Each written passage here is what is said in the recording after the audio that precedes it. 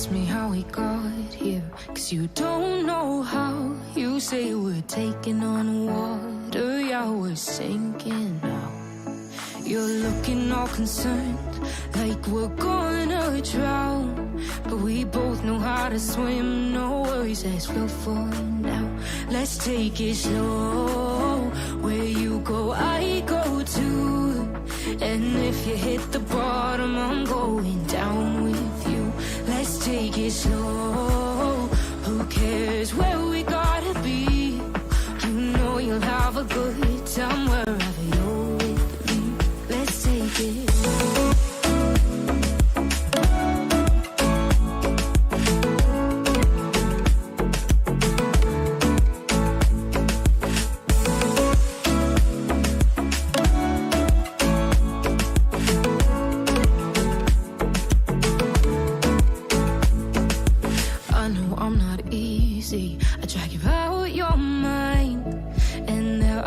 I hate you, but baby, you're still mine.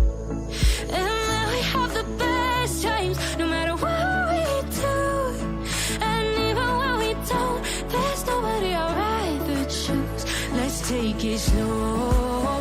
Where you go, I go too. And if you hit the bottom, I'm going down with you. Let's take it slow.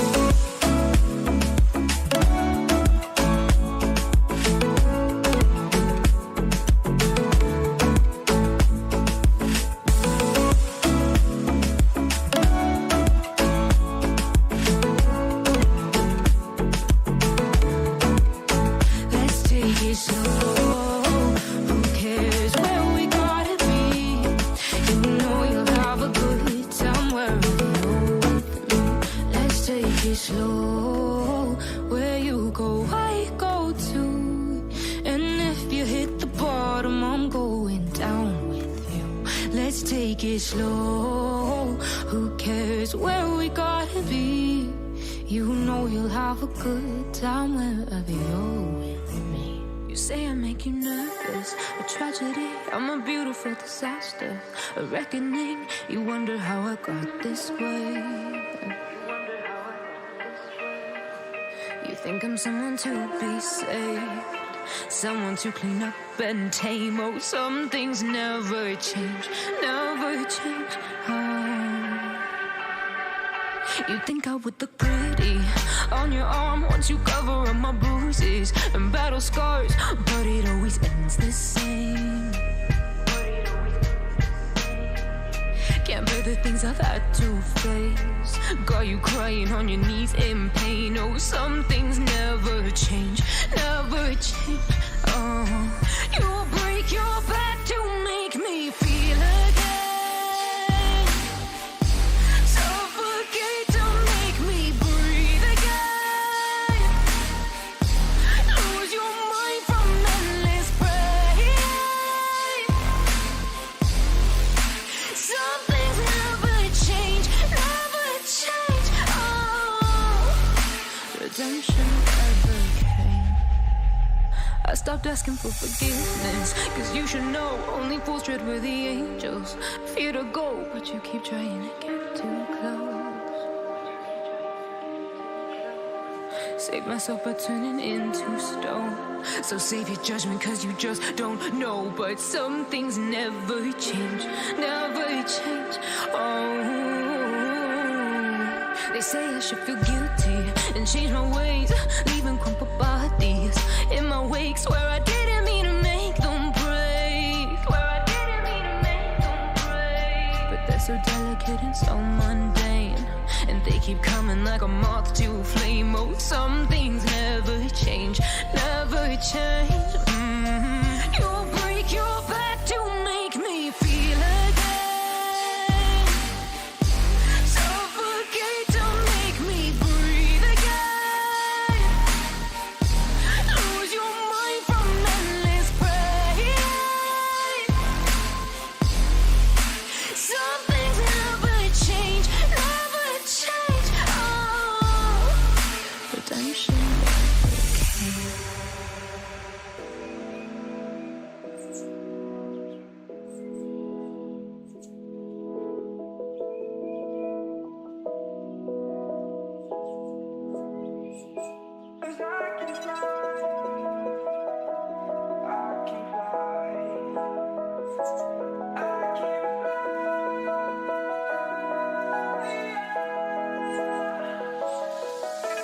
crawling around, searching for higher ground.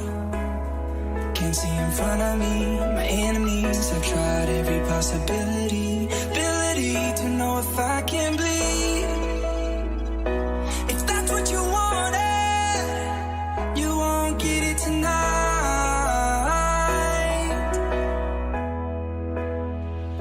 'Cause I can fly, I can fly.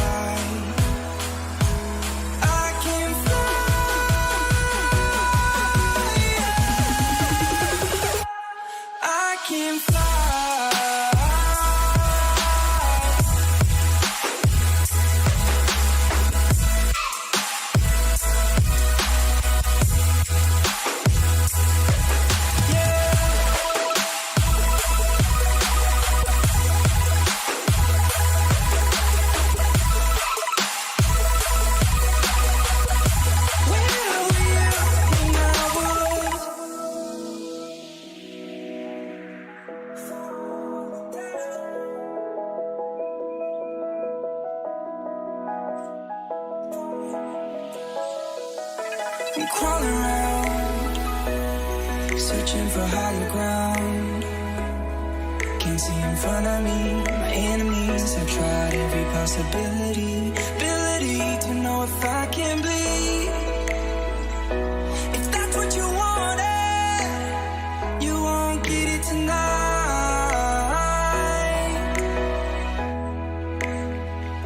'Cause I can fly, I can fly.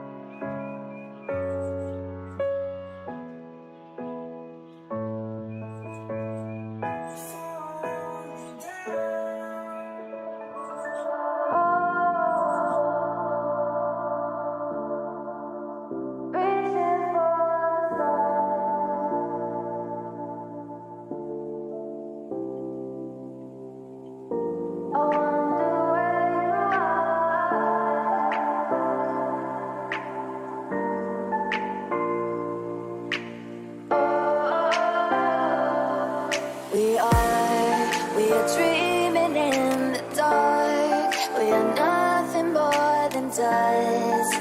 Search but you stay lost. We are reaching for the stars, but we're making this too hard. And I wonder where you are. Mysterious, that's the part you always show. 'Cause you're too curious. Maybe you should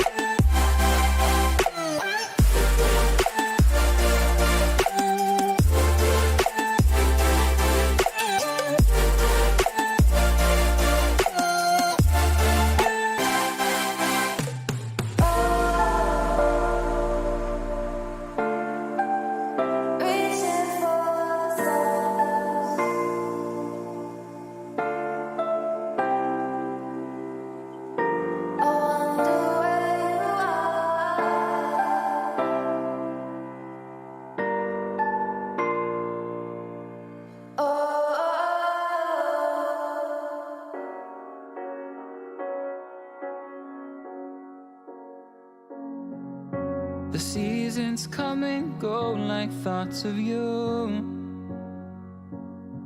Like a wave returns to the sea, into the blue. They change but in a cycle that I can't lose. Each painful but delightful to live through. You came into my life just like another season. Not for long, just a time, just like another season. Maybe this time next year you'll reappear for no reason, but I'll cherish every day until you come my way this season.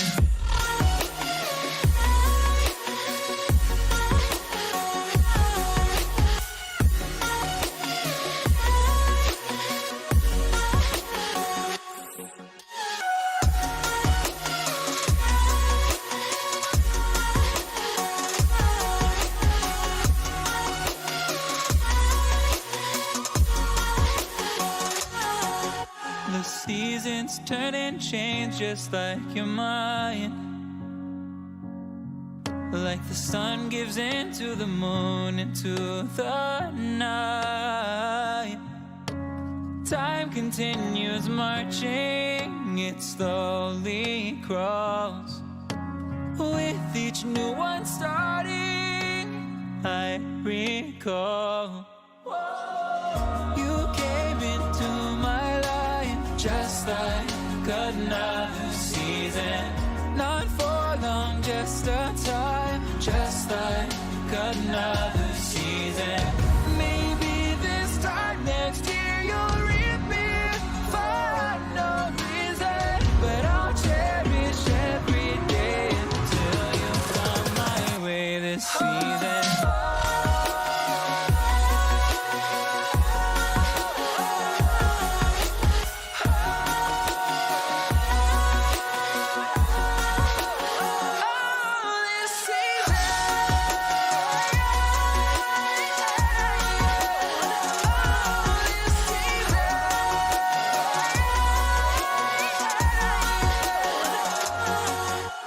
Time of year carries memories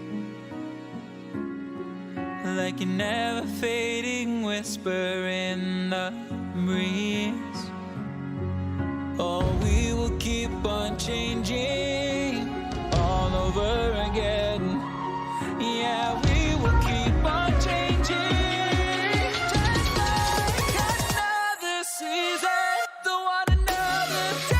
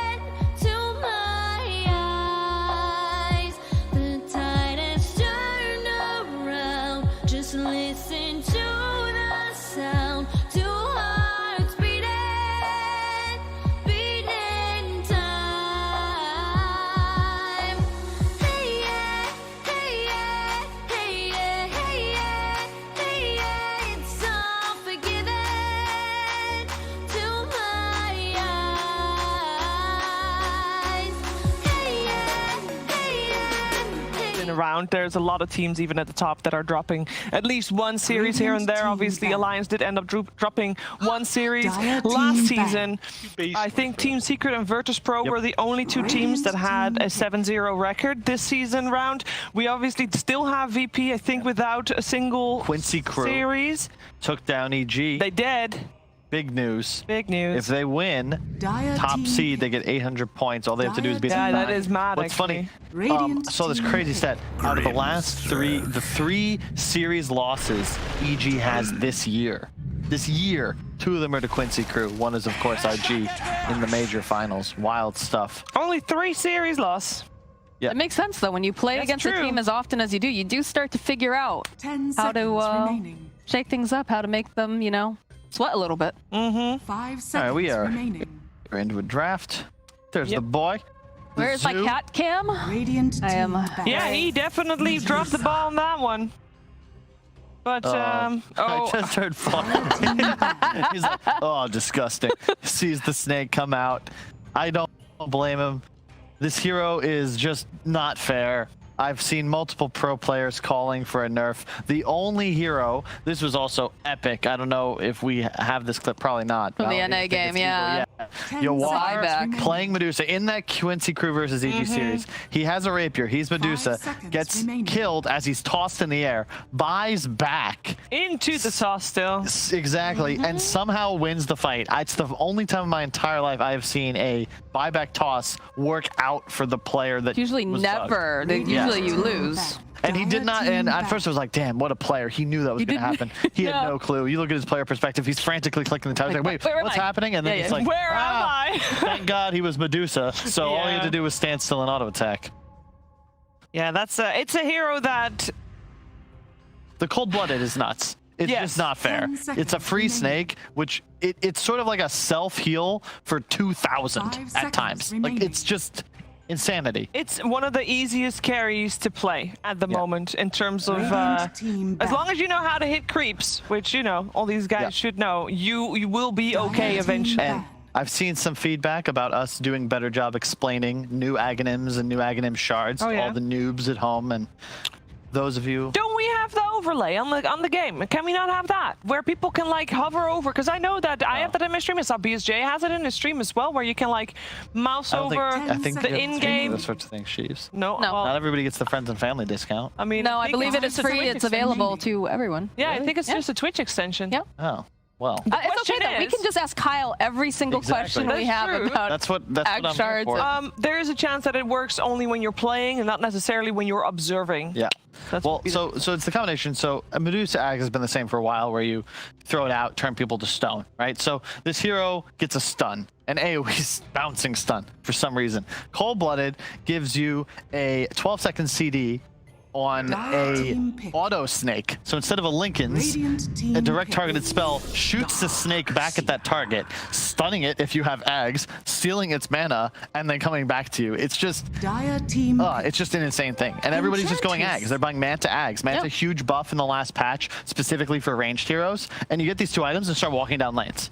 Why wouldn't you buy it? I mean, it's a winning combination. Yeah. And Deuce is one of the better heroes at utilizing Ags, because obviously mana plays so much into your survivability. 10 seconds remaining. And it gives you a stun. It still increases physical damage taken too, doesn't it, Fogged? Yeah, of course. Like, how? What in the hell? Gonna see all the OS frogs being spammed in chat for sure on that one. Do get a Dark Seer picked up for Into the Breach. This is a hero that, in most cases, not usually super flex, but on this team, Xantix will play it. I don't know if it'll necessarily be at this time around, because there is a Tiny picked up, but we've been seeing a lot of position 1 Tiny recently as well. So lots of flexibility. I like this. I like when you can't immediately tell in a draft where everyone is going, and Viking is going a little more tried and true. But I mean, if it's not broke, why fix it? And I like that, you know, they recognize with Viking banning out Dark Nyx Assassin themselves because they want to protect their Dusa, that the Darkseer now is a pretty... There's nothing that just makes Darkseer AA unplayable. Storm also out of the pool. So you're feeling pretty all right. If you're Viking, you got your support duo on lock. Probably just take your offlaner here. A bunch of them banned out. It's Keizu. Knowing him... Underlord looks quite nice. Any sort of pipe buyer, maybe a centaur, or perhaps you just grab one of the spirits, pick your mid up early, and save the last pick for your offlaner.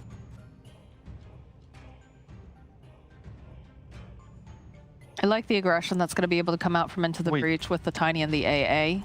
Especially once AA gets that 6 online. If they do pick something that's very tanky on the side of Viking, so for example, the Centaur, who's super, super popular, you immediately have a way to sort of just eliminate him from a fight ahead of time. If you just get your hands on him, you know, it's Slark. Yeah, I mean, it's a good pick in concept. It's very nice against the support duo, and it's one of the better heroes against Medusa. The problem is you've just picked it fourth. She's missing the cat in the back by the chair. Oh, he's scratching. I know. That is cute. 5 seconds remaining. He's blending in with the wall. I know, it's camo cat. Enigma just Casey's camo became cat. great pick. Underlord's still pretty all right, but I'm very concerned when I see Slark picked up early. This mid hero has got to be something special for them to be wanting to save it all the way for last. Yeah. Slark okay against Tide, but the laning phase top's going to be really nice for Viking. Natural pipe buyer, good initiation. How do you team fight Medusa Tide? I want a spirit in the mid. I want someone who's going to be able to move around here. Something that's got good initiation too, the patch up with that Grimstroke on the side of Viking. And it's going to be able to play very, very tempo, make space. Like a Void Spirit. A Void Spirit could be pretty alright here. All right. Or something with burst. You know, oh no, you don't really want like something like a TA at this point, 10 seconds could you do something? I guess the lockdown's a little light coming out from the side of Viking currently. It's a pretty good Kunkka game.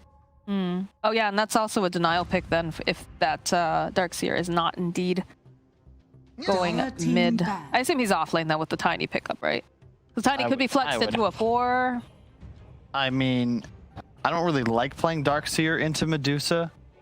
You don't really hit pressure. You just really get snaked, especially against if they put the Ench there or the Grimstroke. It doesn't matter. There's enough shove to keep waves out of your tower. But Darkseer mid, I'm just not a believer. Not at all. I mean, they made it work. You just put Medusa mid and deal with it. That is true. That's the benefit that some of these tier 1 teams have, because it's not just about having hero versatility. It's also lane and role versatility on your individual players. So as an example, let's say Liquid want to mix something up. The Beastmaster going mid could still be played by Boxy, by Koifa now. Liquid is like one of those teams though that's got a very specific like advantage with the way that they flex their heroes. Well, if it's Secret, it's similar. OG, it's similar. Like Ana will go mid. He doesn't really as often. They're probably the worst example, but Secret's case, Matumba Man or Zai will play mid if it's necessary for their lanes to work out. And they go for the Spirit, as you asked. Yeah, they go with the Ember. The Void Spirit was banned out, so won't have that available. And they go for a Pangolier on the side of Into the Breach. So the question is, who is playing what where? They're going to Darkseer mid. Looks like they did win a game with it. It was against the Hippomaniacs. So don't know how much that would say, and I forgot who he was up against, but it worked out. That's very interesting. I don't know how to feel about this one. I think that the Medusa mid makes a lot of sense in this spot now. Boom could have issues against Malik +1 bottom, but you just rotate them out then? You just push that in the mid? I take it back. Ember's just gonna farm. He'll just farm. He won't be able to control runes as easily, but he'll get levels. Can't really kill him, I don't think. Maybe a tiny rotation could cause some difficulties. Just put up some nice words there and watch the minimap carefully. So both of you are, like, if you take the team names away, you're still favoring the draft of Viking in this one. I think Deuce is just so strong right now. Yeah. And, like, they have all the tools to make the space for her. Yeah. It's got, like, 90% win rate in NA, 80% win rate in SEA. This hero is not fair. And realistically, you're going to get Manta, you're going to get Ags. Darkseer traditionally has been good against Dusa. Yeah. The trouble is you don't steal the abilities. And the auto attacks aren't what make the hero so powerful. Yeah, and then if you do get a copy of the Medusa with the wall, the Enchantress is just going to take it back. Yep. Just like the fact that you've also, you know, you're not going to be really denying anything from, I don't know. I'm not a fan. Not a fan here for the panel for Into the Breach to make an upset in their first game of this best-of-3 series. It's unfortunate, but I do hope that they're able to at least put up a great fight here in the first game of this best-of-3. We're going to find out if they can, though, and we're heading over to our commentary pair of Fogged with ODPixel. Thank you, Sheev. Yes, hello everybody. It is me, Fogged, with Owen on the big screen. Hello, Owen. How are you doing? Hello, not bad, Fogged. Looking forward to this one. We're going to get to see the Exantic mid-darks here again. You know, something that they really love to run. I mean, the panel seems a little skeptical of it working against Viking. What do you reckon? Do you think it's got its chance here? I gotta be honest, I'm a bit skeptical too. I think they've drafted themselves in a weird position with like 0 stuns. And I see an Emperor Spirit last pick, and there's only like Avalanche. That is their best form of actual disable versus this hero. So I do this Ember might just pop off, take over the whole game. Sure, and it does seem as well for Viking, you know, anytime they get this DOTA, it's just always been one that they've been strong with, right? Before so that whole period last year where Viking made the rise through the tier 1 games, this was just the way that they drafted. A good DOTA draft would be a game done well for Viking. Yes, they don't have the like the support that we've been seeing a lot of times, like these melee supports just to guarantee that lane success, but they've covered their bases. They saw the Darkseer, they take the Enchantress, so even if you're hoping to get this illusion of the Medusa that does go crazy, you know, you're just going to be able to take it over yourself with that Enchantress. But also, as Kyle mentioned, I'm glad he actually says that, is the wall is effective, same thing with like that normal punch versus DOTA, but with the new build that we have, you know, it's not about the physical damage, it's about the snake. That's true. It's about the snake. Yeah, the snake is pretty crazy. It's, yeah, pretty much what every game, just Manta, Ags, that is just the build now for DOTA. There isn't really room for variance. Yeah, it's too crazy, especially because you hit this like beautiful timing where you get your Manta, you get your Ags, and you're usually like level 13, 14, 15, and bam, you get the talent, that insane talent that's probably going to be the biggest thing that I look at to get reworked around the Medusa just because of how strong the hero is. It's 20% at max level. The talent adds an extra 35% mana gained. Seeing this look for some first blood action here. Little Pleb having to get the pounce skill to get away from this. See Celery, and he getting focused by the 4 of them. He can't get out in time. They'll be able to take him down there with the swashbucklers into the breach. Get first blood. Lose Tanner in return. 1-for-1 trade there, but into the breach. Just able to strike that little bit quicker. Kezu strikes back. Does use quite a bit of mana. 2 gushes having to be used in order to go for that one. Actually, even a 3rd gush. Oops. Yeah, that's kind of painful, at least for Kezu's lane, and into the breach they will get another bounty rune. So not too bad. Not too bad of a start at all. All right, well, we'll see the lane setups as well. I mean, yeah, did you like the choice of the Slark this game? Is this a carry that you feel that we could see being picked up against these, you know, this in this sort of meta where we're seeing Medusa a lot? Is Slark good against this hero? I've been hearing a lot of people, like, they've been trying it. We've been seeing it a couple times even. It doesn't seem like it has that success. You know, Diffusal, people try to build this item because it's the double dip versus Medusa, but it hurts your individual game. It makes you, instead of being the hard carry Slark, you're this constant fighter rather than playing around your own game. So we'll see what route he does take. I imagine we still do see Echo Saber into Diffusal anyway, but yeah, I don't know. I'm not crazy about this hero right now. It just feels so hard to get in. It feels like you need so many items to fight, and by the time you hit those items, Medusa is going to be one up above you. Sure, and even in the lane, well, sitting in mid actually, Exantic, that Iron Shout, boom, getting incredibly low here. So some early harassment here from Exantic, who was able to get that bottle out nice and quickly. But when it comes down to the laning stage, is there anything that you're looking at this game that you're feeling is going to be very hard for one of the cores to play in? I just think that for Slark overall, the game is just, I don't know, this hero just feels like it's always hard. It's really just always difficult to play. Yeah. I think Tidehunter's also, it used to go the other way, right? Like, I feel like Slarks used to love playing versus Tide, but lately I've been seeing these Tides picked into Slark. Because you do okay in the lane, you trade later on, Anchor Smash is obnoxious, and you can't fight. You know, it gets to a point where it's like, if Ravage is up, Slark doesn't want to fight. No, absolutely. Yeah, the laning stage in particular. Obviously, lane Celery. They get the jump, they've got him. Again, the 2 of the Malik in with the swashbuckle, proccing the slow.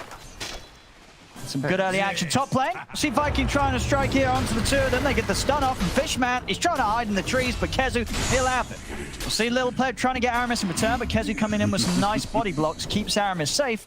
Little Pleb won't be able to bring someone down in return. But indeed, yeah, this top lane, as you say, you know, you feel that on paper in the past, you're a Slark. It's great. You can punch the Tide as much as you want, but you just really can't. You know, Tide plus any sort of aggressive support, and you're just never going to be able to build up enough stacks against the Tide that you can do anything in return. And indeed, Aramis, again, getting focused. Now, with Aramis gone, now they can get a bit of a punch in onto Kezu. I mean, both lanes, we're seeing the supports definitely become the casualties here. Down bottom as well at the same time. Celery gets taken down sort of as soon as he returns to the lane there by Tanner. Another toss back. Tanner's doing an amazing job down here. Body blocks as well. Yeah, look at this. Ooh. Chad, he can barely get back to his tower. He's going to be okay. Well, Malik, but it's a lot of... Well, I say he's going to be okay. Yeah, with that proc, they see the opportunity to dive in and take him down. I mean, this bottom, like Malik and Tanner, couldn't be going any better for them down here. Ooh, and Tanner actually skills tree grab. I've been seeing this. All right. So I've been seeing this more actually in like SEA. I've been trying to watch as many games as possible. SEA is actually playing 5 tiny in some situations. They get tree grab, they deny, and then they do toss back plays under tower a lot of the time. This time it's a more aggressive 4 position, but Tanner comfortable. Fishman, he gets brought down. Yeah, a little out position there as Kezu is able to run him down with Aramis. Of course, this duo, you can't escape from this with the gush and the stroke. Huge amounts of slow. So poor old supports like the AA will die anytime they step a little too far from the lane or far from the carry. How we're seeing on the mid farmer. Zantic so far able to just clean up that little bit much more with the Iron Shelf, being able to clean up that small camp and have just that slightly better efficiency here in comparison to Boom so far in the laning stage. Yeah, very comfortable heroes for him. He's been a standout, of course, for Into the Breach. His Darkseer, his Pugna, his Ember Spirit, the top 3 for me. He's been excellent. Get the chains onto him. Surge is low level. It's going to come to an end. Yeah, they're going to keep on diving. And Zantic, he's got the vacuum. Ooh. Not quite enough damage there with the impetus. And Tanner will come in to make sure that they don't dive in any further. So Zantic will be fine. Only just, though, as if they're definitely leaving it a little close there. And Tanner, good TP, instantly gets there as there's waves under the tower, so he will soak that experience perfectly. Good efficiency plays from Into the Breach early on. And for Tiny overall, I've not been the biggest fan. I know Tanner is one of the best ones to watch, though, lately. He's actually been one of the more impressive ones. Because, like I said, I've seen it as 5 position lately as stuff in SEA, but mostly it's just been ran as that mid lane, or as carry, I guess, in VP situations. And he's going to get a D ward too. So already level 4 on this Tiny very early on in the game. All successful rotations so far. And looks like he is going to stack especially too right now. I'd hope he would. No, he doesn't. Oh, well. Oh, missed opportunity. Missed opportunity. Tanner. He just wants to get straight back to lane because Celery. Oh, Malik. A little bit of a miss there. Might not matter though. Celery's pretty squishy. They don't even need to hit the swashbuckles. That's definitely a bit of a concern for poor old Celery. If they don't need to land the spells to kill him, dude, Malik, then good luck trying to play on this bottom half of the map. Loving the item build too. He's going full aggression. This ain't no Blink, Arcane Boots, nothing like that. Nope, he's going the nice pub build where you can just dominate lanes. Wraith Band, a Wand, Orb Corrosion, and Raindrop. Literally all about the laning phase with this build up early on. Love it. It's working out perfectly. Absolutely, looking good so far. Yeah, big fan. These guys, Into the Breach does have their specialty heroes. I've noticed that. Like Malik and Zantic are the 2 big ones that sometimes they can pop off. Like the Timbersaw for Malik, also this Pango. I mean, it's looking good. He's even trying to maximize. He missed that swashbuckle on the Ench only because he was trying to get the swashbuckle through to get the extra attack. So you can tell this guy knows his stuff. We'll see as well, as expected, Celery back in the game. He's not coming down bottom again, at least for some time. He's going to look to try and get involved top, maybe offer some offensive potential here for Kezu and Aramis to do something before Little Pleb hits the 6, which Little Pleb is pretty close to, of course, just half a level away from it. So just a little bit left of this window where maybe they can try and do something about this Slark. There's Little Pleb. Going to set up with the stun. Quite a bit of damage there because of that opening. Bounce back to safety. It should be fine. Yeah, they've even got a salve in the lane for him. Little Pleb's going to be okay. And Tanner's coming in as well to see if they can fight. Malik is also soon to be 6, so he could make the rotation when he does hit that to defend this tower and fight. It's going to be strong fight. What they can find. They're going to try and start things onto Kezu. Tanner is looking over towards Aramis. A little split on the targets they go for here, but Tanner will be able to find Aramis to toss him back underneath the tower. Jump forward from Little Pleb. They'll bring down Aramis. Little Pleb now going to turn over towards Celery. They'll let Kezu go. They'll look for the easier kill. Look for this poor level 2 Enchantress, and they'll be able to take her down. A double kill for Little Pleb. Level 6 now hit. I mean, this early game, this laning from Into the Breach, the calls that they're making as well, it's looking pretty hot. Yeah, it's perfect right now for sure. Setting themselves up perfectly as Malik level 6 now. So even Shad, I feel like you have to be a bit scared on Medusa down here. You could just like a +1 and you could easily be brought down. Absolutely, it's definitely a game that, well, the way the side lanes have gone, pressure's going to be on Boom to make some big moves with the Ember Spirit. Top lane. Kezu as well, taking quite a lot of damage. I mean, they can keep diving if he wants to commit with the active. Sure can. They might even need it. Another Dart Pact. Kezu steps back in. Kezu's gone. Dude, into the breach. Another kill. Damn. Let's see, Tanner. They'll bring Boom in. Boom's going to get involved. Going to be able to have the chains here onto Tanner. It's Tanner. Nice attempt with the toss back, but can't break himself away from the three of them. Tanner will still go down, so we may be able to find something in return, but it seems like, especially with the way the lanes have gone now, if Boom's not there and it's just these side lanes battling it out, Viking's going to struggle every time there's a skirmish. No, absolutely. I mean, this Ember Spirit's definitely got his work cut out for him this game. This has been... So the other thing about Into the Breach is their early game. That's one thing I've noticed they've played a lot is Aramis. Trying to go for some stack play, but Little Pleb's on him. Or it... Can't quite keep on top of him, indeed. Aramis is going to be lucky to get away from this. I mean, they broke the lane, though, right? The lane, now they've ditched the lane top. They've already got so many levels on both this Slark and the AA, so they're just starting to be very active. Kezu will get some time perhaps to recover, but yeah, this is a phenomenal start for Into the Breach. This Darkseer is massive, and look at Tanner. He's playing super aggressive, gets a nice deep ward. Yeah, he's just looking for stuff here. There's a DD on Boom, though. You have to be a little cautious. As we said, he's going to be the big one to watch out for in this early game for Viking. That's why they got him that Ember last pick. Thanks be to you. Rotation, though. Look at these warding. Like the ward to the deep wards behind. It is going to be a secondary one countered immediately by Aramis. Tanner. They managed to catch him here. Celery finds him out, and Boom easily able to swing across and cut him down. Malik, I think it looks like they kind of maybe spotted him for a second there, making the rotation over.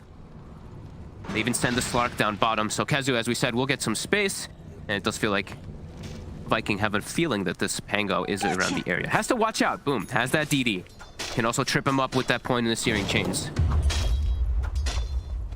Radiant's bottom tower is under attack. This is good stuff. 9 to 5 already.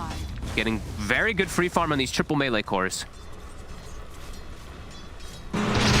I guess Pim coming bottom here to just soak up some of the farm. Not really a whole lot you can do. They're going to try with the wall drop. Shad. Nice bounce. Getting on top of him here with the roll. Vacuum back again into a third hit from the Rolling Thunder. Shad Scott. They got him. Kezu Boom. Oh, the Ravage ain't going to be able to run away. He's out of there. He surges out of the range of it. Fishman does get a bit of a tickle, but he's still able to walk it off. The Ravage, it doesn't sound anything at all. And Xantic, he's able to outrun the reach of the tentacles.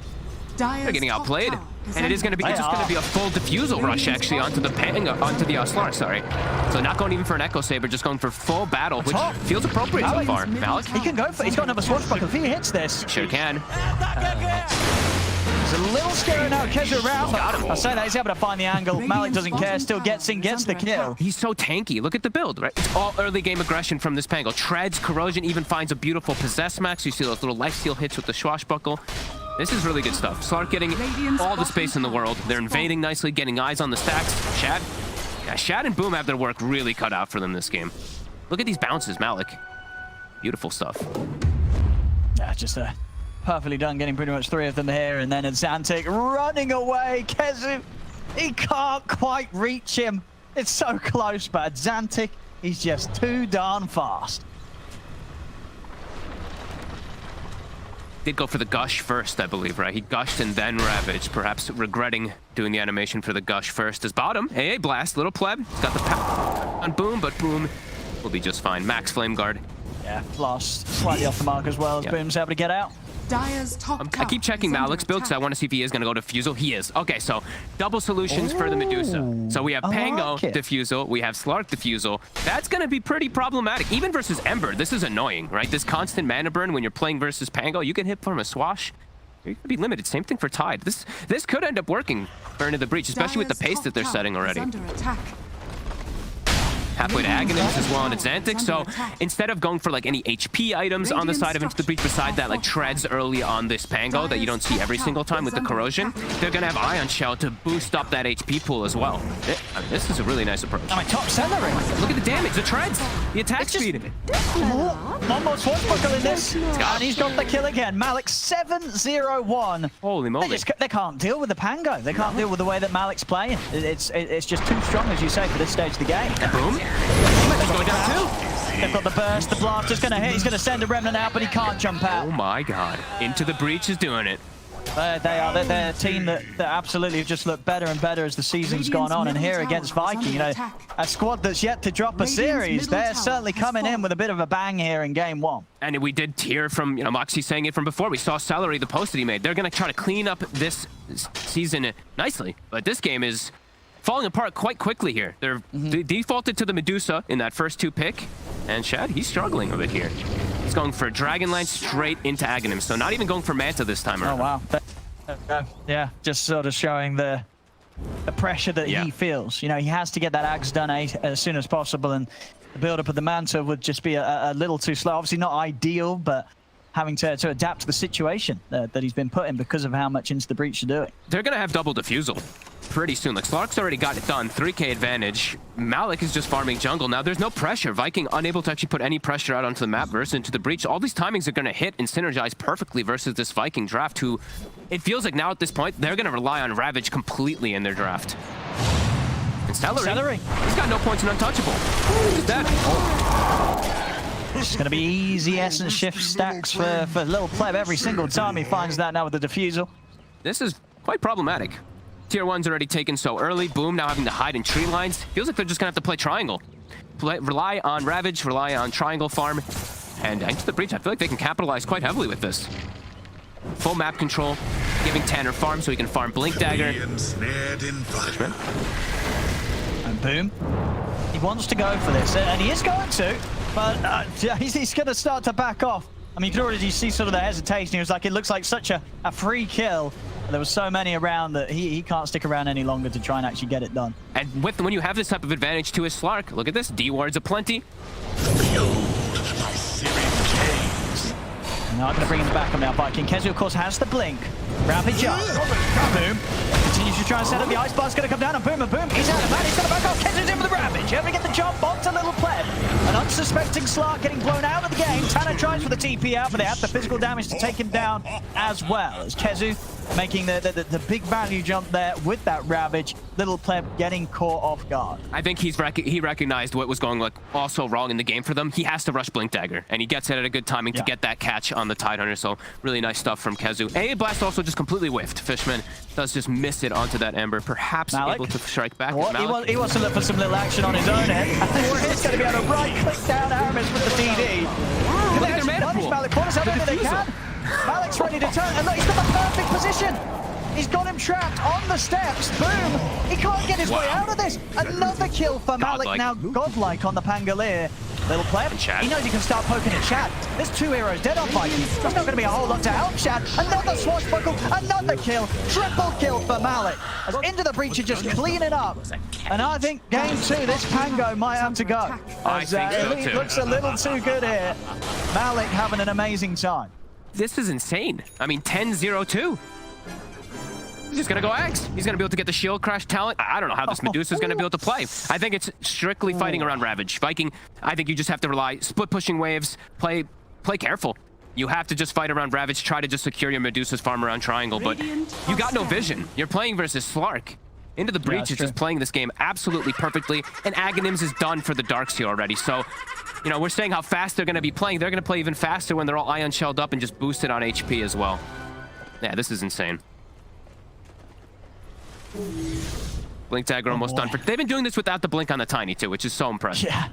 And now, Ags on Dark. So, yeah, it's all just flying out these item timings here for Into the Breach off the back of this early game. Okay. Viking, they've got to try and slow it down somehow. Get the space and time for Shad to at least get the Aghanims done so he can have that sort of impact in a fight. At the moment, Shad's just having to play completely away from everybody else. He's just not ready to get involved. 8 deaths on Celery. He is struggling. And yeah, I really think it's just sit back, split push lanes, don't take a fight. You just can't fight without Ravage and Stone Gaze. Even just wait till Medusa Ags. Even with Ravage, I feel like at this point, you're gonna get steamrolled. There's Aghanims on Darkseer, the HP pool. They only have one type of Dispel with the Enchantress, so it's gonna be tough for them to get that off of these heroes. Look at Malik. Like, he has 1,865 HP at this point on Agi-Treads. They do not have the damage on the side of Viking. Yeah, this is very impressive here from Into the Breach. All playing around each other too. But we do see Viking. They're doing that split push. Halfway to Ags on Shad. Having the smoke up from Into the Breach. They I mean, they know whoever they find, they're going to have a pretty good job of blowing up. They'll win all the fights here, unless there's some like big mistakes with the way that they do cast spells and they get all ravaged and all stone gazed up. They should just be able to run at the side of Viking. Viking has to just play this cat and mouse game and just beat them. Celery. He's getting jumped at the same time as Aramis. They're going to jump the 2 supports. Celery gets taken down. So does Aramis. As into the breach, they're able to split up and make that sort of play with the lead that they have. Boom. Little Pleb, he's looking for more. He's on to Boom. Boom's going to lay down the Remnant. Very nice Ice Blast. Signed up with the Remnant to get the connection, but it looks like they actually won't be able to dive in and capitalize on that. So Boom will live. Look at this, though. They invade the triangle, and they put a ward down to block the Ancients, and that's going to be a very sad Medusa. They've done their homework, 20-7. Not giving this Medusa time. Back to split pushing Kezu. But into the breach, as soon as they see anybody on the map, they zoom across. They have this deep ward place, so they watch that tide. They saw the Medusa farming as well. Yeah, stop hitting. I think this is the right play. Just don't hit creeps. A little Pleb, he's ready to fire up by the tier 3s. He's going to start things on to Aramis. Phantom's annoying, though. Grace does come out. Boom in as well. A little Pleb's able to get back into shadows, take it out. How deep does he want to go? He doesn't. I wondered if he was going to be tempted to roll across and take down Aramis, but he won't. He'll hold back. He's almost 15. Roll out of there. Halfway to Ags, level 15, about to come out on this Pango. So Shield Crash talent will come out. And with the Diffusal, I mean, a couple Shield Crashes and Medusa's not going to have any mana. No, it's a lot. It is a lot. I mean, because that's the thing, right, about the Shield Crash. It doesn't half the strikes, it halves the damage, right? So it doesn't actually affect the amount of mana that you're going to be taking. All right, here we are. We get the jump with the Kezu. I mean, Kezu again is doing it. With all the things that are going on this game, Kezu's Ravages, despite the first one being a bit of an omega lull, the rest of them have been pretty damn good here. As Kezu trying to swing them back into the game. Boom, though, doesn't actually get out in time. He sticks around, and he actually ends up paying the price there, as the 3 of them take him down, even though they've lost Xantic and Tan. A little out of position. They have... we're probably going to see Aramis just die. Yeah. And the thing is that they've just got to force that, but might not change it. I mean, they get the silence and the stun, but he already had the dart pack going, so Little Pleb's fine. Popping the Shadow Dance. Him and Malik, they're going to look to dive for Celery as well. They're in with the Diffusal Blade slow. They've got another, as Little Pleb just continues to rack up the permanent stacks. This is, I mean, really good stuff. Into the breach, keeping it up, knowing that whenever Ravage is down, after it was used, they just run at them. That's wild. And this ward, how many times has it stacked that Ancients now? It was placed how long ago? Yeah, about 3 minutes ago. It's blocked 3 or 4 Ancients already. Yeah. And chat, they did have opportunities to be able to farm in that area for the Medusa in those last few minutes because they had that area, but it's just been blocked. So Chad stuck inside of the base. 1 component from Aghanim's. Still 2 levels from that insane talent, though. Oh, boy. And actually, no, I was wrong, actually. So it's not, it is half the strike. So if you hit Shield Crash and a Swashbuckle, you're getting about 6 strikes, or 6 times 40. So yeah, you're easily burning 200 mana with the combo. And that's just one round of the combo. Yeah. I get it now. Salary, another one. Oh my, that is 11 deaths. He is almost half the deaths. Is it rough? I mean, it was going pretty rough from the early stages, right, for poor old Celery. The lane wasn't easy. He just didn't have a place to play. And now, okay, is he actually gonna get out, Aramis? Oh, no, he's not. Counter. He's got him. From memory. It's too quick. And look at this boom, also spotted. Little Pleb on top of him.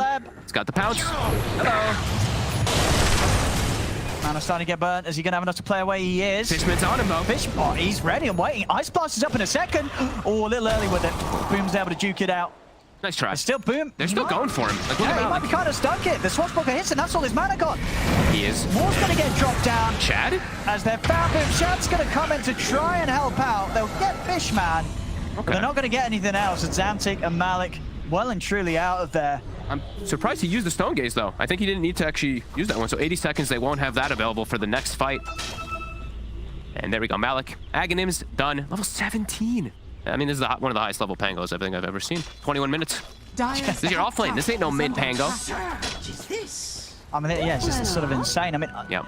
Is it expected that sort of a Pango's going to have a pretty good time in the lane against, what was the Enchantress and the Deuce? Like, would you consider that a nice lane for the Pango? It's not bad. That's why I was mentioning, you know, we've seen most of these Medusas. You're paired up with your Clockworks, your Tusks kind of falling out of that kind of pool, but usually it's that melee coverage because you can be a little bit of a liability inside the laning phase. Into the Breach capitalized on it. I did not expect the lane to go this strongly, but Into the Breach impressing. And Aghanim's already done. So all eyes on Medusa, all eyes on Ravage. Level 15 has been hit, so the Mystic Snake talent is there. Boom. We'll see. I mean, again, just mana burn as a mechanic is always just so annoying. Ooh, okay. Does get a bit afraid there. Does see them rotating over with that ward from Fishman. It gets pinged instantly, so Aramis very likely to deward this one quite soon. He pinged right on top of it, so... maybe not. And we already have the queue up from Edzentic. He's got Blink to follow up with his team on this Darks here. And the normal punch is about to come online too. So as we mentioned, they do have a couple ways to deal with Dusa. Eyes on Celery to see if he can steal back those illusions. That's now into the Roche. Force the fight for Viking, but Viking, they do have Ravage, but in this area might be a little too difficult. Into the Breach is able to set up perfectly. They can get like 3 Ion Shells out on their cores. It's such a dangerous place to find too. Yeah. You know, I think at this point, you know, Viking, I would imagine Kezu might be sort of making all the calls here because it feels like his play is the most important. They don't win a team fight without Kezu getting a good Ravage, so definitely they're going to be looking to Kezu to sort of say when he sees a chance to make that jump. Absolutely. And Chad has to go BKB as a third item, which is not something you want to do as these Medusas, but you absolutely have to versus these Mana Drains, versus the Pango and that Slark. Right back into Roche. They do a nice smoke and swoop around just in case to check out the area if Viking is going to fight, and they'll be able to successfully get it. Yeah, this is just smooth. This is the cleanest Dota I think I've seen Into the Breach play. And Viking, they are a little sloppy, especially on the supports, getting caught off on their own so many times this game. 18 of the 26 deaths are those 2 supports. Oh, Celery. Another one. Not again. Poor old Celery. 12 deaths now. No mercy for Bambi. Even time, maybe see if they can find Kezu as well. Kezu. Ooh. Still able to find this. Oh, it was close. That was very Didn't close. quite have pounce up there. Maybe if he did, he would have gone for the blind jump into the trees. And they just keep feeding this Slark sentries. So we talked about map control. It's been just perfect. They are not letting Viking get any real wards down for more than like a minute or two. They get instantly taken out. As soon as the Ancients are coming back, they again invade Triangle so that this Medusa is just prevented from farming them at all. This has been really good aggression, and they're not even farming their side that much. That's the important thing to watch from Into the Breach. How many times have you seen them actually hit their Ancients? It's been like 0. They're just full out aggression versus this Medusa. All 3 cores, exactly the same net worth pretty much. Shows how well they are playing together. Radiant's bottom tower is under attack. Viking still trying their best to sit around the safeties of their tier 2s that are starting to drop in numbers. As a little pleb down bottom. Radiant's bottom Takes another tower, closing in on that BKB, so building up so he can really just pop it and commit without the threat of Kezu being able to come in with that Ravage counterplay. Dodge fights, Viking. Just need to keep dodging, but Into the Breach is farming so much more of the map. These levels as well, really starting to add up. 15 on Darks here, 17 on Slark, 18 on Pango, the highest level in the game. Ice Blast to scout and to push the lane out as well, while they're also setting up. They're in. The combo, the blaster connects, boom. He did have a remnant out, so he'll be able to get over to the safety of Kezu. Bottom lane. Base, though. They're getting in the base. Shad's having to pop the stone gaze. As little pleb gets aggressive there with Malik. Ooh, he dodged the snake, though. Shadow Dance, the snake did not connect and return back the mana. Dire's top tower is under attack. Almost BKB done on Dusa.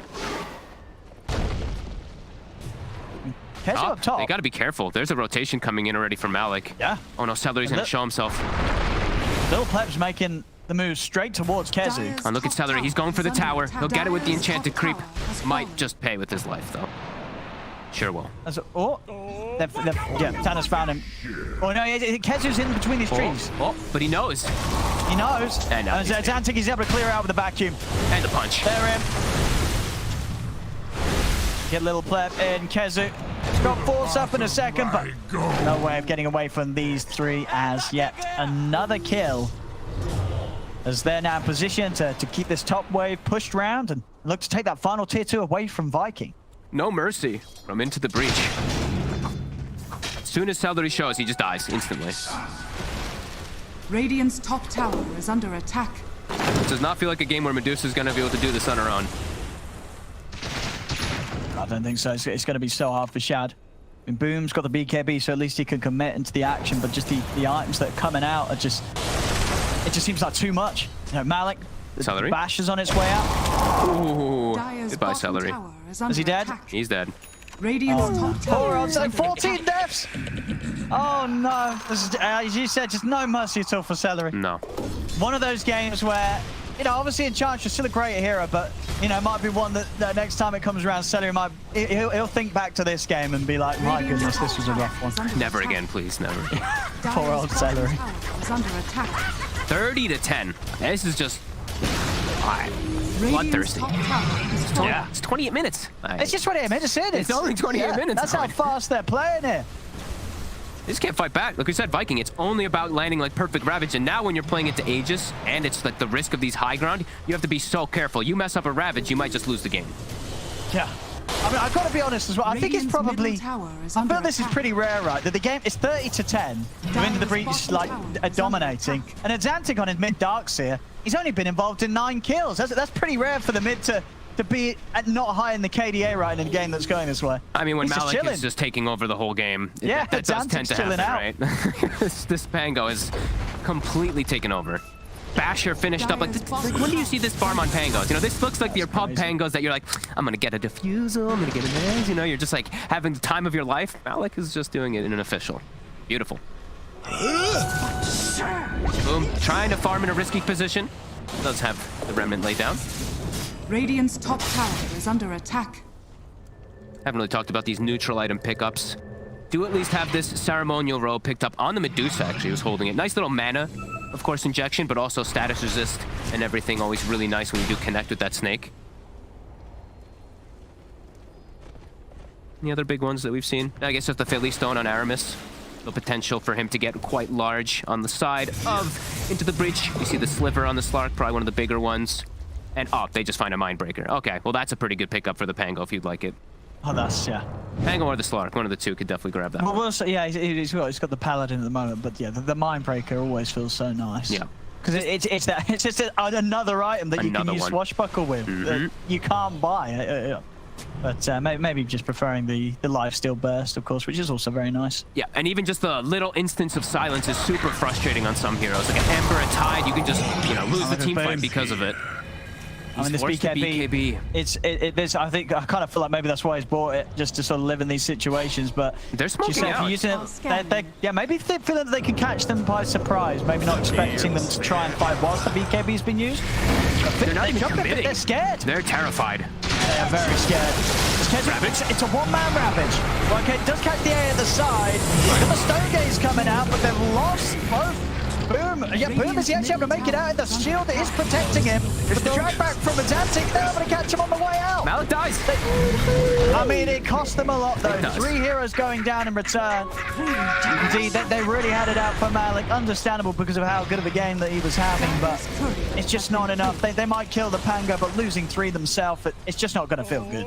So it's close to him not even dying, too. He gets shield crash off. I think he had like 36% reduction or something in the fight, so it's pretty close. Celery actually did his job in the fight, though. Somehow, he actually takes over the wall illusion instantly inside the fight, so he is focused at the very least, even though he's having a very rough game, so do see a little bit of that damage coming out.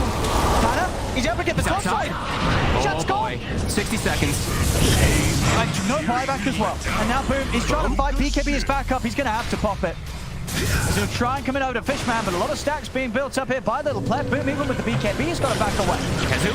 Brace is out onto him. Kezu's able to get in on top of Fishman. They'll take down the AA, but Little Pleb, he's got a lot of these stacks. Look at those numbers building up. 35 right now.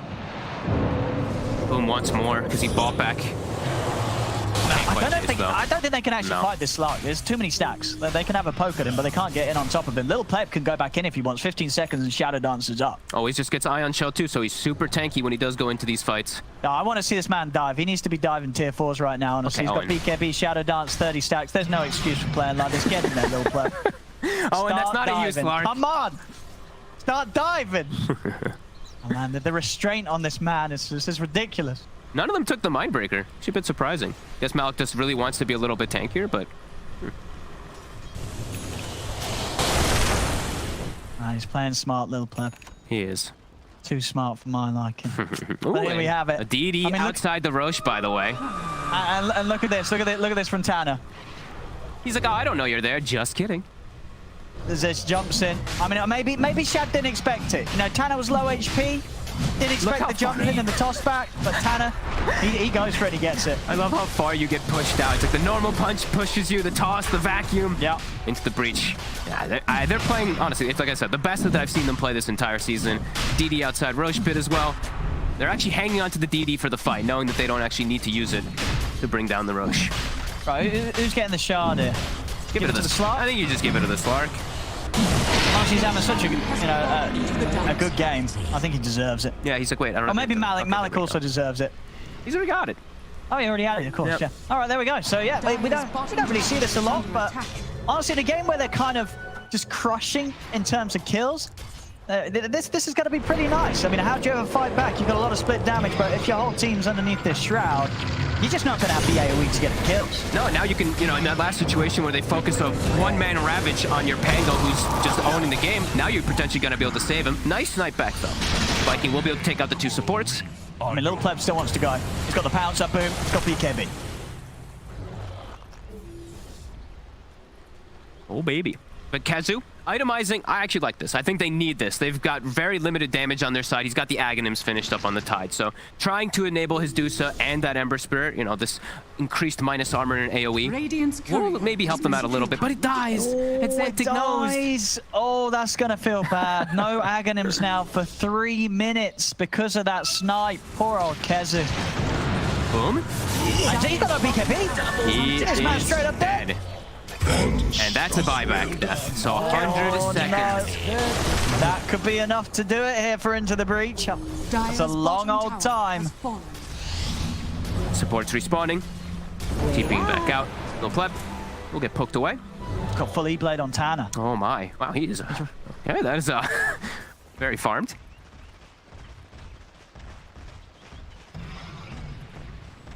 Radiant's Keep top tower going is for this under poke here on the towers. What can Viking do? They have got Ravage. But Chad has to be That's careful. Now, he has to be careful of his positioning after that last time. He knows how far he can get tossed out of the base. As Tanner now start working on the mid tower as well. How do they deal with this push? It's coming in on both lanes. Can't. Now it's got cheese, so they can't even go for him. He's also getting all this lifesteal from that Paladin sword. Radiant's top Little Pleb, he's ready to get stuck in straight away. Jumps into one of the supports, turns over one shot. The wall's going to be dropped down. They have used a lot already, though. Alex ready to dive in. He's in with the Rolling Thunder, just creating all the space in the world here for the team to go for the Alex just takes down the 2 support. Okay. Kezu having to blow the ramp. He's got a cheese. Really wants Malik to pay for this, but he's back up to full HP. He is away. He's ready to come back in with another swashbuckle. He's dead for 30. No buyback on him. Aramis does buy back. Shad, Kezu, and Aramis trying to hold here at the fountain. He doesn't do damage. He's had to go full defensive style. And they're in Tanner, he gets the toss back. Of course, Shad. Vacuum as well, back into the wall. Punch out as well from a Xantic and Shad. He may have mana, but it's going to get taken away so darn quickly. There's no hope for Shad. And Medusa will fall. Aramis and Kezu being beaten back to the base. Boom's finally back in action. But the damage, it's almost certainly already been done. Boom trying to jump in here for Malik. Puts the BKB. Little Pleb getting away to Remnant, actually taking them out. He's able to bring down Malik. Oh, Boom. Whooping Can over. he do this? He's over to Fishman. Fishman, he's going to get taken down with a sliding fist. And Xantic as well. They're throwing. And Lil Pleb as well. Boom does die, Tanner. Well, it is at the stage of the game where a slide count 1v5, so we've got to see if that's about to happen. And Little Pleb, he's got BKB ready to go. He's stuck on a Kezu. Stacks are beginning to get built up. I mean, Paul, that's definitely a bit of a swing back there, though. 3 heroes going down. Boom does still die at the end of it. But honestly, that was probably a position where the game was going to be over. It looked like it was. Viking get to live another day here. Yep. Tanner being the sensible one, still continuing to hit buildings. He finishes off the Ember. But yeah, a little bit of a strike back, but still, now it's Ember down for another 60 seconds, so Plebs can still just go for these buildings. I mean, he's going to still feel strong that he can. Tide, Ags is done. Is going to get picked up. Medusa is respawning. So they've gotten majority of damage on that tower, but will be pushed away until the rest of them do respawn. Definitely a bit of a shake-up there for Into the Breach. Very small, very slight though, because Shad is still so poor is the problem. But it's definitely going to be a little bit of a concern. They won't be doing that again. They won't be doing that again. They got 37-minute items they can go pick up. You know, they can chill out a little bit. We say that, but look at the way that they're going to play. They're immediately porting down. Fishman's like, no. Let me get some ward vision. I got 5 sentries, 3 wards. Let's get this area blanketed. It's a little pleb. He sees prey. That ward up top that spotted the Aghanims pick up from Kezu still alive. The little pleb is looking for something. He's going to find a D-ward quickly. Oh, he sees Celery. Oh no, Celery. Run. He's got Glimmer and stuff, so he's a lot safer this time. Oh, it's going to be fine. We've had enough Celery deaths. But, ooh, Aramis might not be so lucky. Little Pleb's got sentries. He's not. He has. He knows exactly where Aramis is stepping. Good attempt here from Aramis, but with the Basher, and the fact that Malik gets the first hit, but there's no escape. Look at Malik's item that he's got queued up. Celery. Okay, he does just die to the E-Blade combo. And this Pango's going to Tanner. Yeah. He's got a Reaver. Look at this HP. 3,500 with the Ion Shell. Oh man, this is a tanky boy. I mean, he knows. I mean, we have seen the last few times Kezu's throwing the Ravage. They're throwing everything onto Malik. I don't know if everything's going to be enough anymore. Tanner. Illusion escape. Let's bait him a little bit there. But the racks, the buildings. Malik. Malik's ready to go. He's ready to roll in. Boom. Boom's going to try and jump at the backline. So look at what Fishman. Good jump with the Remnant, and the BKB is committing onto the AA. Will manage to take him down. Fishman's a fall. That's going to be an instant buyback here from the AA. Boom plays it safe. Remnant's back here with the remainder of his BKB. Stonegate's outshot. He's able to freeze Malik. Do they have anywhere near enough damage? Malik out the shield, crashing up a swashbuckle. Little Pleb jumps in with the BKB. Kezu falls down to safety, but then Shad has been surrounded. Jump over the Remnant's boom, trying to help out Malik. Still alive. He's able to bounce around it. Swashes out, but they have the damage. Malik will fall. Shad's alone.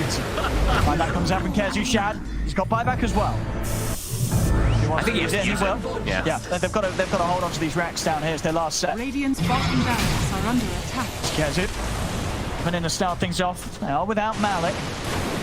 So again, it's the breach. There will be forced back. That's an expensive defense. 2 buybacks coming out from Viking, but also 2 buybacks coming out from Into the Breach there. Xantic and Fishman. And in fact, they're still trying to make things happen. The Pleb. Boom. Jumping into Soulbind. It is out. Gonna blast down to Boom. Boom has buyback. See Kezu. They'll try and force him back to safety, but they've lost both supports. Boom. Remnanting straight back into the action. He's got his BKB up in a few seconds. Tanner hit by the gush. Tanner will fall. He's out for 90. So is Fishman. So now a big window where Viking, they've only got to defend against the 2 heroes. But it was expensive. They require several buybacks. All the cores now not having it for the next fights. Illusion escape, as we do see from that Medusa a couple times now, is trying to bait them out, but hasn't gotten an item progression in so long. Just has the Little Pleb still wants to get it. He still wants to fight. Is it on the Boom? Boom has to pop the BKB. Jump for Xantic with the normal punch onto the Medusa. Boom. Remnants are Waper getting so low there to the aggression of Little Pleb. I mean, these two, they're kind of just doing it here with the 2 of them. They sure are. I'll back off. DD actually dropping as well here on the bottom half of the river, so we'll see if they catch wind of that. Yeah, I have got to point out a bunch of these items because it's just been such constant aggression from the breach, but we do have that Bloodstone, a nice pickup from Xantic, an interesting one. He's a very specialist player as the Starks here, so just going for more damage, and the build does make sense. They're so tanky on these heroes, right? The 3 cores of Into the Breach, very impossible to actually bring them down. Malik, he says enough funny business. I'm finishing up my Satanic, and he's about to. So now for the next fight, well. I don't know if a Minotaur horn. And a Minotaur horn. Oof. You made me say Minotaur horn. You made me say Minotaur. Listen. Wait, do I say Minotaur or Minotaur? You say Minotaur. I think it both work though, so we'll go with it. I guess this game anyway. It's not Minotaur, it's Hisator. That's fair. That is very fair. Anyway, time this relic. Anyway, there we go. give that to. Who did you give that to actually? Hey, Darkseer tiny. Xantic for sure. He's got the Bloodstone. He's got he's got the Spell Amp build. The full Spell Amp build, yeah. And the debuff duration with the punch. Oh, that's... Wait, yeah? No. Well, it's not that it lasts longer, just how far... I think you just like get punched for like a... You know, the slow applies longer. Okay. Instead of 2.5, it's like 3 point whatever, 3.25. Yeah, that makes sense. Yeah, you're right. Which is nice. I mean, every little thing adds up. And he's even queuing up Daggons now, so... Why not? I mean, what else does he buy, right? You've gone all in on the Spell Amp. You might as well have a bit more spell. It's effective versus illusions very nicely, too, as it one-shots them. So that illusion is capable of just get taken out from a Dagon every time. DD on the spark. The jump. Damage. He almost dies. If he gets hit from an ice blast, he's actually just dead. That's pretty scary then, those sort of moments for him. He's got to really consider if he needs to pop the BKB.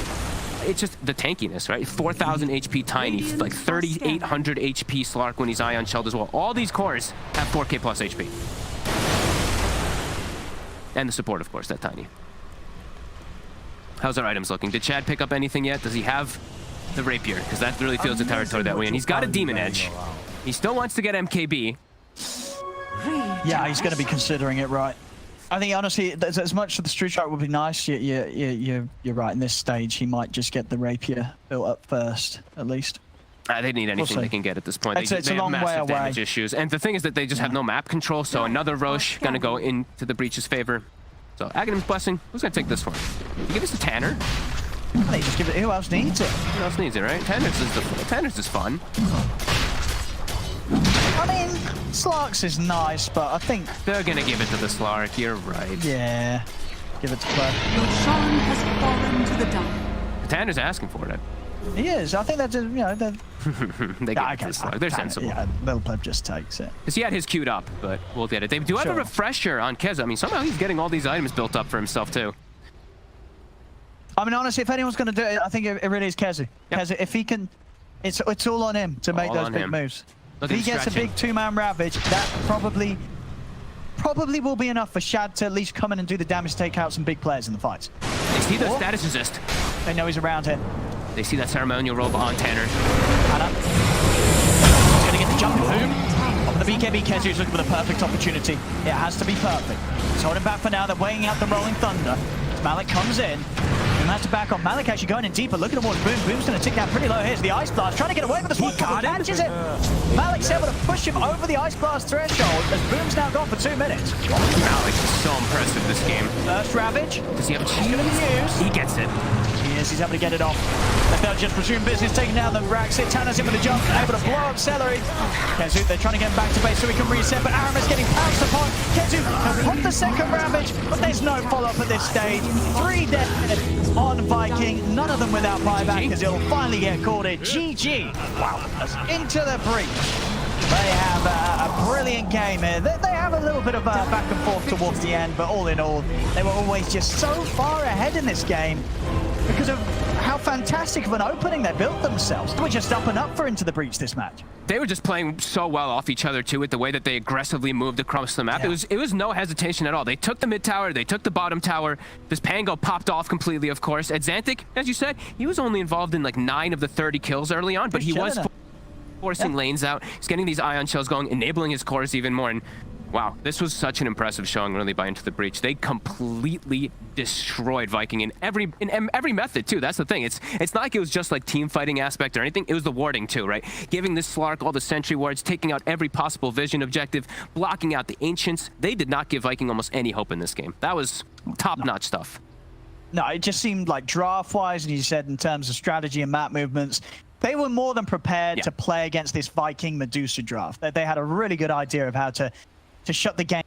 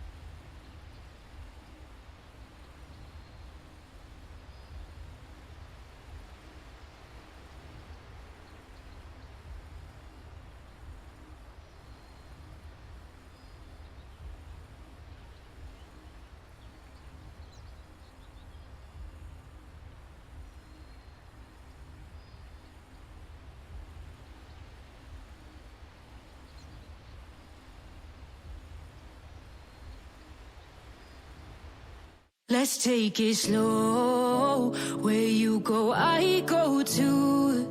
And if you hit the bottom, I'm going down with you. Let's take it slow. Who cares where we gotta be? You know you'll have a good time wherever you're with me. Let's take it slow.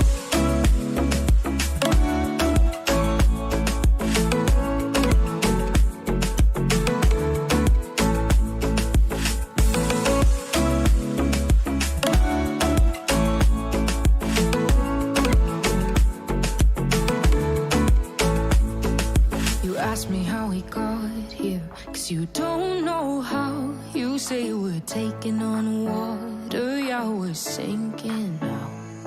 You're looking all concerned, like we're gonna drown. But we both know how to swim, no worries, let's flow for now. Let's take it slow. Where you go, I go too. And if you hit the bottom, I'm going down with you. Let's take it slow. Who cares where we gotta be? You know you'll have a good time wherever you're with me. Let's take it slow.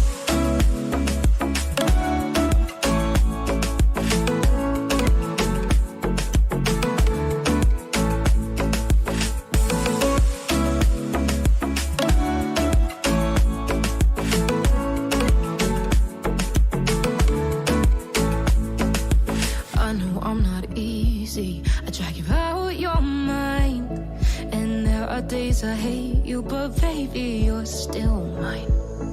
And then we have the best times, no matter what we do. And even when we don't, there's nobody I'd rather choose. Let's take it slow. Where you go, I go too. And if you hit the bottom, I'm going down with you. Let's take it.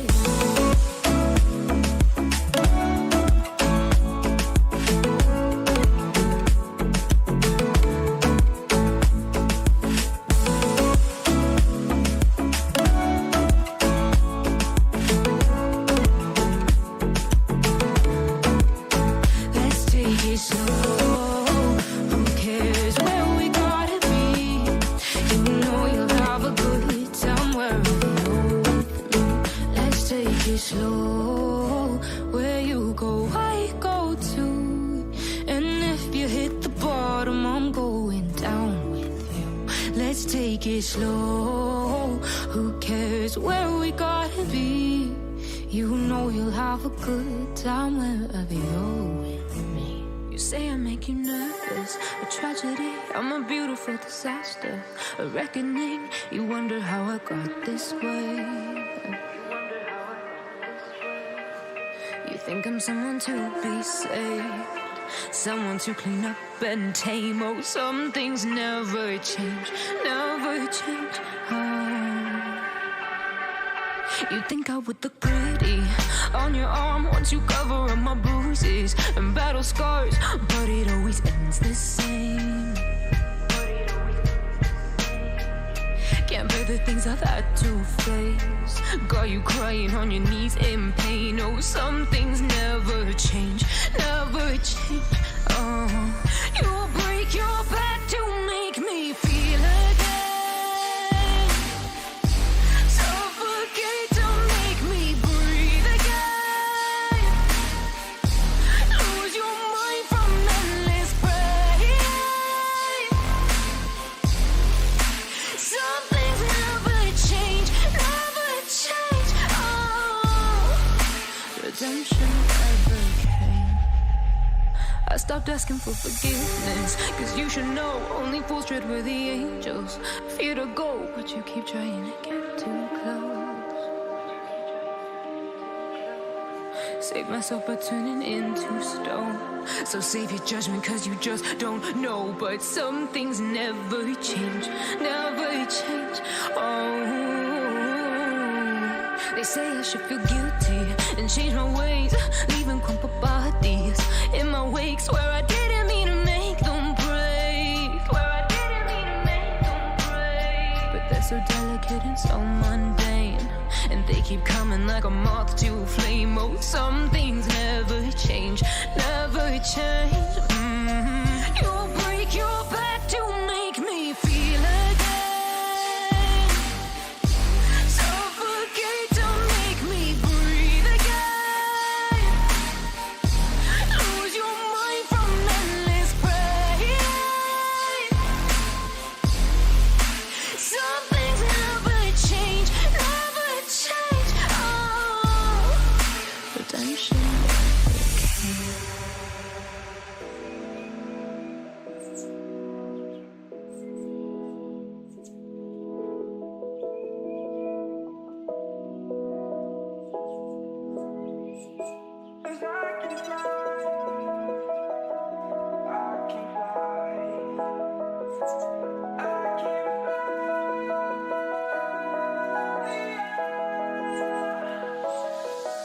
I'm crawling around, searching for higher ground.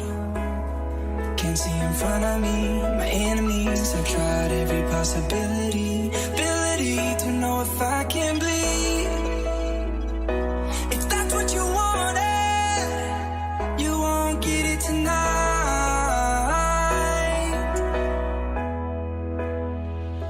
'Cause I can fly.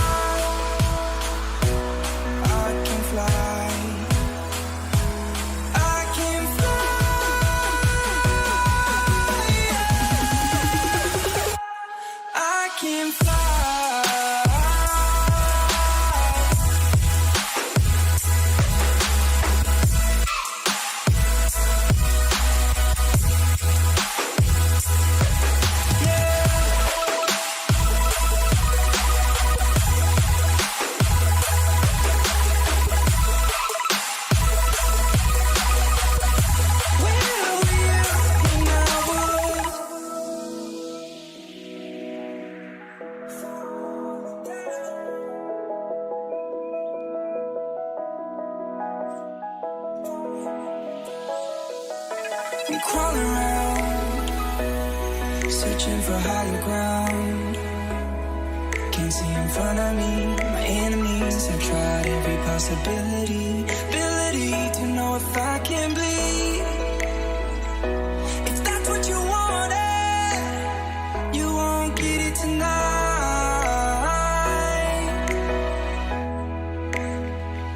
'Cause I can fly.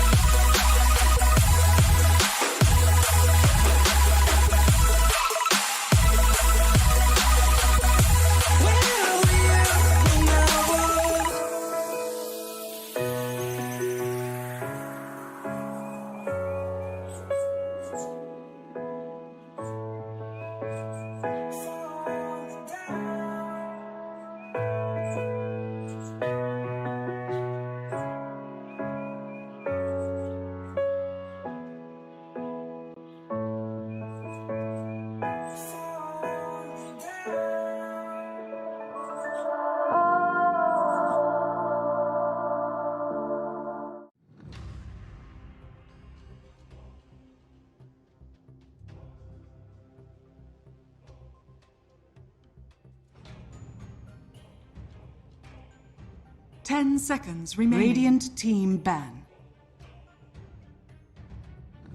Dire team ban.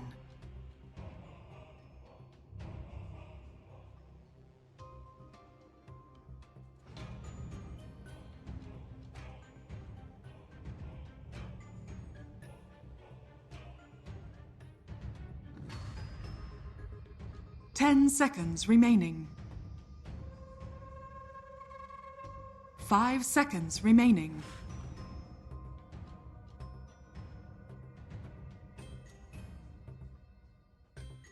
Radiant team pick.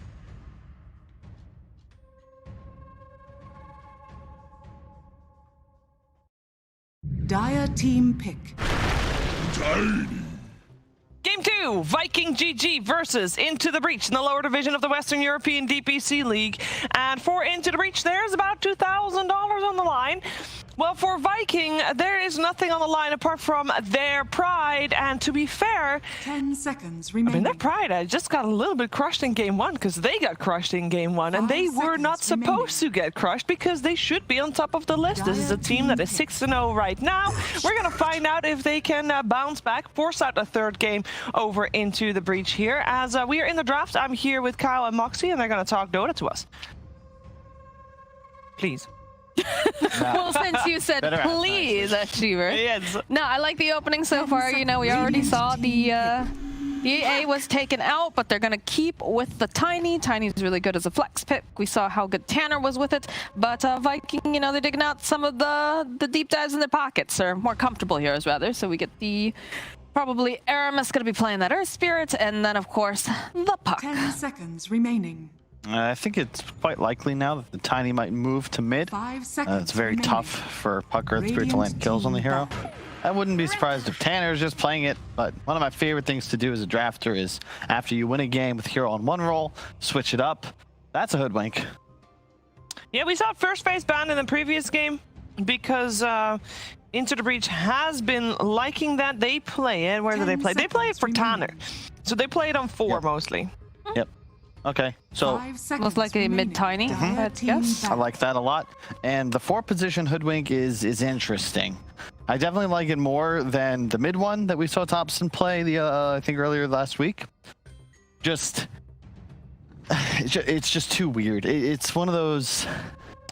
Also play in NA too recently as well. Yeah, This is very popular. MSS. He plays it a lot. Yeah, as a it makes it look good position. too. Yeah, it looks great, but I think it's a hero based around, you know, using its abilities. I don't really think the hero with a ton of farm does too much more. Like, well, it's more suited to a 4, like you're saying. You know, it's one of those heroes that has a pretty good kit without having to get too much farm, but if they do happen to have some of it stumble into their hands, it can definitely enhance the hero. It's just such an annoying hero to lane against. Acorn shot. Start with the Blight Stone. How do you feel about it in the off lane, though? Because Radrix has been running it in the off lane. It's interesting. I don't know. It kind of depends. That sounds like you don't like it. Well, I feel like 3 and 4 can in times end up, you know, remember how like Secret used to play with this like weird Zai Yapzor synergy 3.5 times 2 style? I said that really complicated. They shared farm. I don't know why I said it like that. Do it like that? They were caught between 3 and 4, and I think Hoodwink can be nice, just kind of sitting in the lane, and then your 4 position is the one who moves, because there's some games having a ganking Hoodwink is just a little ridiculous. It's like this. The guys, they're not standing near the trees. what do we do? Plant more trees. All right, give me a Nature's Prophet up here with this Hoodwink, man. The synergy. Chiefs, are you eating chocolate? Kyle's not usually around for the Monday stream where we have a picnic and, you know, we're indulging a little bit. I am living my best life. I'm listening to you guys discussing the draft, having my coffee, a little tiny piece of chocolate with the coffee, because, you know, that's how you do. That's what they call it here, Yeah, I was just surprised. Too much. I'm enjoying myself. How many times have we seen Kyle sitting over here hitting the mute button because he's chewing some candy? Whoa. If you want me to throw you under the bus every time you eat the sour candy on panel, feel free to judge me for my chocolate eating with my coffee. I have to, look guys, I've explained this to you. If I don't eat the sour candy, my inherent sweetness starts to overflow. And I'm not on this panel because I'm such a nice guy. I gotta have the hot takes, all right? It's part of the contract. Moxie, you take this one. I don't want to. I don't want anything to do with this. 5 seconds remaining. Well, I'm not sure how much I want to have to do with the End of the Breach draft. Depends on what they run. I'm a big fan of Tiny, don't get me wrong. I'm not a believer in Hoodwink. I don't understand the hero yet. That's really what it comes down to. So you just don't like what you don't understand? Yes. If I don't know what it means, I don't like it. Yeah. Then you're not. I mean, there's a reason, I guess, why you were on the panel rather than playing. Ooh, you poked the bear. Now Sheeves is getting the claws out, man. There you go. We got an axe ban as well. I am curious to see what the offlaners are going to be this game, because that definitely was a staple for game one. We saw Malik absolutely pop off on the Pango, while on the other side, the Tide, as we talked about, was a bit of a cocky pick into the Slark. So on one side, the offlaner shone bright, and on the other, not so much. I mean, there's still the Centaur available. That's pretty standard. Allows you a nice way to initiate the follow-up too, right? You've got such a mobile lineup coming out for Viking right now. Puck's going to be able to orb or blink. You've got the roll coming in from the Earth Spirit. So, I mean, a Centaur looks very nice.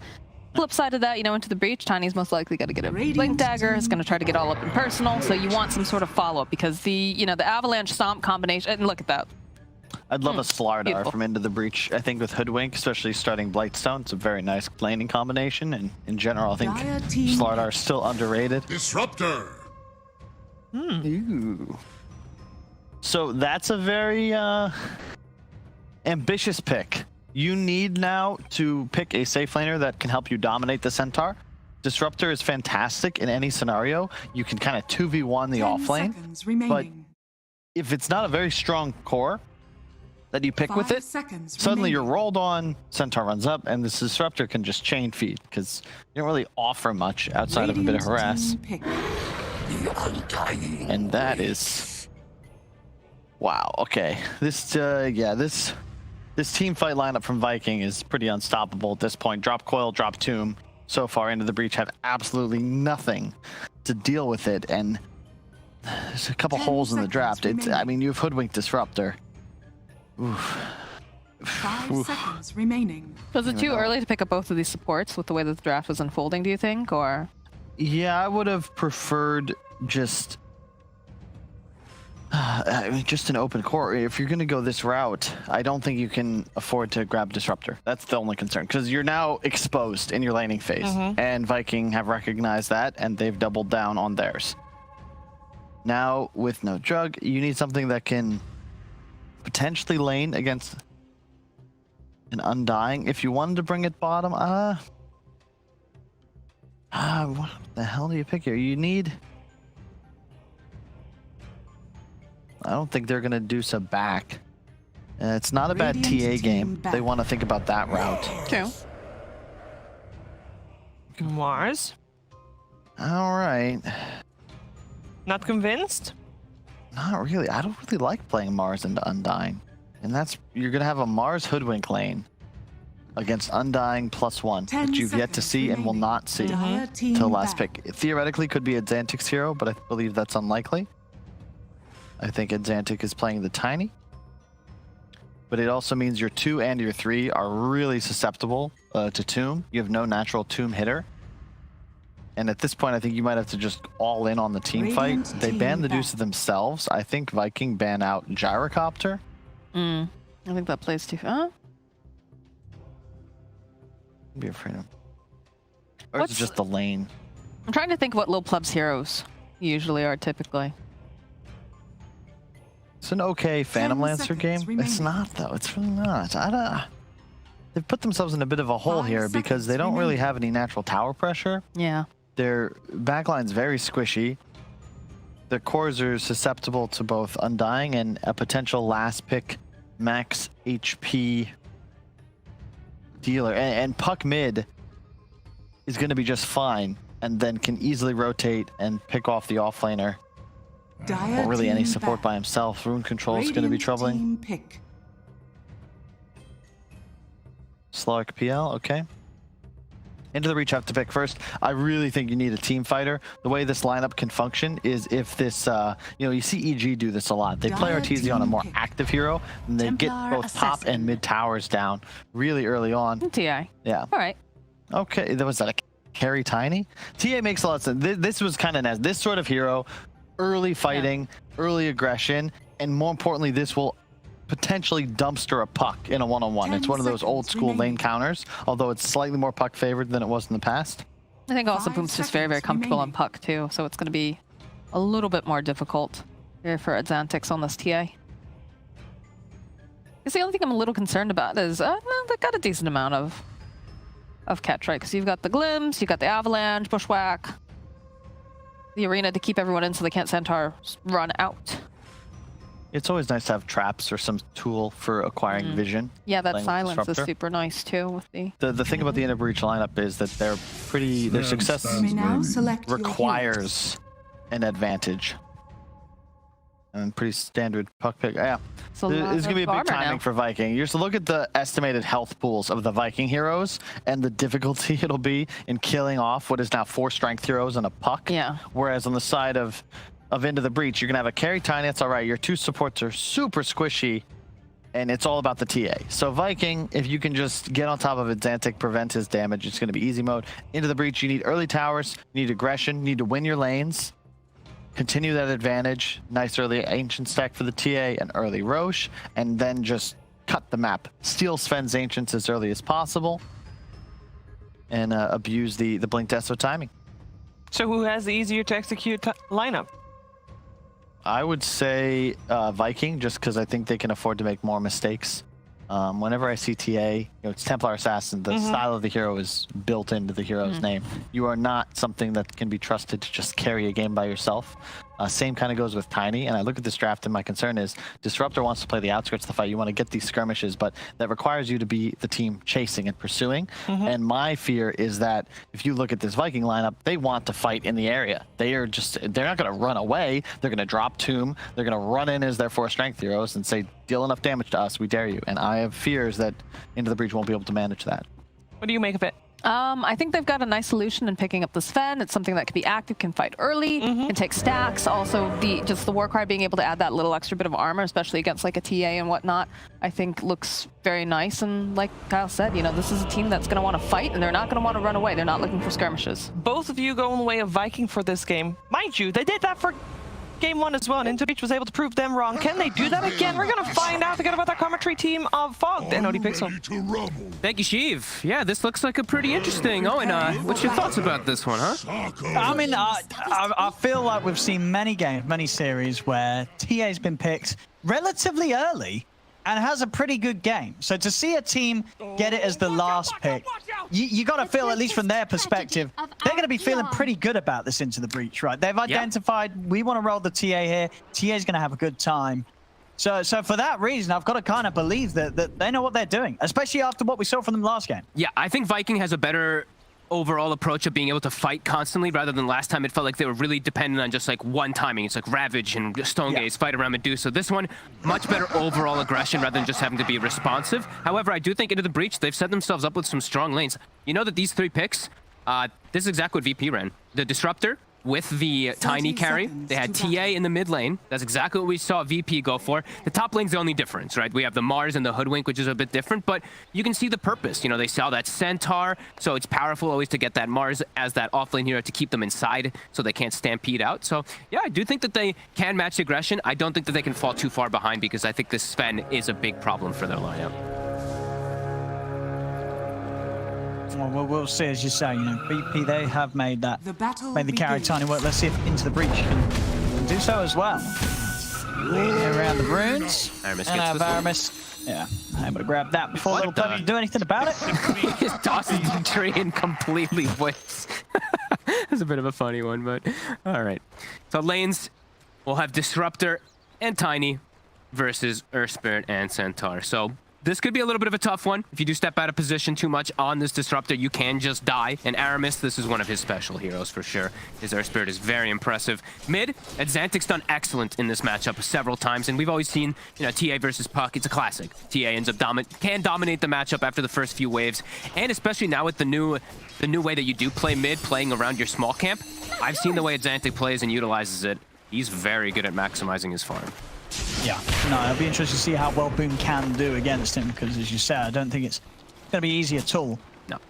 And on this top lane, Tanner, we've seen him actually, honestly, when we have these players that do sort of change the position they're playing in, Tanner's, he's been doing pretty well in the 4 position, coming from a place where, he's much used to the world of playing the mids, the cores. Yeah, he's definitely a specialist, like I said, but I'm not a huge fan of the 4 Tiny and stuff like that, but he's one of those players, as I was saying, he makes it somehow just work out beautifully. Top though, this is a tough one. You're playing into Undying, so Sven, he should have a pretty secured lane as Celery, as long as Celery doesn't make too many mess ups while he steps up, as he may have just done damage. so. They're level 2 on the Mars. Ooh, still got the God's Rebuke. There it is. It's not quite enough, but the right clicks and the rundown will That's be. up. First blood. And I mean, so you're saying that's going to be a bit of a problem, right? If Celery starts feeding in this lane, that's going to hurt. That is absolutely going to hurt. This Blightstone, it does pay off decently. Because sure, you see the Warcry coming up, but that little bit of extra minus armor, those few extra hits on and dying, even though you have a high HP pool, your effective HP actually is not that high when you're not Warcried, especially with something like God's Rebuke. A very good combo with the two of them here. And they get the side pull off because of this. So Tanner playing the lane perfect up top. And bottom, looks like they're doing just as well as well. Fishman was chasing Aramis when he did do the pull behind the wave. And he's got boots to start F2, so the Centaur can't actually close the gap onto him. Yeah, lanes again looking quite nice for the side of Into the Breach. But Sven, Chad, he's able to actually walk in and steal the pullback that we did see that Into Breach do, so actually ends up working against them. Yes, Celery. Ooh, okay, gets the big creep. There you go, Tanner.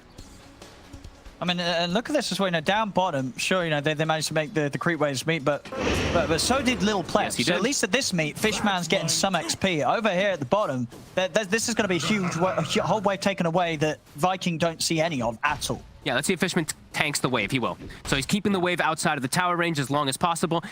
Doesn't see the Earth Spirit. Okay, now he sees the Earth Spirit, so he knows he's not under any pressure here of being rolled under and maybe potentially kicked out of position even more so. Holding the full wave. They get the toss back onto Kezu under tower. Still in level 1 on Fishman, though. They get him, though, with the tree. It's EXS salves. I mean, he still might die. That's a salve gone, so... Fishman might be able to get him.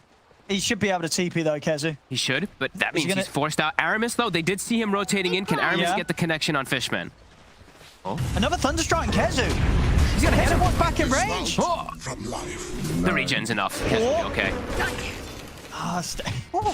I mean, still, no, he wants to stick around lane. He's just got the Ring of Health out, but he's so low, so it's going to take him a little bit of time here until he's actually going to feel confident stepping up to the wave here against Little Pleb. Look at how low he drops. 4. I think it took to 3 HP for a second, right? 3 or 4? Oh, no, it didn't. No, it's 4. 4. 4, though. Barely survives versus the... And Fishman was about to hit 2 off of that. Just great stuff again from Into the Breach and laning. Aramis, he's looking to get involved here. We'll get the roll in onto Malik. Malik, he might look for a neutral deny. He's not actually going to be able to get the chance to do so. Celery's able to nuke him down. Aramis able to find a place to get involved and try and get something swinging back the way of Viking. Does feel like he has to. I think this bottom lane's over. Kezu, you're just going to have to make with what you can. You got your Ring of Health picked up, but as for you guys pressuring the Tiny at this point, it's just not going to happen. So yeah, eyes on Aramis to be very active around the map. He's got an Urn already finished too, which is very nice, especially versus a Templar Assassin. So he could look to make some setups with the Coil. Coil into a kick, into an Urn. Could potentially put some aggression. And we did see, of course, on the left side there, the Undying did get a block onto the Ancient. So we will see the prevention from that. Chad? Chad's dropping low. He's going to be able to get out. See if Aramis can bring down Tanner. As Tanner, he should die here. Nope. Or maybe not. Okay. No, another tree control to Tanner. The double. He's just baiting the mid. Oh my. The double grab too. The hoodwink kind of like mini vacuum with the bushwhack into the spear back into tower range too. Into the breach. They're not messing around today. Radiant's middle tower. Absolutely not. And as you say, as we saw at the same time down bottom, Kezu just continuing to have massive struggles in this lane. And I think that is going to be a problem. I think one of the reasons Viking were able to have any sort of fight last game whilst being so far down was because Kezu had some farm. This time around, Kezu, he's going to get nothing out of this early game. He's what, level 3, 8 CS. It's going to be so hard for him to come back. It is. The connect is there from Aramis. He's got the slow. Should be able to get at least one. So now he's got an Urn charge on top too. We'll be able to push Little Pleb away a bit here, but won't be able to get the kill. Is he bringing some regen? Yes, they've got a salve coming on the courier. Might die though. Aramis, he's got the ward down. He's looking for it. I mean, Little Pleb, he's dancing around it pretty riskily. He might just be able to connect. He does. Oh, bit off the mark there. Tried to kick him into the Centaur Stomp, but won't be able to. I mean, that was close. It was very close. Indeed, Little Pleb, he is able to live through that attempt from Aramis. And I mean, when that sort of move comes in as well, will they know there's a ward looking under the tower? I don't think so. It was very sneaky from the way Aramis did it, but now they're back to pressuring. Look, Kezu steps up. They've refilled Little Pleb, but now the rotation pucks here. Yeah, Little Pleb should die for this one. Oh, thank you. Boom says Fishman for sending him back to the mid lane. Maybe they could get Fishman as well. Aramis finds the connection in the trees. Radiant's bottom tower is under attack. It's the slow. Yeah, Fishman's dead. That's his back. All right. And he Yes, secures double himself kill. as Vanguard. That's the whole Vanguard finish. So 13 CS, but look at that net worth. It's pretty decent. This way.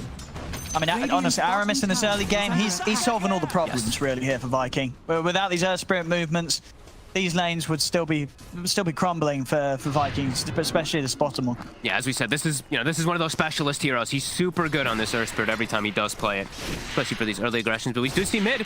This is what happens. It's the TA versus Puck. You have to leave the lane at some point as a Puck. It becomes pretty problematic. And it's Xantic, as we said, utilizing that small camp. I know T was a big one of saying how he wants to see teams actually blocking the small camp when you are playing versus these like TAs, Sankings, even like Kunkas and stuff like that utilize it so well. It's definitely an interesting choice because, you know, they block the Ancients out, but then a Sentry comes, it dewards it, and now Ancients are available anyway at a pretty perfect timing anyway for the TA. So Xantic will be extremely farmed this game.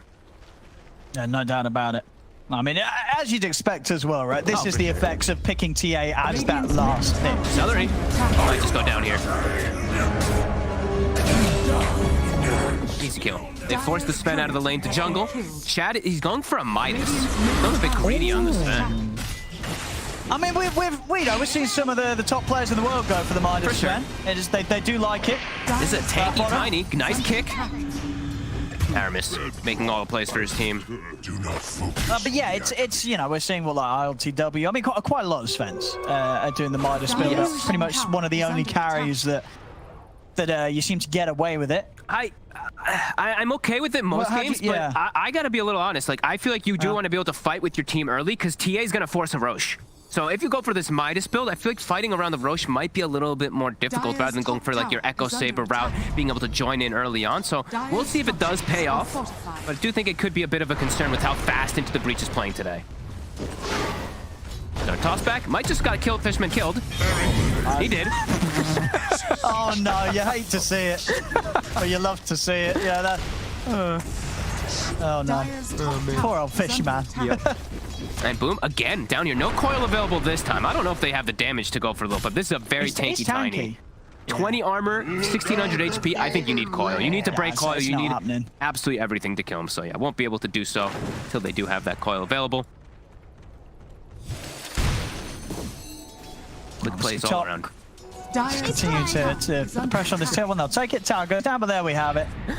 He knows too. Like, he absolutely knows he's dead. It's just like, oh, as soon as you see the Centaur flying, it's just, oh. Not even a smile. No, he's fully focused. I mean, they dropped game one. As we saw, you know, this team, this squad, they expect a clean sweep here in the whole of the lower division. And especially after how good that game one looked for Into the Breach, there's not going to be any messing around here in game two for Viking. No, they're going to be fully focused here to turn this one around. Kezu is very much so under the gun. As kitty distraction for a second there. He's a little bit bothered. He's got his hood though, so was mentioning how he was going to go for the Vanguard. He did that as well when he was hitting 4 HP, of course. That was absolutely at the same time. That was how Chili was just like, I'm not dead. Yes, easy. Calculated. Yes. But yeah, goes hood this game. So versus that tiny burst will be very appropriate. However, not having Vanguard versus some of this physical damage that's going to be coming out from TA plus the Mars will be prevented from going for that. But he does get put negative anyway, so Vanguard isn't really that effective anyway, right? Because it is calculated with that armor in mind. So they're going to try again. Imagine the Puck is going to rotate down here. Can they actually go for him, though? So if they've got the burst this time, Tanner with the counter play. He's got Avalanche up in a second, He's but so the silence is in. They've got to start running. He's got a stick. Boom. He's not topping it. He didn't pop his stick. He has 13 one charges. Low pipe. He could have got the kill. He absolutely could have. He could have survived. They have the arena down, though. Melin, he's caught the two of them. Boom. All go down. There's a sharpshooter. Off the mark. Off the mark here. The tombstone down, so Melin probably will die for this. Does get the spear off, but a little bit of a mess this time around from Into the Breach. Definitely could have been a whole lot cleaner, that. Yeah, he didn't. I was like, oh, he's baiting them. He's really baiting them. He's really... Oh, he's dead. Okay, whoopsie. He had the raindrop, too. I liked his early game choices for the items on the Tiny, too. The Soul Ring, the Treads, all this early game, the HP pool so you can survive the burst of the Puck and that Earth Spirit, but bit of a slip up there from the Tiny. Maybe he could have gotten himself like a bunch more kills, too, if he does survive all that. Like the Mars and the Hoodwink die afterwards because they chase forward for extra kills. And they're Tiny. Normally, if he popped stick, he would have been alive there. So yeah, definite slip up there. Viking's got to be happy. Yeah. Oh, absolutely. We'll see a little bit of armor build up on Kezu if he does go for these phase boots. I feel like he needs to, because he is versus this TA who pretty much has the Deso online, max meld. My thanks will come later, when you least expect it. They're gonna need that's gonna hurt. Yeah. That's gonna hurt. And he can force the Roche. That's the thing, is too. It's like Deso's online. You just got pit now? Has Midas. I think you can probably go in there pretty soon, because you can solo it as these TAs. Bottom lane. I mean, they're fighting a lot down here. This might not have been the best place on the map in the laning stage. And Fish. But ever since, this has definitely become an area where I think Into the Breach probably shouldn't be headed anymore. I agree. Too much team fight. And they're utilizing this coil plus kickback every single time perfectly. So let's try to pressure mid a bit here with this Deso. He hits hard.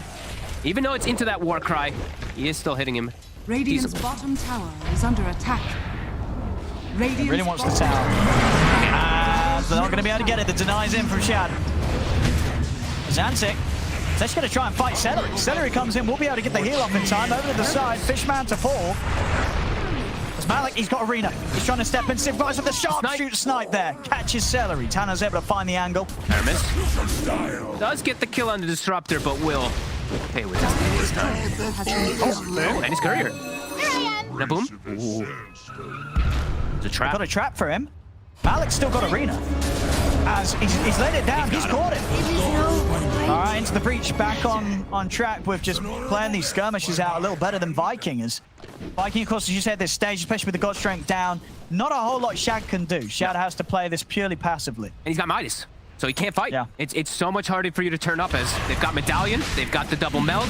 Look at this Roche go. It's going to die in no time. Another meld. Look at that minus armor. Minus 30 up on the Roche right now. Melds are starting to wear off, but either way, it just gets brought down way too quick for them to contest. As Into the Breach again, just picking up the pace. Lil Pleb has Blink Dagger as well too, joining Malik up top. Kezu, the Blink, it just arrives, and they get him. He's able to get in. Puts the stop to the TP. As Kezu, no stampede for 10. He'll try and get out with a hoof stomp. Oh, range creep will block it. Spear off the mark. Oh, missing everything. They don't see him. Oh, they do now. Oh, they do now. They got him. Bury me in the ground. There we go, Malik. You'll claim the kill. Dude, they are so on point today. Look, Lil Pleb, it's the little things too. He actually runs back to the right to get closer to his courier so he gets the blink so that he can actually blink into range to get into range to stop Kezu. This is really good stuff from them. Dive are scanning. And Viking, as we said, they've got a bit more of the greed approach for Shad. So he is still very farmed on this Fen. Midas, Echo Saber, he's got, of course, that Possessed Mask that we didn't talk about either. So he will be really strong because he's the higher level than this Templar Assassin. But the rest of the team, definitely going to struggle. Well, it feels like, even though it seemed like off the back of the draft, you were kind of excited to see a different dynamic from Viking, them sort of having 3 cores that were ready to brawl together. But with the Midas and the way things are playing out, it looks like it's just sort of falling into the same pattern as game 1, where it's just going to be all on Shad to carry. Yep. They do have these good plays always that they can make, at least with like Boom and with Aramis, with that like coil breaking and whatnot that they have done early on, but yeah, it does feel like they're going to be suffering a bit in the team fight department versus Into the Breaches. Some of their heroes are just quite countered. Disruptor versus Puck can be pretty tough, especially once the Disruptor starts getting the ball rolling. They're coming in for the defense here. They don't want to be losing a tier 2 tower here. 14 minutes in. Little They're all in the area. He's going to jump in aggressively. He'll tank the Dream Coil. See them coming in for the side. The Static Storm's down. Glimpse as well. On Takeshi gets him back into the arena. Boom's jumping in to burst out Fishman. As Fishman will fall, they get the stun out onto Tiny as they've taken out 2. They've found 3. Viking this time round, no struggles of taking the team fight as Into the Breach going super aggressively behind the tier 2 tower and have the silence to set up on the Zantic after the Aegis respawn. They see him, they've got sentry wards down, 4 dead as Into the Breach, for all the good fights they've had to take this series, that was by far the worst. They're deciding to jump in behind that tier 2. Yeah, it's too difficult to land the Static Storm combo nicely too. Kezu just pops Stampede, they all run out of Static Storm, and then it looks disastrous as all of them have to turn and hit Tombstone, but they have to commit so much under it just to kill a Tomb, that they're all trapped by Tombstone slow, Magnetize, everything spreading perfectly. Viking, strike back. Well, they're going to be very happy with that one, especially with the fact that Shab was able to get involved, get a bit of a cleanup going in his favor. Echo Saber well on the way to the BKB. And well, once that BKB is out, even though they do have a lot of minus armor, it's not going to be easy to fight. In the mid, Aramis will get caught here by the three of them. And sniped down to finish. Yeah, they have to be a little more careful how they do fight around Tombstone, right? That's going to be one of their biggest demises inside of the game, as they can't just effectively kill it off that quickly. So those type of dives, you're playing into Vikings' hands.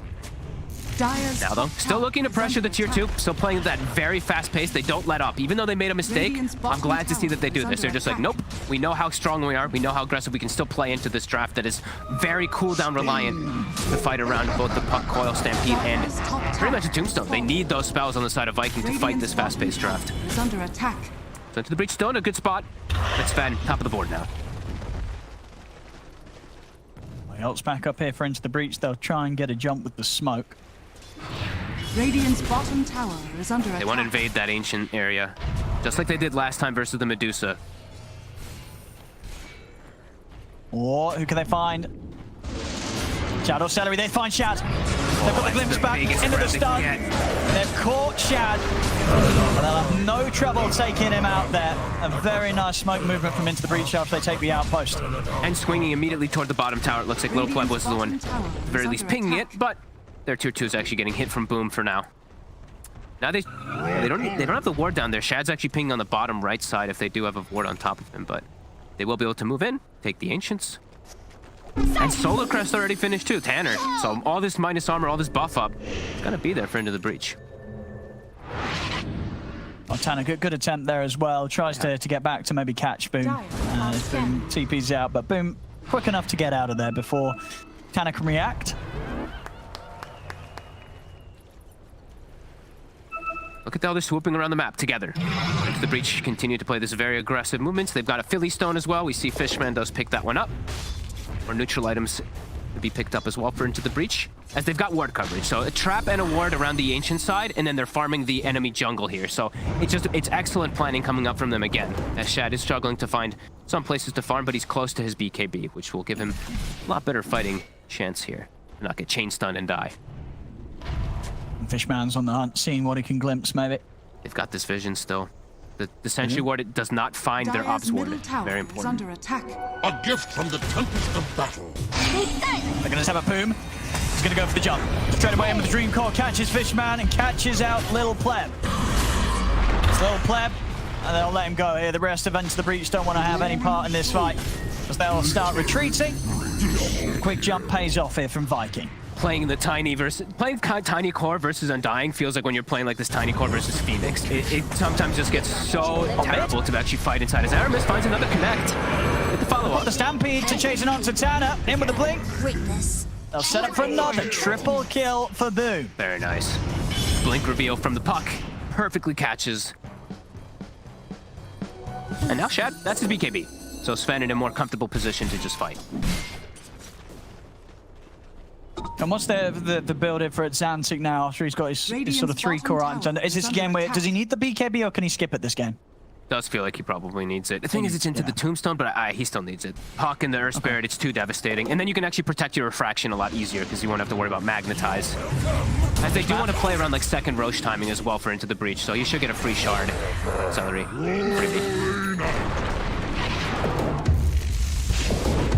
I mean, and so now with that BKB on Shad, are Viking gonna look aggressively for action, or can they just sort of still play the passive game then? I think you can chill. I think now you're at a point where you're much more comfortable. Yep.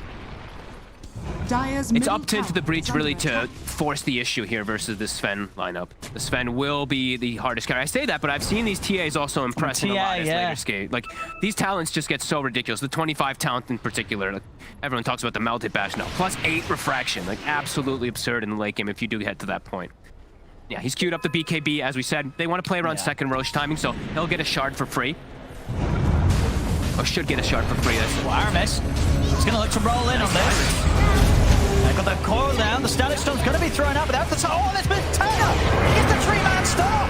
Drops the tree, but that's going to jump out, and now Shad's ready for the cleanup. Shad, and with the gold stroke straight onto Xantic, brings down the TA, turns over towards Malik, double kill for Shad. You get Little Pleb as well. Little Pleb found inside the pit. As Shad has no struggle staying on top of him.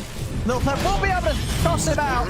But all in all, that ends up just giving more here for the side of Viking, as Viking gets the team wipe. Chad indeed seeming to be a big problem right now. Yeah, and Aramis, what an initiation. The 3-man silence comes out perfectly to cover them so that they cannot actually spear anybody to the wall initially. The Mars just completely countered. They even tried static storming on like the right side there, but again, Stampede, they walk right through it. They're able to get their spell connections to follow up on Aramis. Great initiation. Look at this, the silence on all 3. Mars is standing there like, uh-oh. I got my ult down, but then I'm immediately controlled from the follow-up from the puck, and he gets nothing off. Even though they do get that nice bushwhack, it wasn't quite enough. As Shad comes in for the cleanup. Dream for the Sven. Showing up, not even having to use your BKB. Cleaning up. Yeah, that's true. That's pretty big stuff here for Shad. 4, 1, and 5. He's kept it safe, kept it clean. It's looking good. It's looking good for sure.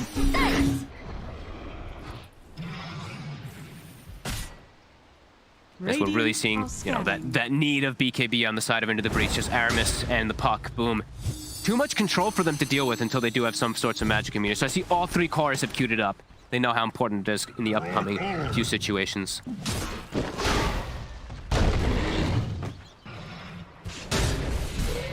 Viking, no, it's all about Chad. Stick around him, Celery just has to follow him pretty much for the rest of the game, just solar cresting him. And Aramis just has to keep doing what he's been doing. I love that he went for Ghost Scepter too. I think he's recognizing that the magic damage is a bit limited on the side of Into the Breach, so he just gets his initiation off, pops Ghost Scepter, very likely to just survive, because he is so tanky. 2,000 HP on the Sir Spirit. A whole load of tanky heroes. Yep. They've got to start hitting some big team fight combos. We've seen sort of the pressure, you know, on this disruptor. It's been very hard really for Fishman to find the static storm, because he's normally having to throw it out at the start of the fight, because they're doing a good job of Viking of finding the disruptor first. Yeah, they get right on top of him. The beauty of Stampede versus Disruptor. When Disruptor's able to play really aggressively, you usually tend to get these static storms off nicely, but if Viking gets initiations, he kind of just has to throw it out. As it's Antic, oh my. That was rather close there. Easy, he says, claps it away. That was, couldn't have been much closer to that, Zantic.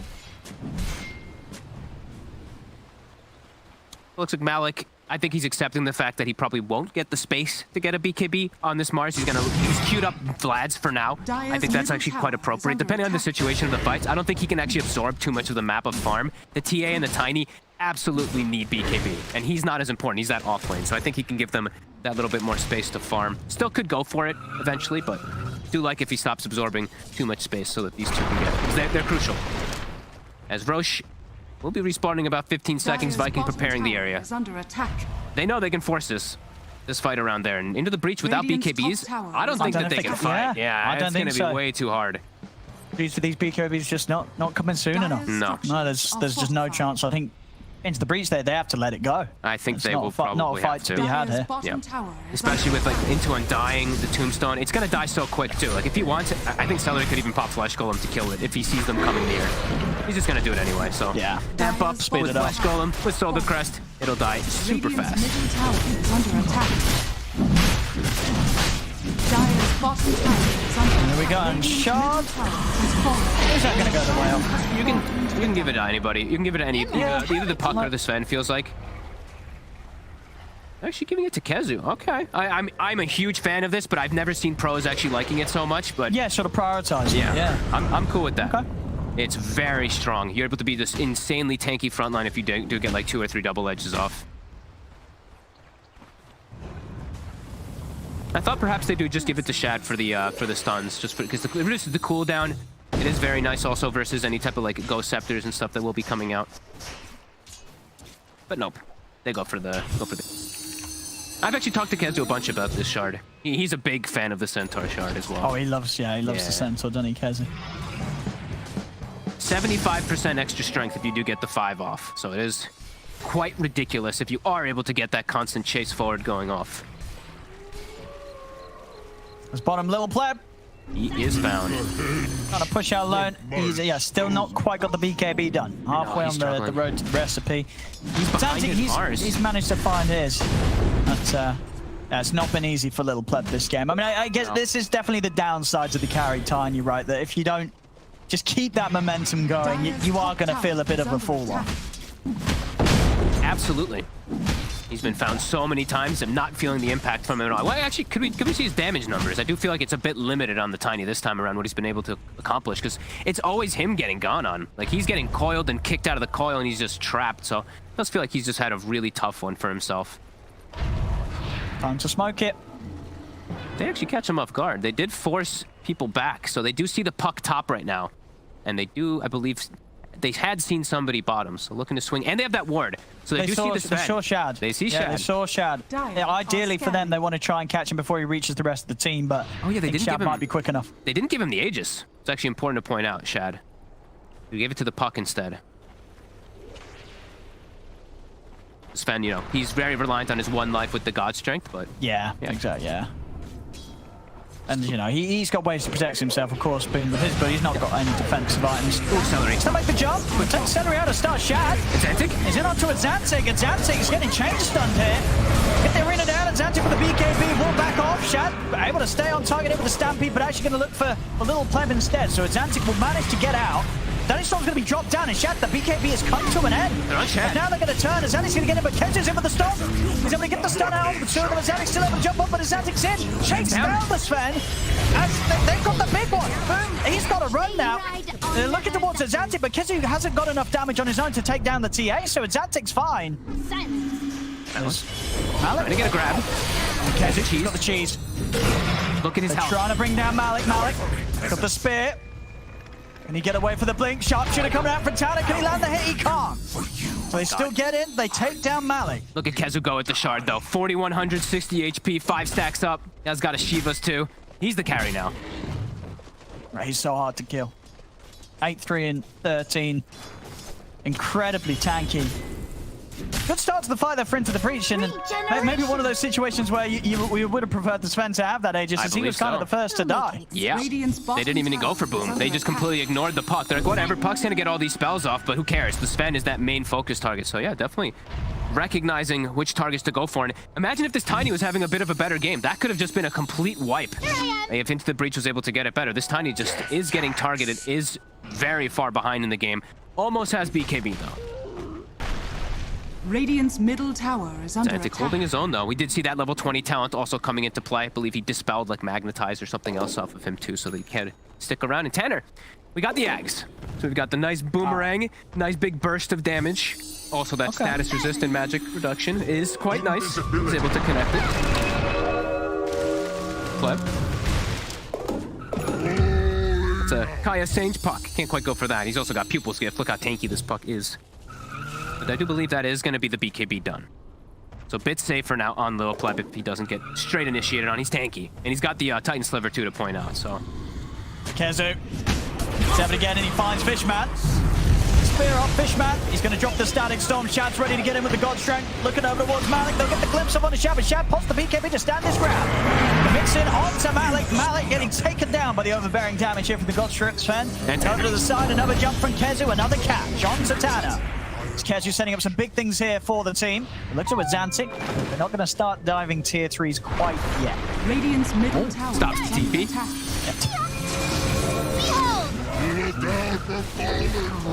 These fights are looking tough. Kezu looking quite hard. You got to remember as well, the start that Kezu had is having a miserable time in that bottom lane, but all a distant memory now for Kezu, as he is having fantastic impact. Yeah, at this stage. Love the itemization too. I think Sheeva's was perfect this game. He needed some type of armor, the slow too, to catch up with his con. Since he took the shard too, it just makes it that much better, so you can constantly chase forward and get even more double edges off. Gets a little bit of lucky RNG as well, of course. The Cloak of Flames, super effective versus a hero like TA.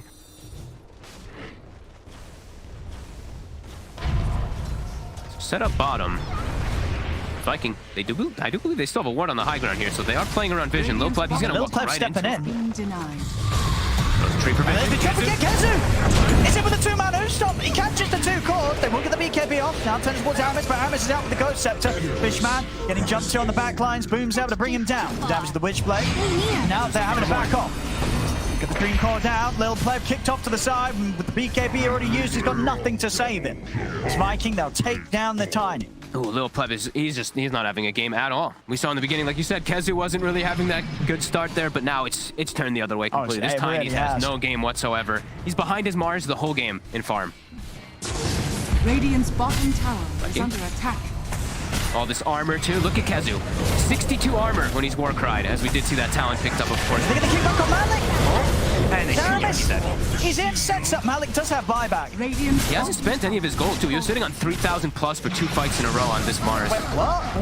Yeah. He really wants to go for a big item. He had BKB queued up, then he queued up Vlad's, now he's queued up AC. Radiant's middle tower. But Vikings playing too fast, not giving them the Chad.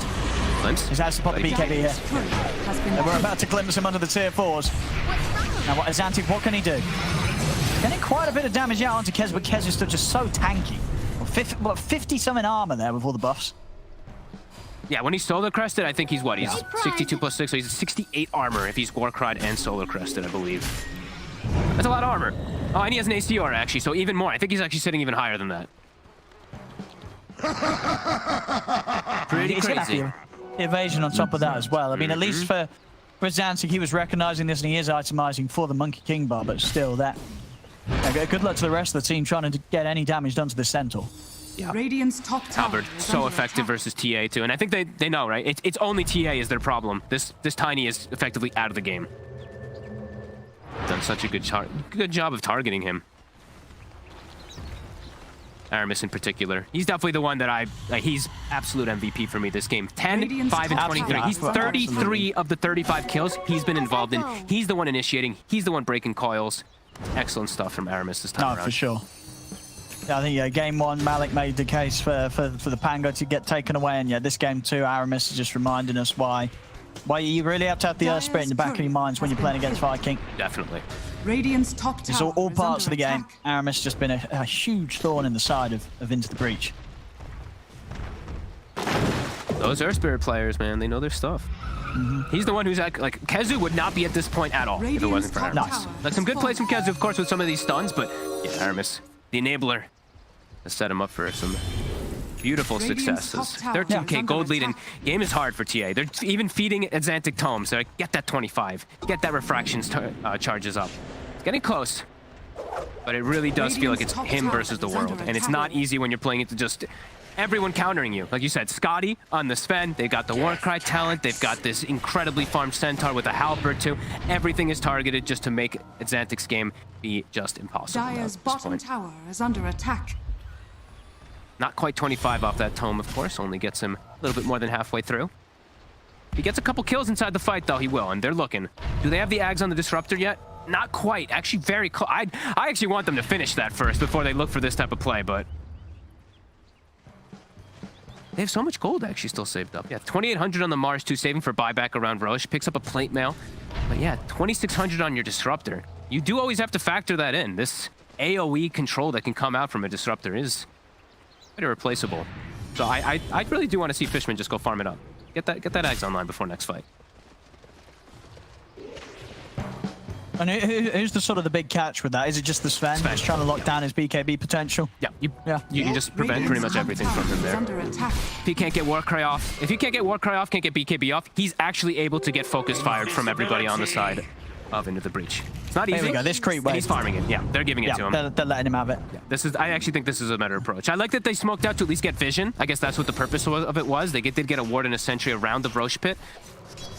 But yeah, this is the most important thing for them right now, at the very least. And he's got it. Yep. So there we have it. And TA is about to hit 25 as well. So these two things could be the thing to turn the tide. However, Roche respawns there, and it's going to be the refresher. Chad, likely, he could still pick it up. I could see it on him or on the puck. Yeah, I think Chad probably takes it because, we see with these fans, they looked after 2 rounds of the BKB and the God Shrimp, Yeah, I think he's the more appropriate one. Yeah. Who's got the cheese? Is it Kezu again? Yeah, it's Kezu. I think Celery and Earth Spirit both are very covered. They're smoking out here Into the Breach. They got a timing, right? They got these items. Not 25 yet on TA. But very close. Let's see what they can do. Alright. Back. They've got the static still down, Chad. He's gone. Got him. He is dead. They've got it. He's out for 100. And now going for another. They're going to look towards Celery. And he's got the back with the Dream Cover. This arena down. Celery's going to fall. Xantic what more can he do? His refraction has worn off. He's trying to fight into Ioannis. The three are fighting. They're doing a pretty good job of fighting back. They bring down the TA. Tanner revving up a big shot there straight into the face of Ioannis. Little Pleb still somehow alive. Who's going to try and chase in on this? The Avalanche will hold them back. Little Pleb still living. Going down. They will get him. Kezu, not quite able to find Tanner. But a 3 for 3. It's a big hit. It is, and we saw, you know, just holding onto that BKB. He didn't want to put the BKB to stop the glimpse. He didn't know. And yeah, didn't expect this Ags. Yep. That Ags just stopping Shad, as you say, literally catching him in that part of the fight where he wasn't able to get off a single ability or item. Yep, a pretty perfect execution from into the breach. It's chaos inside the fight, though. TA, as soon as BKB goes down, you see like the magnetized, the zombies, everything. Do end up bringing her down, but yeah, perfect. The toss to prevent the BKB too, super clutch. As they have to fully focus fire because they are coiled. They have to pop their BKBs early, and then these Aeon discs do work. And yeah, we see this magnetize on absolutely everybody. Tombstone going to work. It's close though. The fight does almost look like it goes in their favor. Just keeping it Impressive stuff so far. Still being able to fight back when your one position, your tiny, is just effectively out of the game so early on. It's still impressive from into the breach. Behold!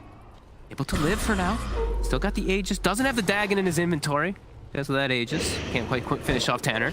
Want to see what we do around here? Should be alright. Tanner not quite having enough for the sharpshooter. And can't go for some crazy play. Malik, you know, we were talking about how he was holding his gold. He's got a full AC finished off to counteract the AC on the opposing side. So it has paid off for him, at least in that front. His tiny, though, as we said. Look at Lil Pleb's net worth. He's still behind his Mars. He's unable to do much inside of these fights. I mean, it's so much. I'm pretty much, Xantic and Fishman. They're the ones making the big moves that are gonna have a chance of winning the game for Into the Breach or turning it around. Accelerate. Aeon disc. They actually commit the static on him. Ooh, that's a big mistake. Yeah, they got to get out now. Fishman, he'll die.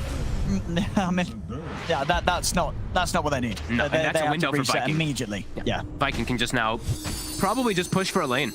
That is the most important spell on the side of Into the Breach right now. God Strength was popped a bit early, but he can get some effective hit out of this, and he does have that refresher shard, as we mentioned from earlier. Tanner trying to slow him down, but now also Kezu. He's got an Ags coming out. Malik! He stepped up! I'm gonna get it on him straight away. Malik, he's dead! The side blades, though! Oh my god. He gets the arena rock. Took the leash on Xantic, but yeah, Xantic's able to sit back, get the damage done to the puck, take down the Tombstone as well. So Malik may have died, but the defense will be successful here. Celery has to be a little bit careful. He's getting glimpsed back. They've got the damage. Eon just still on cooldown, of course. Celery not a chance. Get the trap side. They're going to keep chasing. They have to. They get the spear onto Kezu. What more can they get it? They've got the pushback control on Kezu. They're going to put the gold strength on fight chance. The BKB jump to the Xantic taken out. Little Pleb as well. Xantic and Little Pleb immediately with the buybacks. Can they keep chasing this? They got Fishman, though. His ult was up in 8 seconds, and he's dead for 70 now. Kezu's going to get the jumping onto Tanner. Tanner. They're going to have him. We'll get blown up. Tanner also now with the buyback. Kezu. He's tanky. He's going to get speared. He's so tanky to there. Half the damage. I mean, it's Xantic. He's going to try his best, starting to beat into Kezu. Another stun comes out. Got a big hit, ready to come in with a sharpshooter. Whoo! Aramis rolling out of range of it just in time. But they have brought Kezu down. Kezu is dead for 95, and this man doesn't have the money for buyback. Oh, they're fighting back hard. It did cost them. It was back. 3 buybacks. But they know God Strength. The second God Strength was used from this fence, so they're seeing a window here. It's 50 seconds no God Strength, 80 seconds no Centaur. Yep. And Kezu, he's been such a big part of these fights. He spent his gold. He bought the Aghanim's thinking that they can go for that high ground push. Boom. He's doing some split push action in the meantime. They're going high ground. Will they be able to apply enough pressure to realize that there isn't a buyback on Centaur? I don't know, because they're obviously feeling rather scared themselves. Can they catch Boom if he plays too aggressively here? They're trying for him.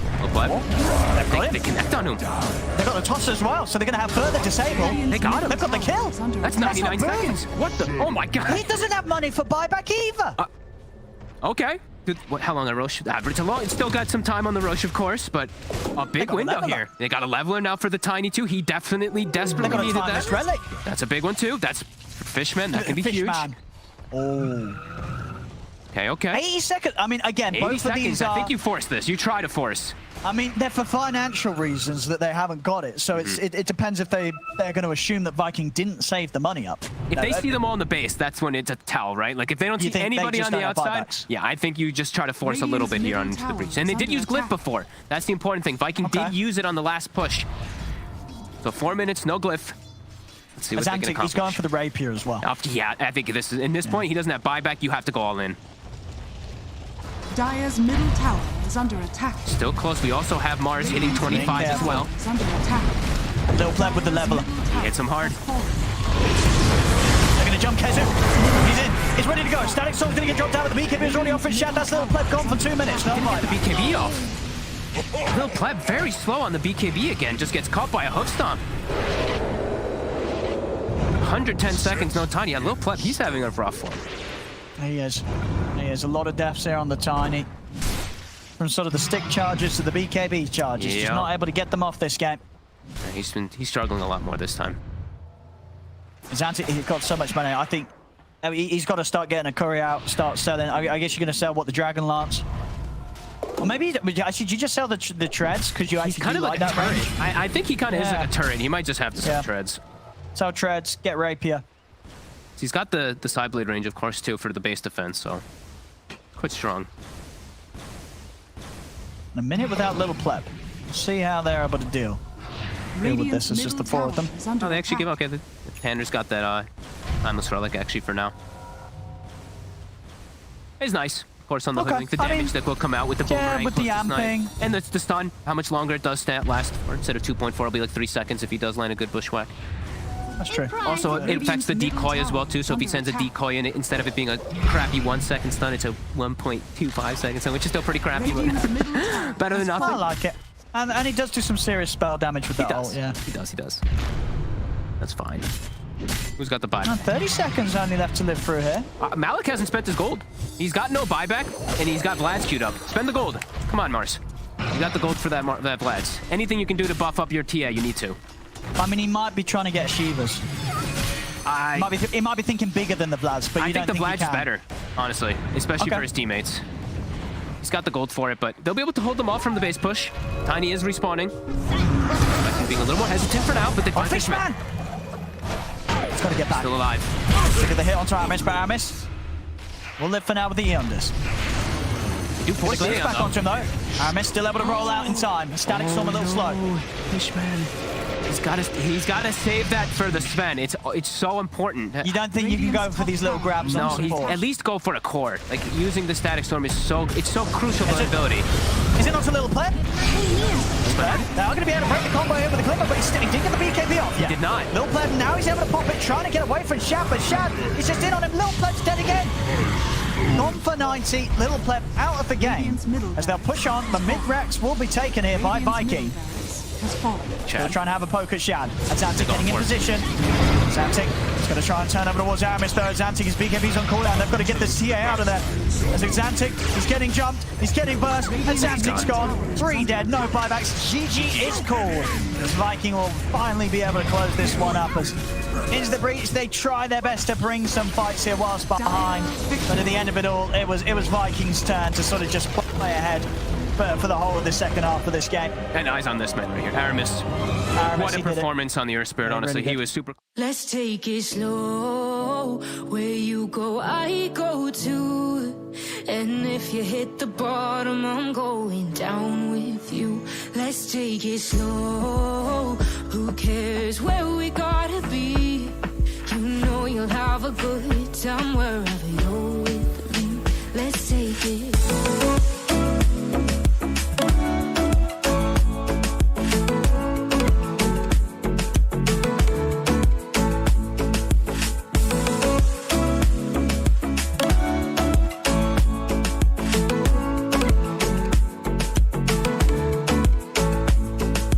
Ask me how we got here, 'cause you don't know how. You say we're taking on water, yeah, we're sinking now. You're looking all concerned, like we're gonna drown. But we both know how to swim, no worries, let's flow for now. Let's take it slow. Where you go, I go to. And if you hit the bottom, I'm going down with you. Let's take it slow. Who cares where we gotta be? You know you'll have a good time wherever you're with me. Let's take it slow.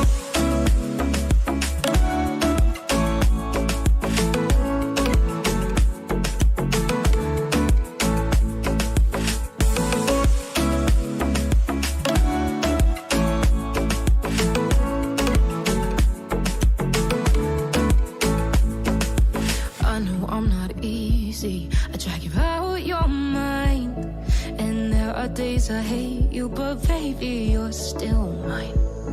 And now we have the best times, no matter what we do. And even when we don't, there's nobody I'd rather choose. Let's take it slow. Where you go, I go too. And if you hit the bottom, I'm going down with you. Let's take it slow.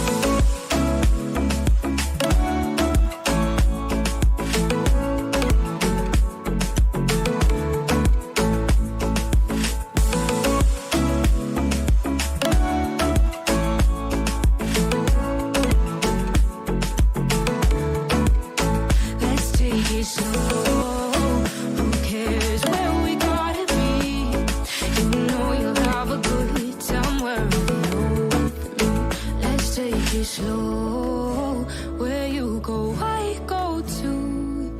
And if you hit the bottom, I'm going down with you. Let's take it slow. Who cares where we gotta be? You know you'll have a good time wherever you're with me. You say I make you nervous, a tragedy, I'm a beautiful disaster, a reckoning. You wonder how I got this way. You think I'm someone to be saved, someone to clean up and tame. Oh, some things never change, never change. Oh. You think I would look pretty on your arm once you cover up my bruises and battle scars, but it always ends the same. Can't bear the things I've had to face. Got you crying on your knees in pain. Oh, some things never change, never change.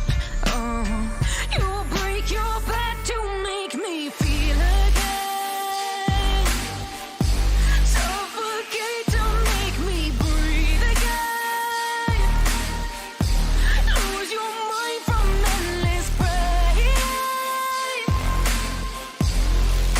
Some things never change, never change. Oh, redemption never came. I stopped asking for forgiveness, cause you should know only fools tread where the angels fear to go, but you keep trying to get too close. Save myself by turning into stone. So save your judgment cause you just don't know. But some things never change, never change. Oh,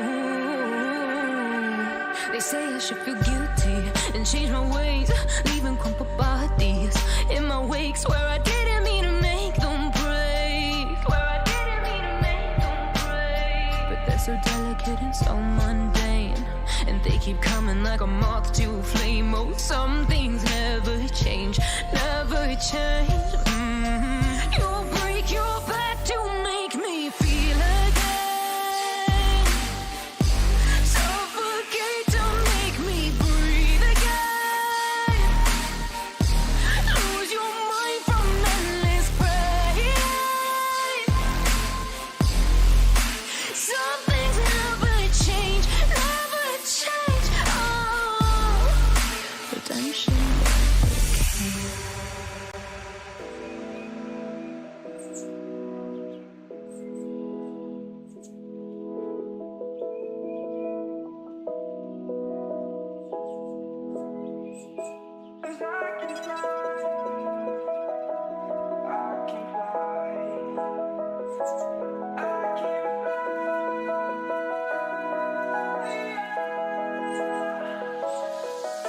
I'm crawling around, searching for higher ground.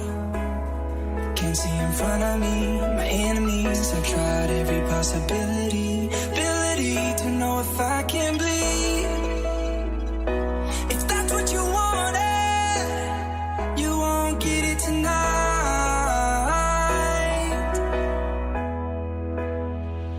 'Cause I can fly,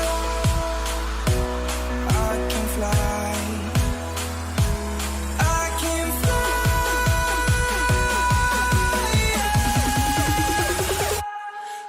Can fly.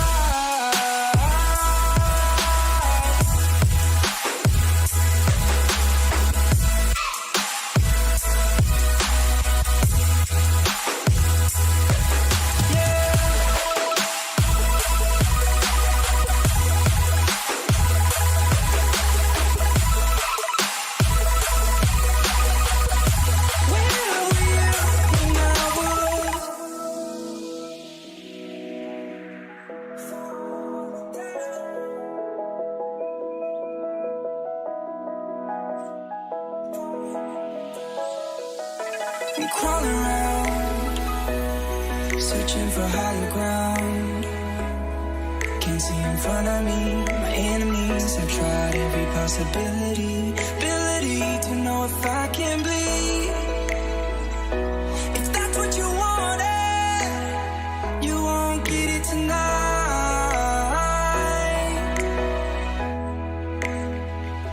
'Cause I can fly.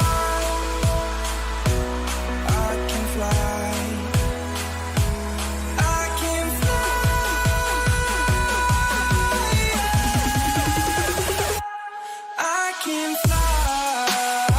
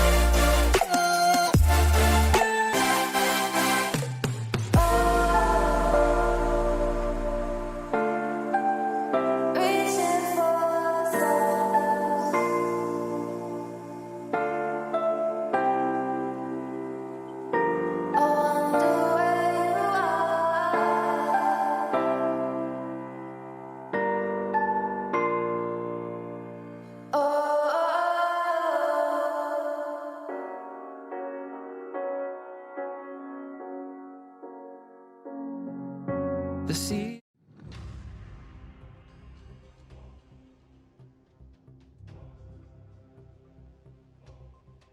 Radiant team ban. Dire team ban.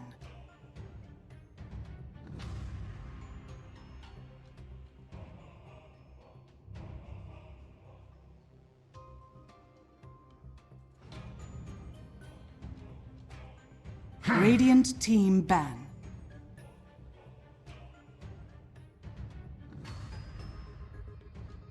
Dire team pick. Radiant team pick. Tiny.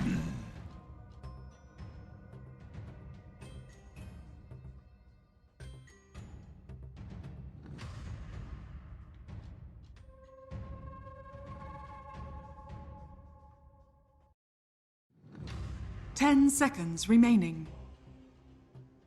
Radiant team pick. Dire team pick.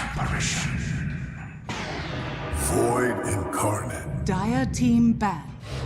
Grimstroke. A third and deciding game coming your way here at Dream League Season 15, powered by Intel. We have Viking, GG, and Into the Breach, both sitting at one score, so we're making it 1-2-1. We're going to find out who takes this third game. I'm here with Kyle, Moxie, and I believe we are already in the draft. Very curious to see what these two teams will come up with this time around. Of course, we had maybe a little bit of experimental draft coming out from Into the Breach with their tiny carry. This time around, though, they'll go for the tried, true, and tested Ancient Apparition first phase pickup, and it will be Viking picking up that tiny. Makes sense. You don't want to give them their AA and their tiny over the side of Into the Breach. We saw how powerful it was the last time that they played it. But it seems like they figure that the tiny most likely going to be going mid, so they are going to be able to pick up their own mid here for Adzantix, which will be the Void Spirit. 5 seconds This is remaining. one of his go-to heroes. Quite fond of it. Radiant team Like the ban. combination a lot as well, and also notable that Viking respect his Pugna so much they've banned it out in every single game. We've seen them willing to first to it. Also leads me to reevaluate perhaps the overall power level of Pugna, because we see it often ignored in a lot of drafts, but if you remember in Alliance's clinching game against Hellbear Smashers, they did also play a limp Pugna that went off. Yep. Or was it the first game? I think it was the first game, actually. The previous game, they ignored the Pugna, but I guess that's because they picked up the Earth Spirit. True.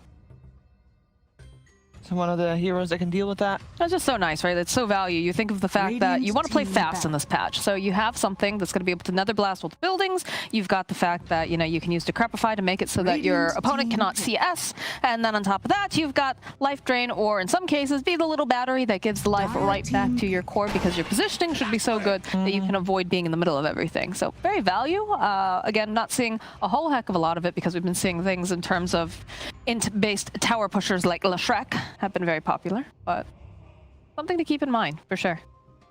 Depends on the right draft, though. Yep. And speaking of the right draft, I feel like Clockwork has been definitely 5 seconds one of the remaining. standout heroes over the last 7 days. We saw maybe a little bit more than 7 days, actually, because of course we saw Saxa with top tier performance. Oh yeah. And this weekend as well, we had some great Clockwork games, and Clockwork often the hero that decided the fights. Yep, and I like the puck 10 pickup. seconds remaining. Escapes the Clockwork. Very good against AA, and 5 assuming now it's the mid seconds matchup remaining. against Void Spirit, relatively even. I think different players prefer different sides of that matchup, but importantly, this Tiny 4 is activated for Aramis, much like in the last game, because suddenly chucking people out of coil is almost a guaranteed kill. Could it not be a position 1, Tiny? I hope not. Not a fan of that thus It works, far. though. We've seen it work in other regions. Have we? Yeah, we have. Virtus Pro. Yeah, And but it even looked that good. We've seen it in SA. everything they did. We've seen it in works. South America as well, being played. And Well, having very high Shad damage. hasn't played it yet this season. I would be surprised to Dire see it come out team from them, as Aramis does play Tiny quite frequently. now's the time, though. She bust out the... I guess so. I would imagine, though, for Viking, if they're gonna bust it out, they should have busted it out if they were 1 game up. This is a deciding game. I don't know if they But where's should my try Pudge? something now. Yeah. Where is the Pudge that Where Celery is the said Pudge? He 10 said it. seconds Lied. remaining. might be featured?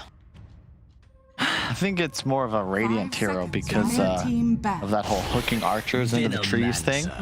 We saw performed by Arkosh Gaming in one of their critical must-win games. I mean, you can do that with the Tiny as well, though. Radiant side. Yeah, but they're dire. Yeah, exactly. But we didn't see it when the Tiny was on the Radiant side the last 2 games. 10 seconds remaining. But it was a core. Doesn't matter. You can still do that with the 5 first creep seconds coming out, and it remaining. wasn't a core. The first game was dire. okay, I guess. sure. First game was dire. Yeah. What we do see, though, is the Ursa and then the immediate Venomancer, a lane that Ursa does not enjoy playing into at all. Not at all. And Keizu is a very toxic player in terms of his hero preference, not who he is on stream. He's actually a very nice guy. He is very nice. But it's a habit in some ways that I might be personally responsible for, because when we were first playing together back in like 2011, 2012, good lord, it's a long time ago. He was that annoying hero player. He was the Han equivalent of Broodmother, Tremble, he was a master, the Wild Soul, aka Lone Druid, all the micro heroes.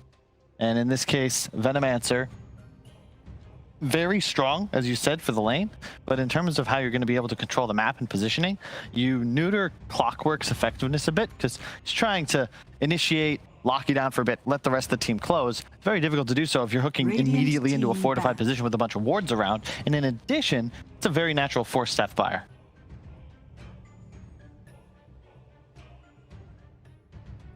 All right, so we're needing some offlaners still on the side of Into the Breach. We got the Centaur band out for that. What do we want to see Malik play? The Mars still in the pool. Thought he did a great job previous game, even though it didn't really work out in the end. Compared to previous series, previous games in the series as well, Axe this time around, not yet banned. Yeah, I don't know if either team really wants to pick it. Doesn't make too much sense for Into the Breach. And 10 for Viking, it's just not a hero you're going to play. Although, hey, carry Axe. If no town. 5 No. seconds remaining. No. Thinking out loud, are we? PA was a good ban. That would have been a really nice pick. High reach core is very effective against AA and Clock. Minus armor. Doubly so. I mean, they've got a lot of good options to get onto the back lines to chase after the Ancient Apparition or... Spectre. Or just a casual jug. I think either. Yeah, that would work. Either are fine. I think it's fine.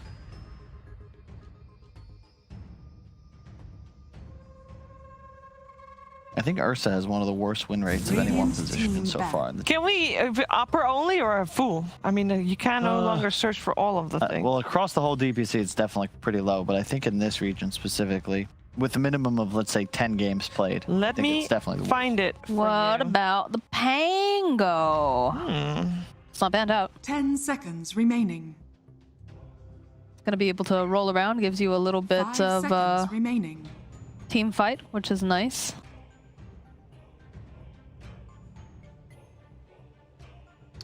We'll see. You know what I wouldn't mind as a finisher for Into the Breach is actually a Nature's Prophet, as weird as that sounds. Just because it frees your clock up to be more invasive, and it gives you tower pressure. Dire team It's very annoying to play heroes like Veno if you Radiant team suddenly find yourself with too much stuff running at you.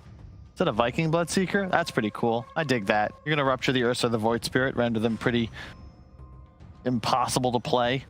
In the lower division of the Western European DPC League, 10 Ursa seconds remaining. has 2 games and no win. 5 seconds remaining. And I am now checking upper to get the answer for that, seeing if, you know, people that are a little bit better at the game might be more successful with that hero. And I can tell you straight up, no.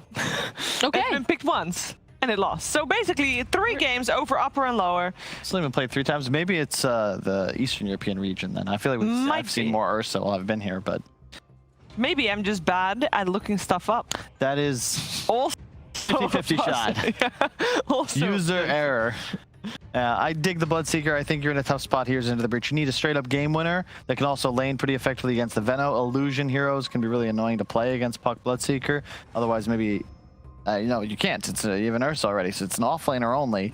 Pangolier is unplayable into the Bloodseeker, so a nice pick in explaining why they didn't Good ban cover. him. Good cover for sure. Axe. Choose your hero. Go for it. Into Venomancer. That is not gonna feel great. No, and they don't A have... lot of blinks canceled if they decide to, I mean, just go straight up force staff at this point, right? You can't even... You are going to need to have an incredible game, my friend at Xantic, because I just... Blink Dagger Initiators fail miserably into Venomancers. You have so much magic damage and spellcasting potential from Viking into the Breach. They all need so many items before they can think about BKB. The little pleb's going to need to go for a really aggressive build, maybe just like Diffusal, BKB. I don't know. I think that's usually what he's going Fury. for, is the Diffusal anyways, right, on there? So that's more of the build in this region. We'll see. I've seen a lot of Battle Furies. 10 seconds But remaining. either way, I think Viking, maybe a little 5 cocky in the first seconds game. remaining. Yeah. Disrespected the Slark a little too much. Stronger in the second game. I think this is their best draft to comparison, and I expect them to take this one with ease. With ease, he says.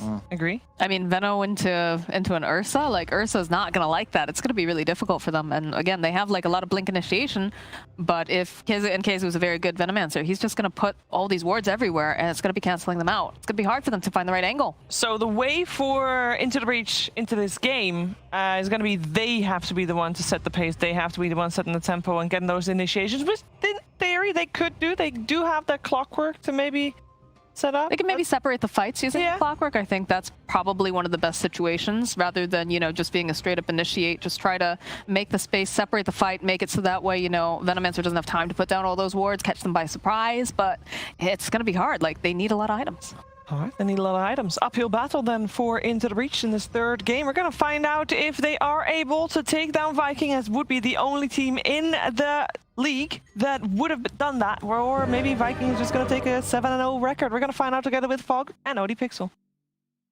Thank you, Sheev. And yeah, this one definitely looks like a bit of an uphill battle. We see this Venomancer picked in that 8th pick. They pick an Axe to follow it up. I think Tanner and Xantic have one of the hardest games up for them to actually carry, because the rest of the lineup, it feels like it's completely countered. I love Vikings draft this time around. The Bloodseeker versus this Void Spirit, this Veno versus both the Ursa as well as the Axe. It looks like a tough one, Owen. You deserve nothing. I mean, I think the thing that they've got going for them is it's a master tier Void Spirit. Now, Yes, Xantic, exactly.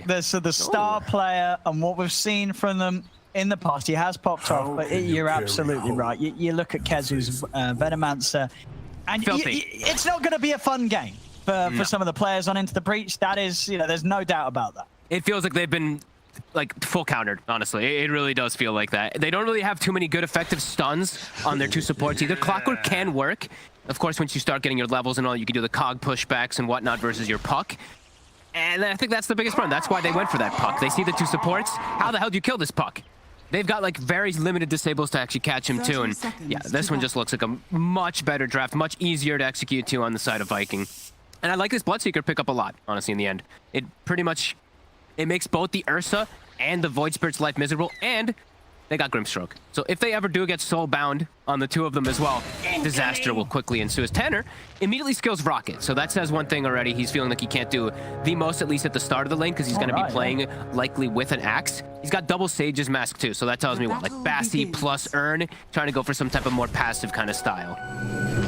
It really does feel like it's going to be a massive uphill battle for them. Actually seeing them potentially setting up a... It's like a tri-link. I see a Blightstone on my AA, but it's just gonna go down to bottom. And yeah, let's see what they can do. I really do feel like this is gonna be a pretty impossible, especially in the bottom lane. This is not a lane that Ursa enjoys whatsoever. And we're seeing Rockets. So Rockets scout, maybe Rockets to harass onto the puck. I mean, yeah, just spamming Rockets mid. Hey, he's gonna have full mana, double Sage's Mask. Yeah. Immediately they start forcing the wave though. Bloodright plus a stroke isn't gonna clip, and it's gonna clip onto Malik, but yeah, tough lane. Sure, well, you don't see what Shad having any pressure here on that. He's gonna free farm. Nothing whatsoever. Celery could die. That's the one thing that could happen once they do get some levels onto Tanner, but that's gonna take time, and it's also still difficult because then Shad probably can get a return kill every time because of the thirst, and someone will get low. And bottom lane, you know, what level would you say bottom lane gets really miserable for the Ursa? Level 1. Level 1. It's just straight. And then Malik's just dead? The twin Oh boy. Oh no. No, I mean, it's actually like level 2, really, to be honest, with the Venom versus the Ursa thing, but it still feels miserable at level 1. And you're just getting poked, harassed. You have to go for the kills constantly as this Ursa AA lane, which, yeah, it's a carry Ursa. You want to be trying to go for that kind of just chill out and farm. And I'm wondering what build we are going to see, because we've seen the Chinese players, they do your boots into your Morbid Mask, into like phase boots, get Roche, and then you get the Fusel, and you just fight. But I've seen this, you know, I've seen Europe, they still go for Battle Fury, which I absolutely hate. So I feel like if they go for something like that on that route, it could be big problems for them on top. I mean, yeah, he's got the ring. Yeah, he's got the ring. I mean, he is. He's gonna go for the. I'm pretty sure he's gonna go Battle Fury, and That's gotta feel bad though. Yeah, as you say, that's. Want some pointers? We'll see. We'll see if he can make it work. Because a lot of people, they just have not been able to. No, he's farming fine actually in the lane. Kazu's missed quite a bit of them at the start down here.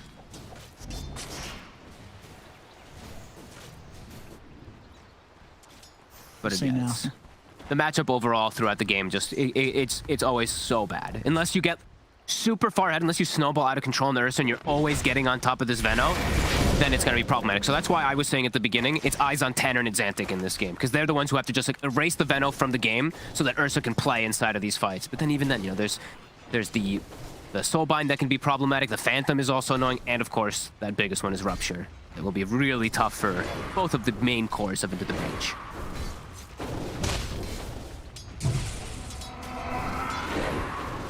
See top Malik, of course, he is trying to not play the lane now, trying to get these pulls off, but Chad having no struggles farming underneath the tower. Bottom. I'm going to try for this with the Gale. Aramis. That's just a kill. Well, Kezu. Slowly clicking down Fishman. Maybe they can bring down Kezu in return. Avalanche nicely lined up there onto the two of them to stop Little Pleb from being able to keep beating down onto Kezu. So Kezu, yeah, he's able to get away far enough that the Fury swipes do reset. So important that he goes for boots and Windlace so that he's able to do this. Aramis even salves him while body blocking Lil Pleb to make sure that Kezu can actually keep the sustain going. And yeah, you're not going for damage items on this Veno on the lane, but your whole purpose is just be obnoxious. You slow down the Ursa, you prevent him from ever killing you, and you effectively will just win the game later on when Veno just full counters Ursa in the game. So we'll see how it does develop. And Aramis. Whoa. Maybe seeing if you can get a catch onto Fishman. Gale off the mark there, Kezu. Okay. Give him a tip. I mean, he's out of mana as well, yeah. so... The lane is going to be okay for Lil Pleb at the very least to farm him for now. That's a costly one for sure, that miss. Does he actually have anything coming out on the career just yet? He doesn't, so Kezu. I was wondering to see if he goes for the Urn Rush build. A lot of the time what we do see from these Venos, you go just straight Spirit Vessel. It is very effective this game too, versus these tanky heroes like Axe, and it is just annoying. It fits so nicely on Veno. Likely to see him go for that next, but he definitely needs some mana regen down here on Kezu. Yeah, he wants to be able to keep up the Gale spam, especially if Aramis is around looking to try and capitalize something out of it. Has at least got the clarity coming out and got the mana for one more Gale. Okay. And he will just start skilling up these wards that are pesky. Aramis is looking to try to slow down Lil Pleb a bit here. I'm gonna start poking him. That's so annoying laning versus Venomancer as Ursa. Yeah. He's done good. I'm actually impressed with how well he did in the first 4 waves.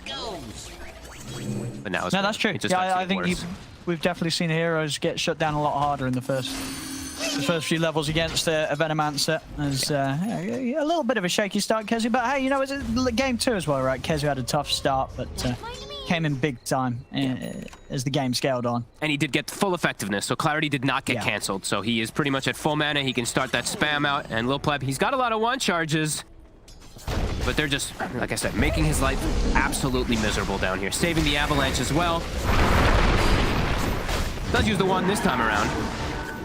But look at this, the poke, and look how low they are. The Thirst. The Bloodseeker's going to start running at lightning speed up top. Yeah, that's true, actually. I mean, yeah, not getting either of the kills, though. Yeah. But this is... I mean, he saved the Avalanche long time. Could he, with the sort of the toss combo, not done it? Or does he need to wait for that extra control? Otherwise, he doesn't stand a chance. I don't think... I mean, they're just putting harassment on Malik. Sure. If he gets a couple spins here, he might actually be able to get the kill here. Does he want to dive? No, tier 2 still hurts. The rocket, is it enough? It's not. Got stick charges too. Charges too, yeah. He's chilling. Mid, Aramis, making the move around, matching versus Tanner. Gets hit by the cogs. Only has the one spell, but will succeed in securing that room. 4. his puck. Do you give it to Aramis? You want to give him that invis, or do you want to make a move with it? Okay, looks like he's going to hang up. Sometimes we do see that bottle pass off onto some of these more killer supports, as KheZu, on his own down here, is starting to bully them. The levels are starting to get in. Now it's heating up. Now it's just more miserable. Again, though, Gale keep off missing the these mark. Gales.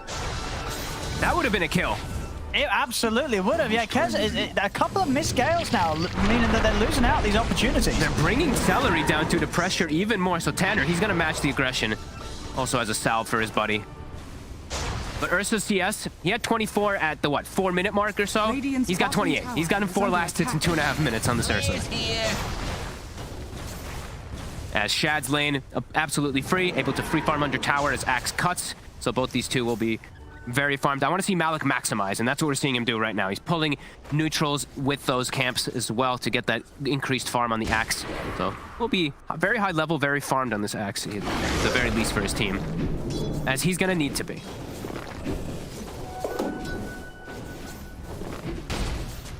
Ursa has to jungle. Veno is level 6, and you know that we did see it a little bit of that power of why the Veno, of course, versus the Veno versus the Ursa, but also with just the power of Bloodseeker in mid game and stuff like that. The power is just ridiculous. The thirst. You get an ulti off on multiple heroes, this Bloodseeker just pops off. So ours also seeing a little bit more of that synergy coming out from Vikings draft on top of everything. Big fan. He's gonna go Hood, so he's not gonna be. He's actually not going for that Spirit Vessel, though. Going for more of this the pipe survivability versus the heavy magic damage. I mean, that's fine too. They are playing versus Void Spirit and AA, so it does just want to be a bit tankier. This seems like a bit of a scary place as well for Tanner and Fishman to be. I mean, they've got the 2 supports down now. I don't think these 2 can do too much about this pressure, can they? No. And Clockwork usually sometimes like versus 4 positions, he's super good, right? But versus Tiny, he can just toss you out if he does see anything, if you do get gone on. And we're actually seeing rotation from Puck too. They really want to just take out this tower and maybe even get themselves an extra kill as Fishman. As soon as he shows... They know he's in there. I mean, this was always a very dangerous place for Fishman to be, and he'll pay the price. Radiant's bottom tower has fallen. I feel like I go back from Fishman and Fishman. Fishman? Fishman. Fishman. Not quite as slow. I think Fishman sounds more... I like Fishman. You know, more like a superhero. Yeah, exactly. Malik dancing around the tower. That Vanguard, very survivable. He's going for carry build. Okay. He's going for the Manta Shard. Don't want to go Blink. You're versus Veno. Sure. Let's go on the that's the way to do it. That's one way. It's instantly ruptured.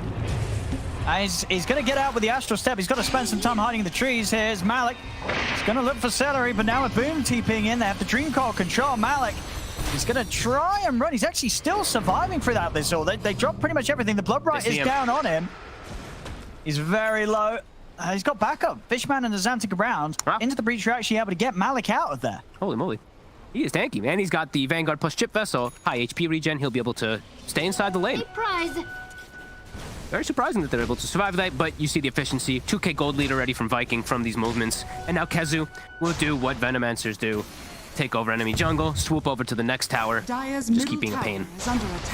So I think build for him in this one, if he wants to go this route, it's like this pipe and Force Staff. Definitely want to see them get at least one, because I think if you just have one Force Staff, this Clockwork's life is impossible in the game, as it also already feels very difficult for Tanner. We'll see what KheZu, what build he does like to go for. He's got a couple options. Hey, they're chilling. This is Mo chill from Viking. The Ursa is unable to farm. Yeah. I mean, you're getting free farm. I mean, he's going to be alright with the chill because he's obviously going for this build. But yeah, you got to feel that overall Viking is just going to keep getting so much more done. Absolutely. This top Fishman. He's going to try with the TP. They got the damage. They do. He's not getting out of this. Oh, cool build by Shad too. Usually we do see just more points in your blood, right? But he's actually putting 3 points in Blood Rage this time around. Okay. Sure. One of the heroes that he has on his team too. Blood Rage on Puck, Blood Rage on it. Venomancer is also very effective. Yeah, if you're playing against that sort of spell up early on in the game, you know, you can't buy that level of spell. That's an insane amount. And it lets him farm way faster. Once he's Blood Rage in the jungle and he has Maelstrom finished up, which he does already, he's going to clear these camps in no time, rather than having to rely on just having Blood Rage to farm faster. So. Cool and then when he's coming into these fights with like Maelstrom BKB, Lil Pleb's just not going to be anywhere close to matched in items to a level where he can turn up. Oh, I hate Battle Fury Ursa so much right now. I really do. It's slow. It's very. I mean, it was great, you know. It was the thing to do. But then what Ursa fell off, or Battle Fury got nerfed, and they both. Because now we're seeing on pretty much the other cores, right? Battle Fury is very rarely the item. Yeah, I think it's only like picked up on like PAs now. We see some trolls maybe picking it up like in some situations, but it does. You know, the Maelstrom is just so much more effective in like 90% of situations. Of course, on Ursa you can't build that, but that's what we were saying. You know, China, they go just. Morbid Mask, Diffusal, get Roche, fight, go for timings, boom. Just super aggressive, and they've had some success in it, but as we mentioned, you know, Panel was talking about too, Europe has not been successful on this hero. And he is just super countered, so maybe going for greed might work, maybe. I guess he's full countered anyway, right? He's full countered in the draft anyway in the side of this game, so he's trying to do what he can. Yeah, just hit creeps, hope your team's able to carry you in mid-game, and maybe you will be this super carry monster, but it's gonna be super hard for him, so. It's Viking, ready to fight, level 6 on the supports. Kezu, level 8 with the hood. He's got the 4-staff queued up already. Hook shot from Tanner. Look at the hook in. It's a good target. Wants to accelerate. See them try the counter play. The Ice Blast is coming in. Will land here onto Boom. Pretty nice. Boom, still able to jump to safety with the orb. Turn over towards Kezu instead. They get the call off. Aramis in with the counter play with the 4 of them. Being down onto Kezu. Kezu's in trouble. They got him. They've got the magical burst to take him down. Beautiful from Tanner. The exact target you have to grab inside of this situation. The easy, squishy target. Now, Boom. They're trying for more under the tower here. This is a bit deep now. The rupture's there. Shad's arrived. Yeah, they'll get Malik under the tower here. Can they get Exantic as well? That's the question. He's going to go for the TP out. The Avalanche will catch him, though. To nothingness. Went a bit too far. I think they should have been happy with what they got there. The 2 supports coming out, then they just dive too far as Viking is prepared. Shad's easily able to rotate out of the jungle. And did the Axe purchase anything yet? Has not committed yet fully for the build. 2,600 gold on Malik. I think he will, right? I think he will. Yeah, he's going to get this Manta. Especially because Exantic is already playing super active. Top tower is under attack. But we'll see. Oh, okay. Tanner. He's going for the greedy build. Okay, so this is cute by Tanner. This is the old school approach for Clockworks. When you're limited on disable, you see a puck, you go Orchid. That's the build he's going to go for. That's why he started with double Sage's Mask. So that could actually be pretty cool to catch that puck by himself. It's a very greedy kind of pub style thing, but it can work, especially because we always, you know, these pucks, they all go Witchblade. So you might have opportunity. Yeah, they don't buy anything to dispel. Gank. It does take you some time, of course, to get it on the Clockwork, but if you're very effective with your gold, it's a cheap item. The build-up is always nice, too. So, yeah, we'll see if it does work. It's a clever approach. Yes, Malik is committed for that. Yasha. Link already on our support. Tiny on Viking, 14 minutes. Super early on. So another way, as we've seen, Aramis does like to play with the combos with the puck. Viking overall do. So Earth Spirit first time to kick out a coil. Now they got the Blink toss out of coil too. Can be quite strong. Little Pleb is getting space though. Battle Fury is almost online. He's so not too bad. The ranks. Not too bad, at least with his farm. So what Viking can do with this Blink reveal. Yeah. Tanner, it's on him to get those big initiations. Yeah, Xantic's watching this carefully. Maybe Aramis can get this jump. Radiant's middle tower is under attack. They saw where the rocket came from. They see Fishman too, so they know exactly where they are. Nice to simulate. Doesn't get into the back. There, Xantic. Now Aramis. In Tanner. Tanner's going to reach in onto Aramis. They're going to get the grab onto Boom Boom. He's able to dodge the Ice Blast though with the phase shift, and now the Dream Coil's down. Boom catches the 2 of them. Shad is ready to start looking for some cleanup. Rupture down onto Tanner. Tanner's going to hold his position. Little Pleb's able to get him with the deny. Malik's in with the counter play. Dunk down onto Boom. Right. Nice defense there. Bit of a slip up on the initiation. He saw the AA, but he goes for the Void Spirit. It's been interesting there. It's Xantic. He has more than enough time to always get the Simulate off. Instant duels. It's going to be fine. He's getting Aramis underneath the tower here. Little Pleb, though, getting thrown straight into the action. Will manage to get the ult off in time, protecting him from that burst of damage. So Little Pleb actually able to walk out. Not too bad at all. Wow, into the breach. Continuing to impress today. The way that they coordinate their fights. And Viking, maybe not giving as much respect as needed here. Going for that dive in, not going for the easy squishy AA target. They go for the tough Void Spirit. You got to get the initial toss off in order to get that type of setup. But goes for it in the trees and connect. On point again, Tanner. Another hook shot. Very successful with that AA. Only a 1k gold lead for Vikings so far. Radiant's middle We'll take the tower, has though. fallen. Trying to move in, but scouted out by this rocket flare, so they know exactly what's coming here. When I say that, the little pleb still getting caught by the avalanche, tries to jump down. Won't be able to clear that cliff. And he's losing his ancients too. Tanner. They're trying to hold on to them. Tanner comes in with a hook shot. Boom, dodge. Got now out onto the three of them. Got the control onto Boom, and a big ult from Kezu. They're all going to start ticking down very low with the avalanche coming in. They've lost 3. Robbing and loses down to Zanti. Tries to play in aggressively. Will actually manage to set up onto the puck. He's going for the TP out on the high ground as well, but the X1 stone catches him. And Zantik's been found on the cliff. They'll take down 4. Kezu still with spells to play with here as he's able to get the Gale down onto Malik. He can keep kiting this. Malik's tanky, but slowly they should have the damage to take him out here. As they're in with the avalanche, the Inkswell comes off again as Malik will fall. Little Pleb's got to be careful. We can't run into these 3 heroes, but there we have it. Viking getting 5 kills back to back. Kezu just holding his ground. The Veno wards have claimed the area. Tanner, can he get the connection? Doesn't have hookshot available. Radiant's bottom tower. And they deny away a lot there. They take away the ancients. They own the fight there too. Boom. Does dodge the ice blast and all that. Will inevitably go down, but a clean fight from Viking with that invasion. Veno just continuing to be the boss as we see just beautiful spell connection. And during all this, like, where's Bloodseeker, right? Bloodseeker, Shad, he's chilling in the bottom lane, getting all the farm in the world.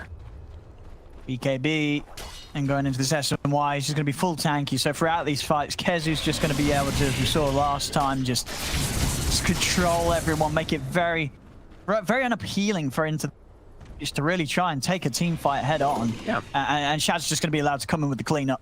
It's going to be very hard to control these 2 cores. I'm actually surprised that Shad even goes for BKB. I thought he was going to go full greed with the way that he was just Sure, you think he could have got away with skipping it? Yeah, I thought he was just going to go SNY first, and then you go back for the Basher, or go back for the BKB, but feels like he might need it. Feels like he wants to just get involved in around these fights. I mean, they can. They will be able to just constantly fight because of this anyway, so it's cool.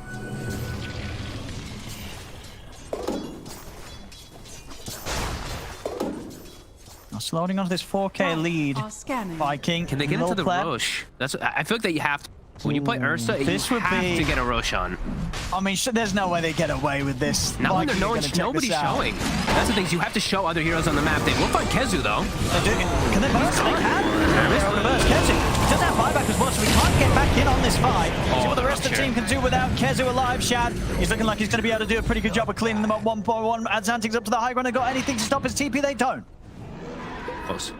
They lose Kezu, but still, the fact that into the breach in return, they drop 2 heroes themselves will mean, of course, that they can't go for this Roshan attempt. And especially now they've shown that that's been something on their mind the once, it's going to be very hard to pull that past Viking. Viking's going to be ready every time. And they didn't show anybody in lanes at all either. That's the one thing. It's like when you're trying to go for these sneaky Roche kind of plays, you tell your team, hey guys, everyone's showing a lane. I'm going to like smoke into the pit alone. Because so you can solo it. He doesn't have the Morbid Mask, so it makes it a lot harder. But he can actually still do so. Or at least with a +1, and then you show like 3 heroes on the map, or 2 heroes. You have to make a sacrifice for it versus a better team. Otherwise, it's going to be obvious. Shad continues to be that top. Right after the BKB. He didn't have to use it in the fight. He'll have a Yasha done. Level 15 as well. Going for all of the individual talents as well. Just all about himself as he is the carry. 7 armor, lifesteal as well on the Bloodseeker. And 20 minutes about to hit. Oh, Malik, his power threshold is about to spike up. Aghanim Shard is about to be picked up for this axe with that Manta ability. I mean, yeah, he's hitting it perfect time. He is. I mean, the full combo of items ready. So, I mean, little pleb, they are going to farm. Tanner. Aramis is able to find him. How's Tanner's farm? Does he have? He's approaching the Orchid. I mean, it's slowly arriving for this clockwork. He's going for greed, as we said. Radiant's middle tower is under attack. I mean, could there have been anything else that would have had more of an impact for him in this sort of game? Was it just very hard to block? Oh, top little pleb! Oh, he's found. And he's ruptured. And he gets the kill there. Boom will take it. Some of the times on the clockworks, I've seen the Hood. Hood is super effective versus like Puck and Venomancer. It can be super nice, but I think he just wants to have another better way to handle the Puck himself, because otherwise it's Malik's job that he has to do, or it's Xantic's, and I think that he wants to at least have that extra little bit of lockdown for Puck.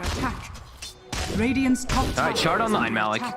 He's the carry now. Let's see. I mean, he's going to look for the farm. He's going to look to do that damage in the fights.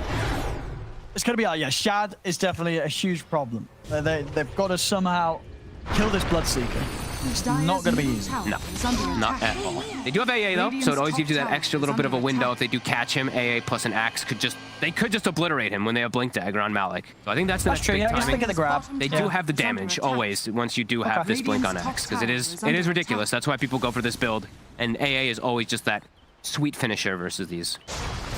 Same thing he has one with this smoke. Okay, see?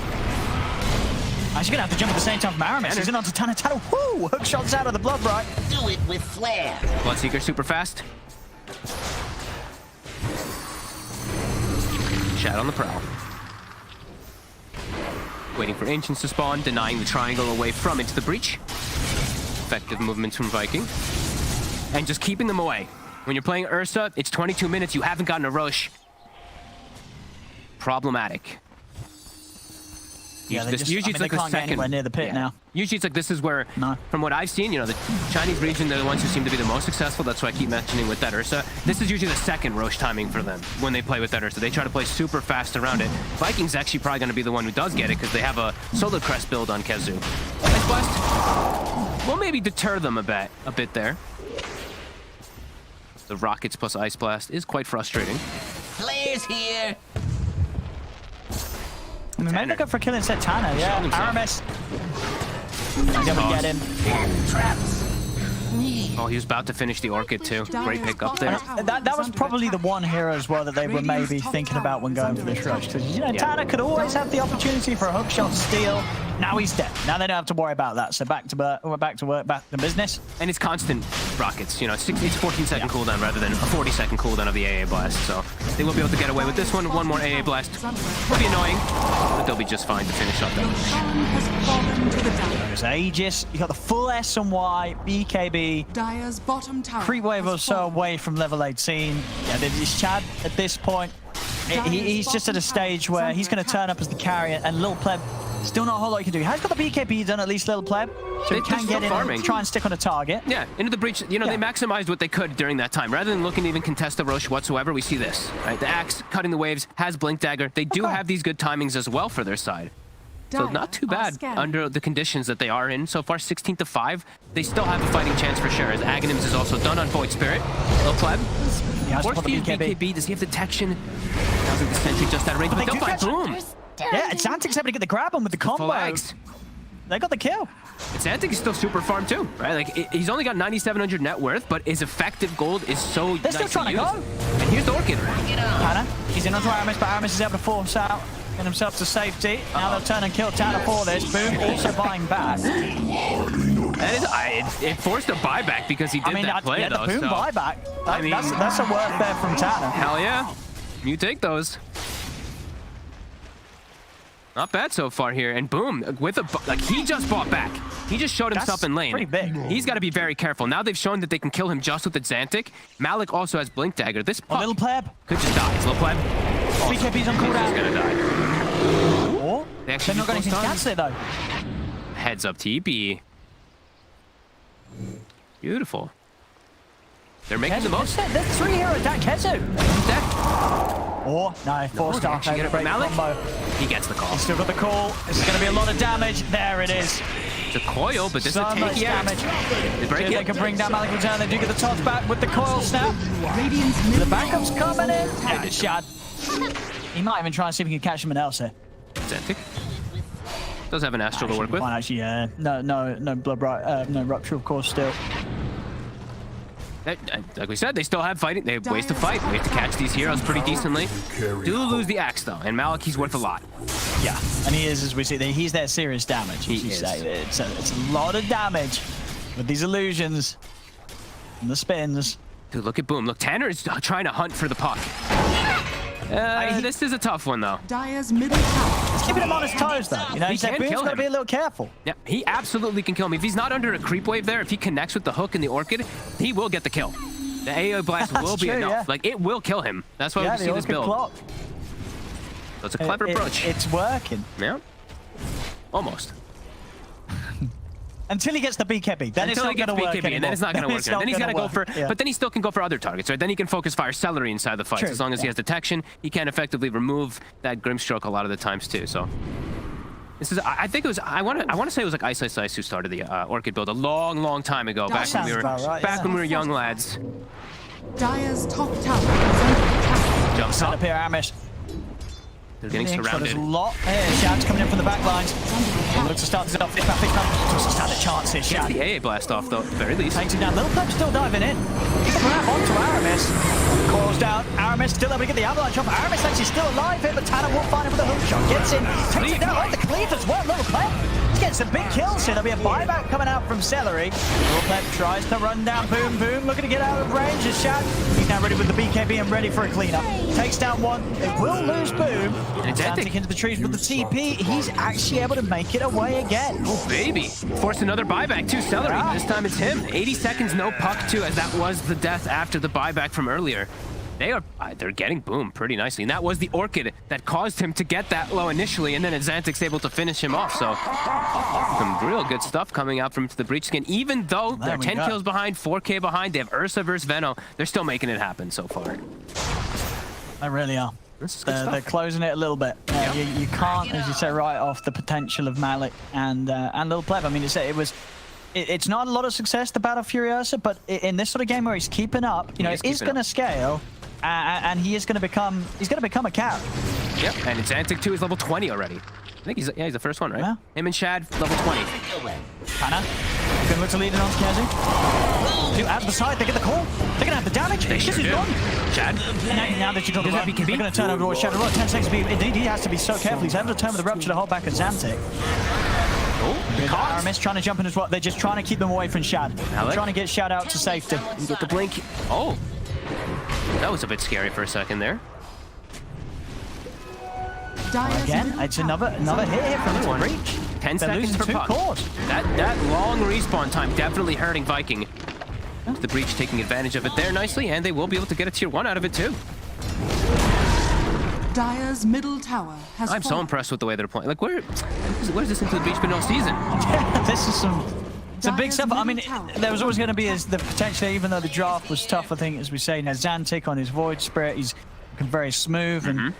And I guess that it's the same to be said for like Little Pleb. I mean, one of the reasons why game 2 was as tough as it was, because Little Pleb just didn't really have a game right. Yep. On his tiny, wasn't able to do much at all.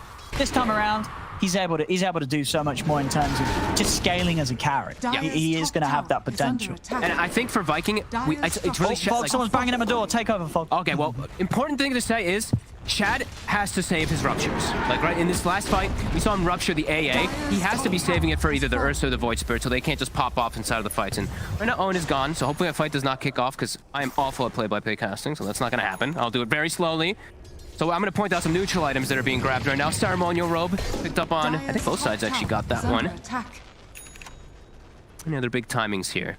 Clockwork also has a plate mail going for the Lotus, has spider legs too, and an arcane rune on the Void Spirit. So some big item timing still. Also BKB at 7 charges for the Ursa with a blink dagger now finished up, so he can focus fire targets, and he's bought his own shard. Radiant's bottom tower is under attack. Dire's top tower. Little mechanic things. Okay, you're good, but you're back. Nice, no fight. Yeah, happened, I'm back. So. I'm seeing the game continuing. They continue the comeback, isn't it? This network, it's getting smaller and smaller. Yeah, and they've gotten some nice pickups too for themselves here. The shard is picked up for the Ursa. So small things that for people who don't know, the shard, when you use Urshock, it does not apply a dispel to yourself. It does apply enrage, but it won't dispel something like a venomous gale, which can be pretty frustrating. But they have a lot to work with. Arcane rune on the Void Spirit too, with the haste and an enchanted quiver. So his damage potential is through the roof right now for Zantic with this 14% spell amp. Look shot. Off the mark. Doesn't matter. He's done it again. Fade. They're doing it. I mean, I think Viking's going to be feeling pretty shaken up. I think so too. Malik is on the hunt too. He can still solo kill pretty much anybody with this axe. Almost has a BKB for himself too. This is definitely scary moments here for Viking. That was one of their buyback deaths as well, so 50 seconds without this Grimstroke. Much higher timer than usual. They've now claimed the gold lead for the first time in this game.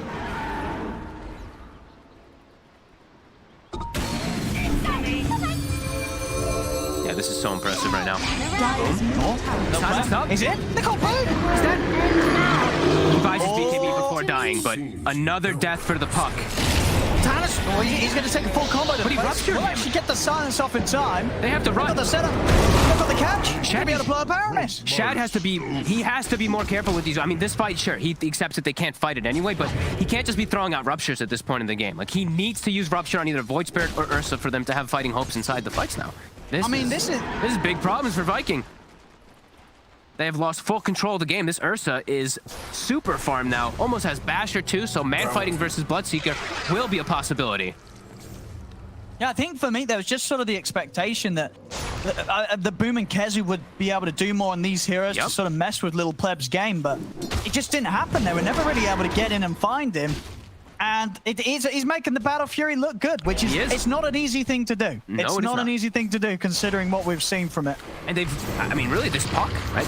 The death into the buyback has hurt this puck so much. The BKB comes out now, was definitely, you're going to look back at that and say, was it necessary? Yeah. They have so many solutions for him now, too. Like, BKB is going to be a good way for him now to watch out for, like, versus that Void Spirit and stuff, but it's also Basher. There's still an Axe Call.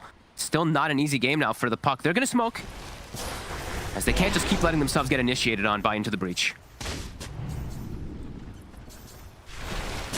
X-Manta will scout them out. Fishman. Gonna get the jump on Fishman. He will get blown up here at the start of it all, see if they can turn it into anything else.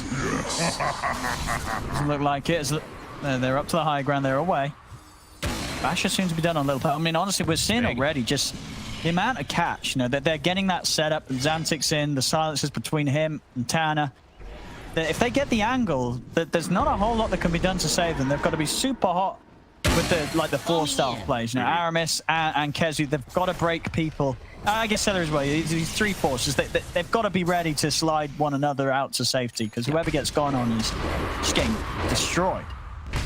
Fortunate thing for Shad is that he has Elven Tunic. So this is the one thing that's putting him a bit over the edge versus that Ursa. He has evasion, where the Ursa does not have True Strike or an Elven Tunic of his own to give himself any evasion either. So the man fights from Shad will be very potent, but it really is eyes on him for who he's rupturing. Like, I really don't want to see him rupturing AA or Clockwork ever again in this game. Get it on a core. A couple of these times now, it has costed them some pretty big consecutive damages. I mean, I think it has to be the Ursa. I don't even know. Is it really that good on a Xantic? Does it mess with him too much? It keeps him in place, but at Xantic, he understands the matchup. That's why I went for Shard as well, where you're able to just like bounce around and go all over the place. So I think it is just going to have to be on the Ursa. But they're comparing themselves. Do they have any? Another thing is too, anybody built up a Yules? I'm actually surprised. Like I know everyone hates Yules on puck now. Nobody gets it, but you're playing versus Ursa. So I feel like even for Boom, like there was options for him to just go for Yule Scepter this game. It's definitely a little bit weird to see them not go for any of those type of just straight up counters of the Ursa. They do have the Halberd at least on the Veno, but yeah. Oh, Pleb. Are they gonna be able to sneak this right next to Viking? I mean, there's no way, surely. They know it feels. Yeah.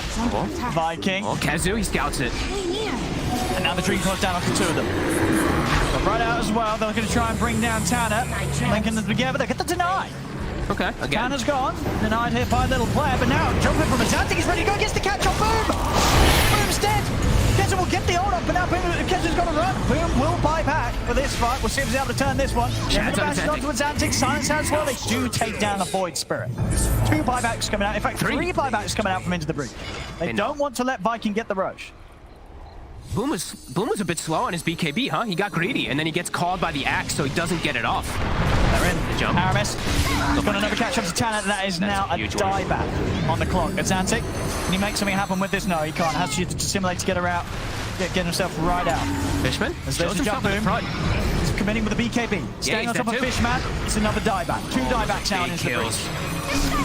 It's Little Pleb. BKB's on cooldown. He's silenced. He can't get the enrage off. They're going to be able to run Little Pleb down. They'll pop the ult, but they have the control. There's nowhere for him to go. As Little Pleb, he's trying to run. Malik might actually just be able to save enough. Boom still able to jump over. Looks towards him. They get the huge damage down onto the Ursa. They've brought down the Ursa. They've got the control for Malik. Put pretty much everything into trying to take that fight there into the breach. 3 buybacks, but Viking, They end up cleaning it up at the end of the day. Shad at level 24. He's going to have the money for the full butterfly, and they'll also have the benefits of the Roshan as well. So as close as the game's been, this is going to be quite a significant jump back into power here for Viking. Yeah, they needed to finally get the initiation, and they do. The puck actually able to start the fight for them with that coil. Cost them maybe some buyback, but they get on the big targets. Into the breach also walked in with the supports. I'm surprised Fishman like walks up and starts hitting Venom wards. Is this you're asking to just get collapsed on. As Shad will bring everything back together for his team. He's like, guys, enough. You know, I'm 9-0 and 10. Like, doing all I can here. He's not messing around, yeah. A lot of deaths here elsewhere, but the Shad Radiant's top tower keeping it very clean. As, yeah, that'll be it. The butterfly done, so as you mentioned already, this evasion, just a huge issue, and it's going to stay that way for quite some time. Still quite a bit of money that's needed for the MKB on Little Pleb Xerxa. I mean, this was a very scary like moment there, though. It really looked like Into the Breach might just run away with those few fights, but finally Viking, they get a fight on their terms and actually able to take quite a significant advantage because of all these buybacks now. Radiant's middle tower has fallen. Yeah, I don't know how they kill Shad. I guess they need to make sure that sort of max damage is being done by Malik on the axe. In terms of just getting the core, getting the illusion spinning on top of him. That really is their best damage output now that this amount of evasions online whilst they don't have any sort of true strike. Yeah, they're going to have to just do it's the axe and the AA blast. They have to just blow him up once, reset, wait for it to come back up, go again. If they want to fight into Aegis, that is. If they don't want to fight into Aegis, they still do have opportunities, honestly, to kill him. As long as they do it in the right manner. They have to have an AA blast. They have to have pretty much everything from the axe onto this Bloodseeker, who's had a pretty flawless game, actually, for Shad. Except for like, some of his ruptures, I was a little questioning, but besides that, he's done great. Especially that last rupture where he gets the Void Spirit. So we can get here as Little Pleb. Oh, Shad. Just running in. Hook shot. They're gonna Shad. Hey, that's supposed to have Little Pleb. He's in, doesn't manage to get the pass off onto Shad. So they are able to burst down the backline. They'll get Celery. So they're gonna call Malik. He's got the grab on a Boom. Look at the damage coming out. Boom. He's gonna put the BKB in the Dream Call. He's trying to run, but they'll jump in. Little Pleb's able to get the kill. They brought down Boom. Boom's gone for 2 minutes, no buyback. Back to the base goes Viking. Again, this time a long old time here. Not getting it on their terms. The axe is able to get the jump. Yeah. They still always will have the damage. How can you did he even miss an attack? I thought he hit every attack onto the Bloodseeker through Butterfly, through I did feel like he was getting the hits. He got the bash off. Yeah. There we go. I mean, a big window now. See how much they can get done with it. They should at the least a tier 2. And maybe even just a finishing up the MKB for the Ursa too. So still fighting chances for them for sure. Crazy back and forth. Boom. Time and time again getting caught out in this series. 6, 7, and 13 on the puck. Fair miss. He's in. Middle tower has fallen. And he's out. Rupture. Got a TP right away. Do they have anyone to stop it? No bash. Top tower is under attack. Yeah, a couple of hits, but not enough to try and get that stun off. And have to, I mean, do you think, do you just buy the MKB this game, or do you still play with buyback in mind if you're Little Pleb? I think you need it. I think he should buy it. I think the axe also should probably just buy up that AC too. I think these are humongous items. Well, you see, you know, Viking have a 4K gold lead, but Into the Breach has a lot of gold just sitting there to spend right now. I mean, yeah, Malik's definitely a big fan of doing this. He was doing this last game, wasn't he, where he just holds on to a hell of a lot of money before he goes in on something. He commits the gold. I think this is the right play. It's also, so strong with the way that, I actually have seen this in pubs where you go Moonshard instead of AC, but with his team, you know, this is a team game. This ain't no pub. So he's going for more of the team items here for sure then. And that'll be nice. And even then, like, even more solo kill potential will be on the menu. As 50 seconds till Aegis does get reclaimed, Viking gets shooken up again in this game. Boom has Aghanim's, so they do at least have that Ags coil versus these BKBs that we are seeing come out. Yeah, they just got to be worried about Malik. If Malik gets that call, they need Aeon discs really on the supports and on even the puck at some point pretty soon. That's not a bad shot, actually. What, because otherwise you feel that Malik, if he does get the catch, they'll just get the insta kill. Yeah, you might just get 100-0. The coil comes out. Toss and toss. We'll be able to finish off Tanner in a second here. In the middle, too. Over in the mid. They're all split up on into the bridge. They're looking to fight Malik. He gets the call for the backlines. Look at Celery just get destroyed. And Kezu will pop the ult, but he's going to get taken down as well. I mean, Viking, they're making the play on Tanner top, but they're also trying to make something happen mid. And mid, into the breach is more than happy to take a broken up fight. Especially with this axe being a literal carry. I mean, Actual just carry. You just, whoever he gets the call on, he really is, I mean, at least 90% of their HP. He has the ninja gear too. He's just constantly, quote unquote, smoking around the map to look for these plays. He can solo kill. He could do it. He can solo kill most heroes. Like, besides the Bloodseeker, everyone else probably just dies to this. Especially with an AA blast. Lil Pleb, quite far up right now, Boom. He's getting bashed. He wants to chase Lil Pleb. Sure does, he's got Flicker. Oh my god. The blink and the flicker actually puts him in the perfect direction. He's going to keep trying to chase, but now Xanti's got to hold back a bit. He's been ruptured. Let's go back off. Little Pleb still trying to have him poking onto Aramis, but with the E-Blade up, Little Pleb's got to respect this a little bit. And Viking just getting chased back to the base. DD rune drops. Is a phenomenal flicker game as well. Yeah, so much stuff to shake off. It always feels like a good flicker game. Very strong item ever since it got changed that it blinks you forward. Oh, Malik. He's on the hunt. Oh, he's got bots. Is he gonna ninja go? Has he got the damage? Oh, 23! Is he able to get out? He's not. Brame's gone. As now they're trying to solve up with the E-Blade, but Little Pleb's already got the ult, so jumping for his hand, gets the silencing off the back lines. He's running in onto the support, he's got the control onto Celery. Celery, getting hit by the stun of the Dissimulate, they bring down the Celery, another silence comes into play. He has been bashed to Santi because he's gone in to jump himself out. He has the Yules, Dissimulate in a second, gonna get the Dissimulate off. He can't, silence him from Boom. It's a buyback though, from Boom. Fishman. He tries. Indeed, they get two, but as you say, if Into the Breach themselves don't have the buyback forced out on Xantic, they're going to be very happy. They're so aggressive. I didn't realize he hit 25. He's 26 on the Void Spirit. He jumps and gets the Dissimulate stun also on the backlines too.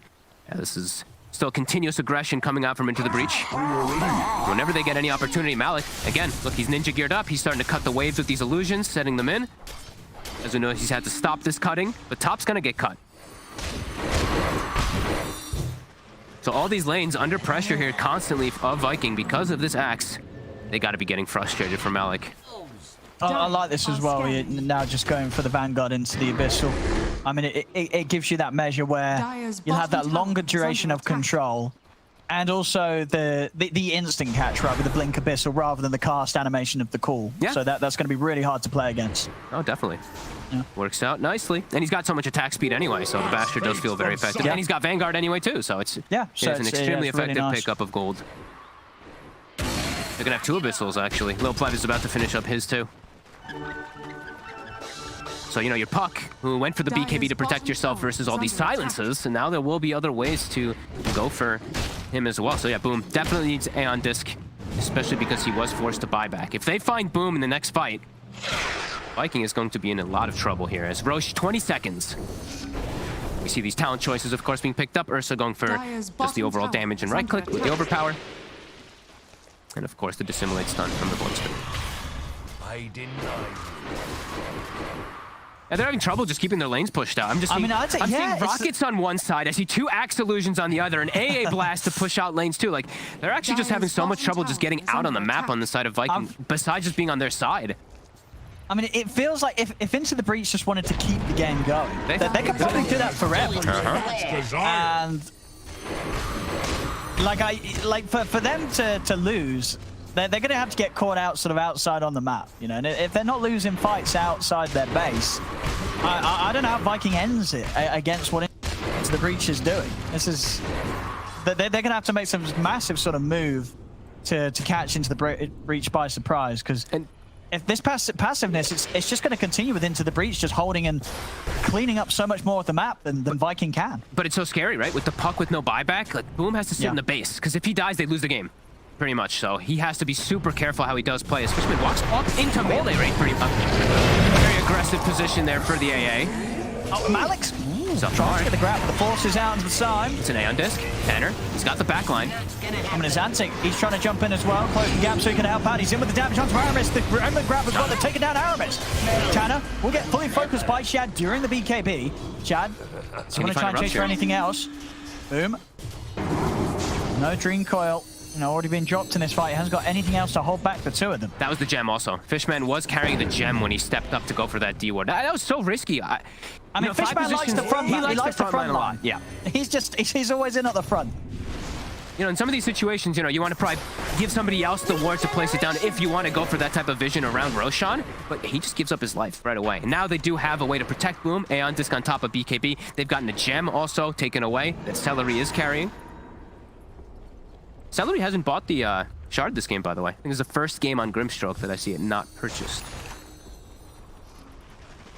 Especially into all these silences and all these disables, I'm very surprised that he has not gotten it. I guess we'll say that he might just pick it up now, right? He's got the money. Probably. I don't know what else he's going to be wanting for his slots. He's got to be buying it next. Might have forgot. We have heard players forget about the shards. We heard Spartan. Yeah, but you don't forget about the Grim shard. Hey, Spartan forgot about the Willow shard, man. That one's like one of the top tier ones too. It happens. There's so much pressure in these games. Into the breach. Start working on that Roche. Lots of gold on Little Pleb saved up. 6,000 on him.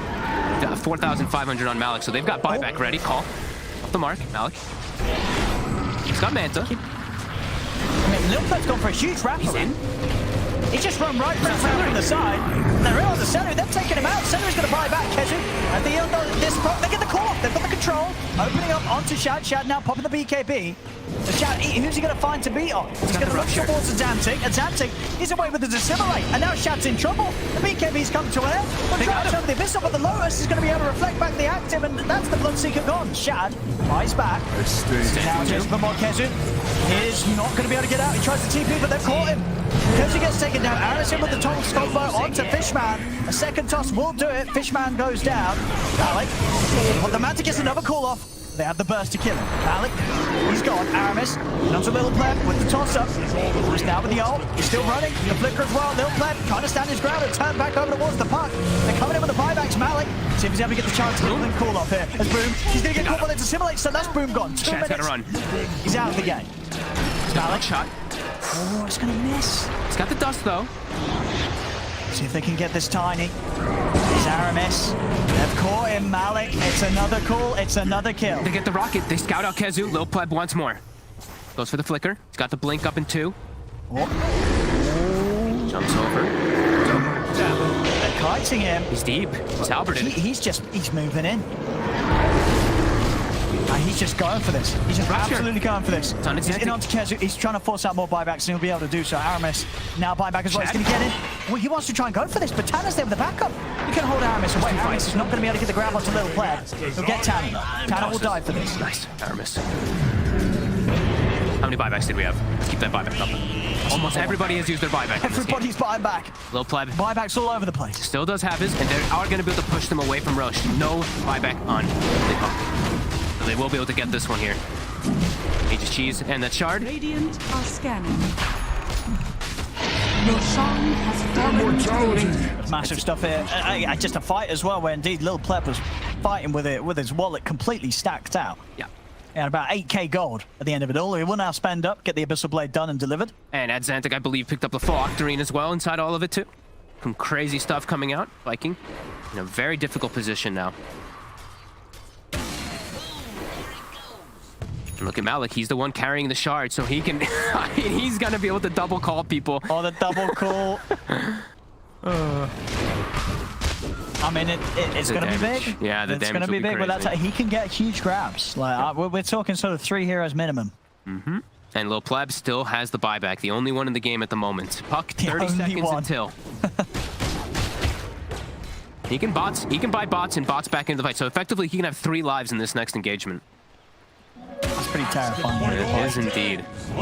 Seeing as they have to use so many buybacks themselves to just sort of trade even and see into the breach down the road to 12k ahead. These fights are not easy for Viking. No. It definitely feels like Viking kind of missed the timing this game. Absolutely.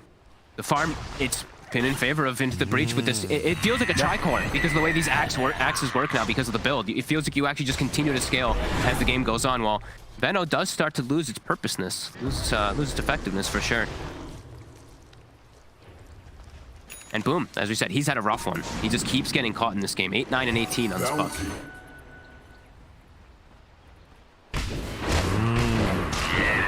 Full dominance of the map now, getting themselves this farm. Yep, we'll see Malik spend up as well. Yep. So not only double core, double abyssal. Oh, baby. That's a lot of control. If he posts a BKB, he gets double abyssal, double call. It should be a kill. I guess they have got ways to mess with the Aeon Disc, 4 staffs. Yeah, I guess that kind of messes with that. Even Shad has an Aeon Disc. Like, because he could actually just, like, if he BKBs, he can get called, abyssaled, refreshed, called, abyssal, and then his BKB's gone and he's just dead. So it's good that he has that to at least kind of protect him a little bit for the status resist. It does not dispel the call. That's very important to say. But low pleb, he's got an idea also versus that Aeon Disc. He's getting that nullifier. He has so much gold.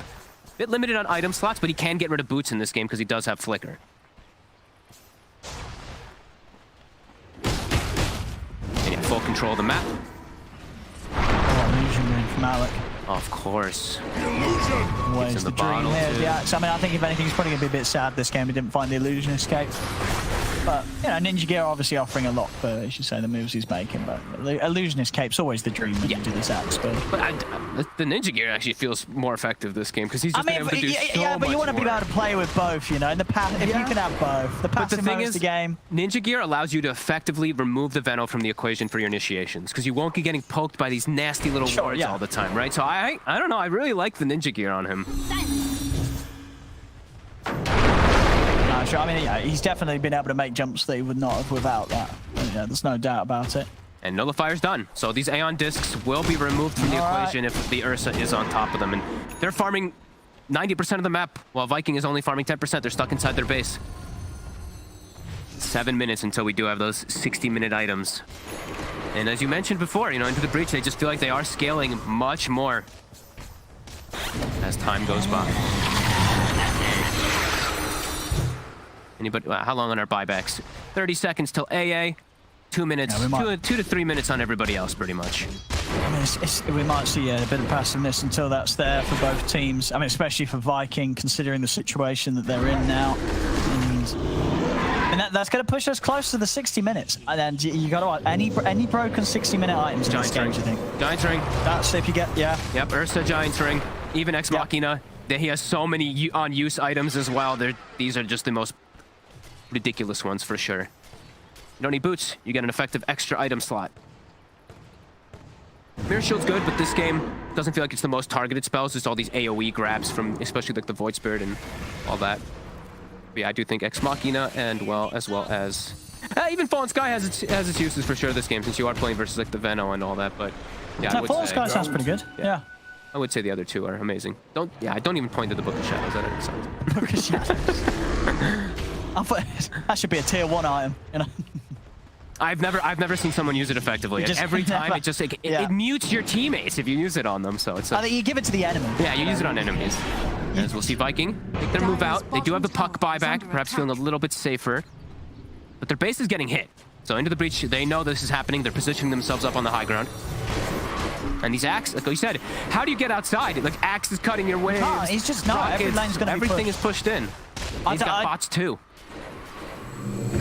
So I don't know how Viking do this. It's like there's constant pressure. You can't make any moves. You just got to sit in the base and hope for the best, I think. You know what they have, maybe hope for some sort of tosses under tier 4s. Exactly. What I was about to say. They've got the puck Ags with the Tiny, so they've got potential to throw people back quite far. He did take status resist on the Tiny this game, which a little bit disappointed. It is so good, of course, on these Tinys, but usually that's the carry Tiny.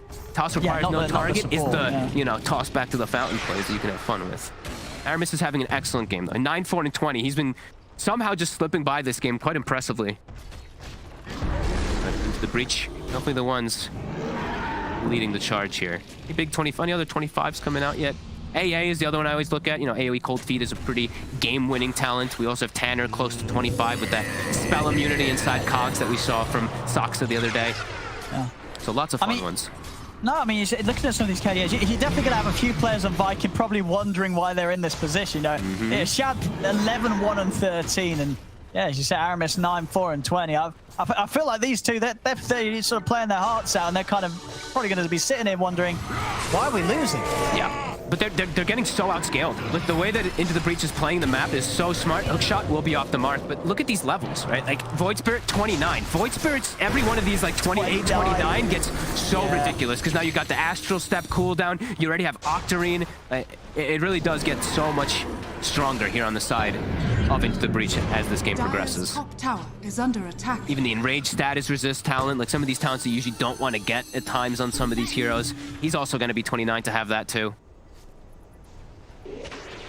How close are we on the levels on Viking? Just they're 26 to 27s, but yeah, two level difference at this stage is a huge amount of XP. They're smoking out. They see Into Breach all split up during all this.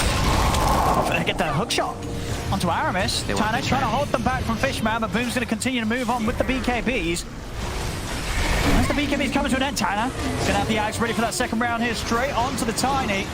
Alec looking to get the control off, but that's the two of them dead, and Tiny doesn't have buyback. Kenzie now getting focused with the badges. A double kill for Little Pleb. They've got a buyback. Okay, Tiny's buyback was just available again. Azantic on the refresher, the call from Alec, tearing Shad away from Azantic, so Azantic's able to still jump over the Simulate Aramis. And with the two-man toss on the back of the Soul Mine, they've been able to take them down. Look at Shad speed. Got 3 dead on Into the Breach. Into the Breach, they've got to get out. Azantic, he's got no backup. He's got to try and get out of this fight as soon as possible, but Boom's in with the chase. Azantic, he's going to get taken out. He's got a Your Scepter. Gone. But he's gone as well. As the buybacks come out from Viking, yeah, this is why they were waiting. They did not want to play Dota until buybacks were back online. They're back online now. And that second round of buybacks on their half of the maps is able to win them the team fight. And they fully do control that Ursa. They are able to get on top of him this time. Great spell usage coming out of the puck in particular to lock him down. Incredibly back and forth game. It really is. Back on now. I mean, they're going to get the Roche. Are they going to buy Into the Breach? Is the question. Well, for Roche, I don't think so. Into the Breach is probably the latest guy. I think they're going to feel that because they are still in a pretty good position, that even with the Roshan dropping to Viking, it's not like this Roche means it's impossible for Into the Breach to fight, because Into the Breach is still going to be able to fight that next fight with the buybacks. And Kezu, he did get his ult off inside of the fight too, which is really important to point out. He gets it onto everybody, and then the toss combo, as we will see from Aramis in a second, was did catch them right at the last second of the leash with the double, and they just, I mean, Urso got pretty much nothing off inside of that fight. He didn't actually, did he? No, Little Pleb, for all the times we've seen the last few fights, he's been able to have a good time. So yeah, Tana there, a bit of a scratch to the neck. Definitely one of those fights that they're going to feel, especially after this second half of the game where Into the Breach really sort of come back. That fight does shake things back up a little bit. Especially when they just started getting those huge levels for all like these level 29s and whatnot. Viking able to somehow strike back anyway.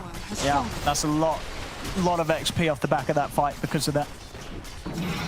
They really don't want to buy back. They want to save these buybacks. They want to be in the position where they have buybacks and Viking don't. Yeah, Rax is not an issue at this point. You can fight versus, I mean, even if you have like 2 lanes, you can still fight quite easily on Into the Breach. I mean, they're only going to lose 1. Honestly, I think there was a chance that they could have maybe lost 2 there, but losing 1 Rax, but being able to protect your buybacks, all things considered, even though that fight obviously hurts, losing the Roche, that hurts. Into the Breach, they're not going to be too hard done by that. No.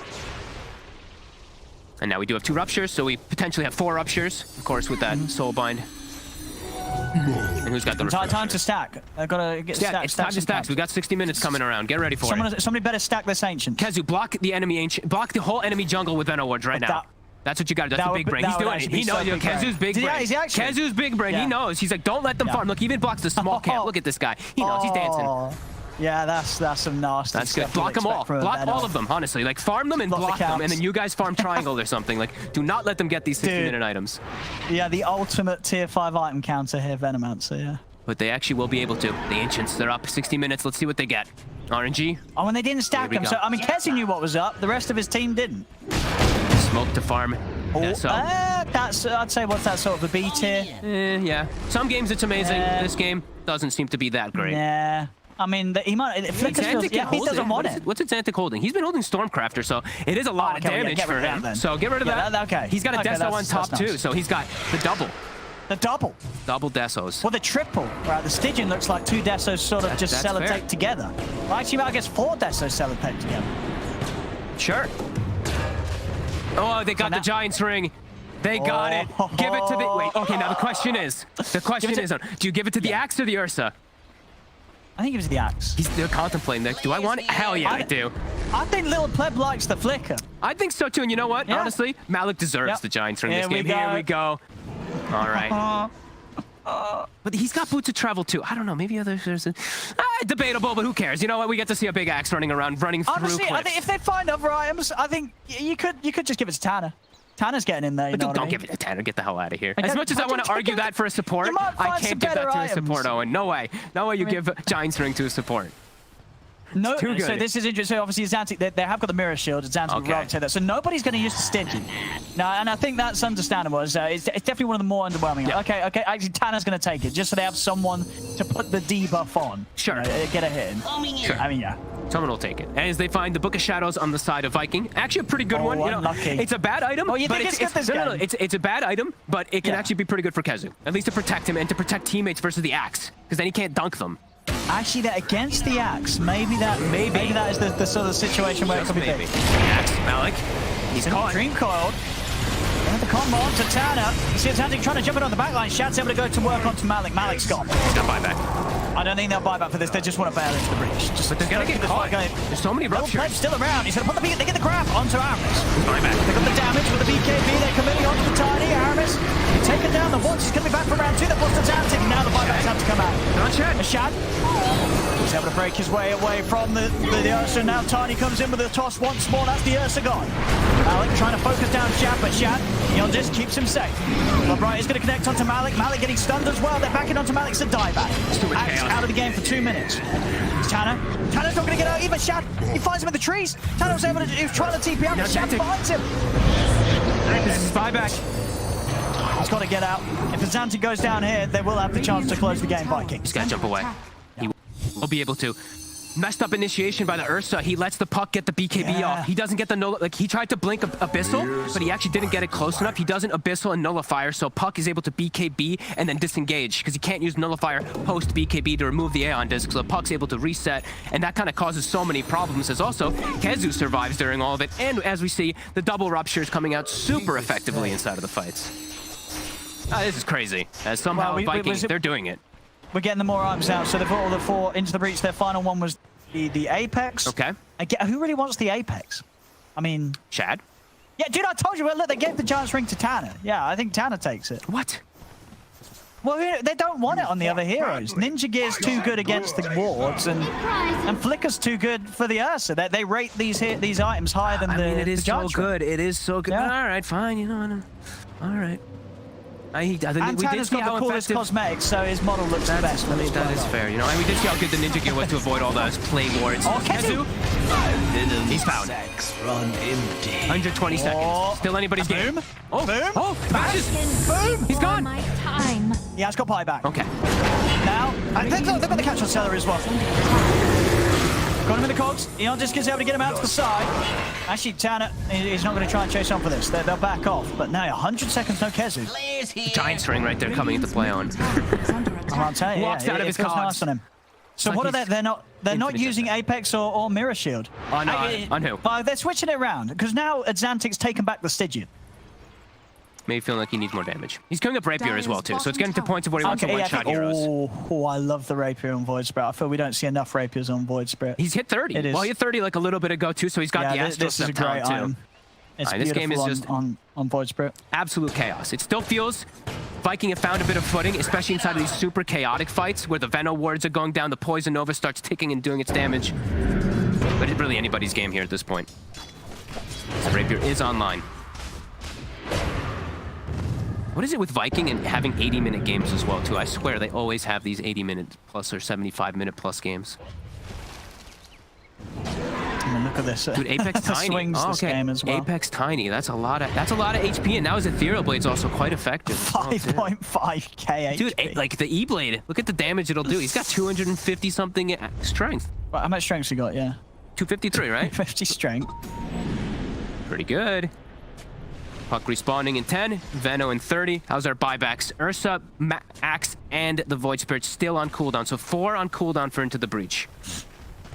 I think if you're into the breach, you might just... I think you probably just sit in base for 4 minutes. I mean, at this stage, is there much to really achieve from farming, hitting creeps? I mean, buyback is the most important thing at this stage. And you can just keep cutting waves, right? You got rockets, you got Malik sending some Imantas as well. You might have to take a 4-minute break. Yeah, I think so.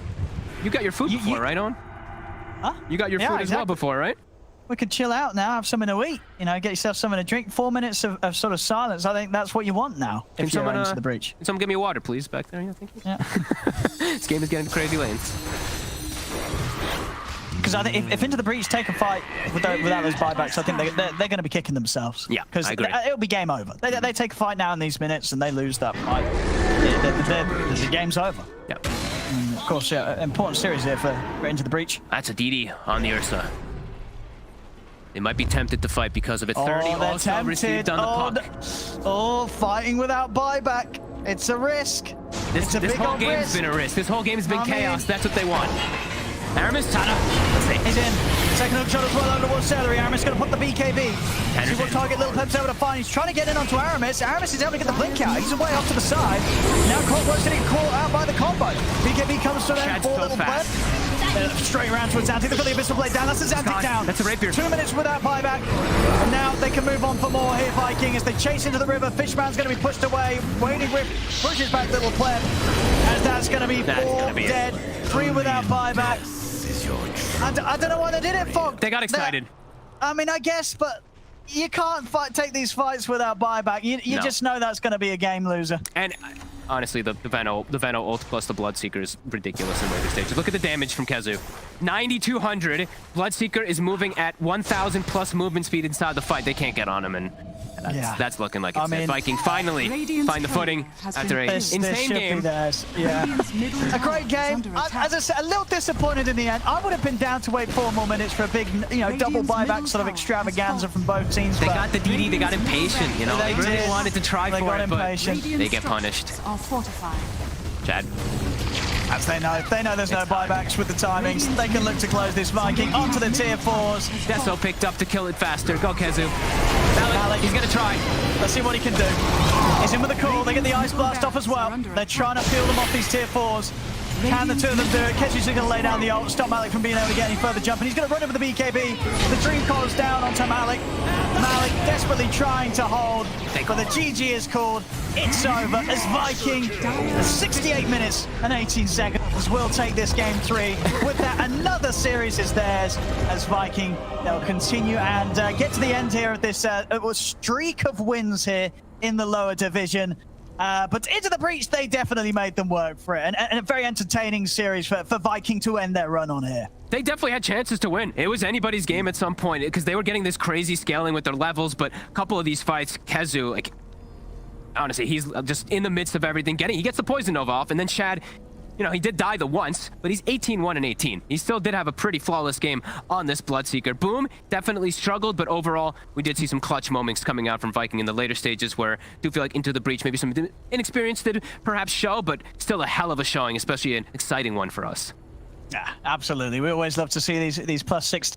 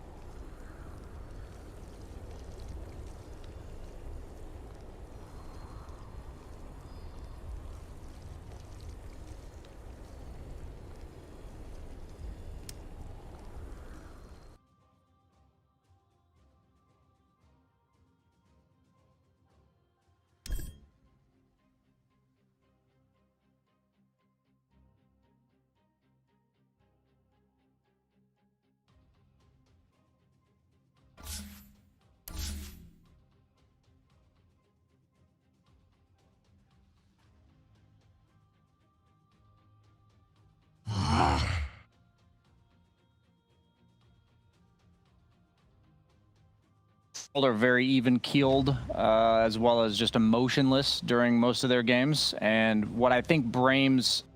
I think their approach is cool, and it's fun to watch, because their games are all over the place. But in the long run, that doesn't really help you that much if your games are quote-unquote all over the place. However, we do get some cool series, and I always love watching them, so... I'm just saying, objectively speaking, it's hard to believe a team like this would have continuous success. But now is their time to break it through and make it to the major.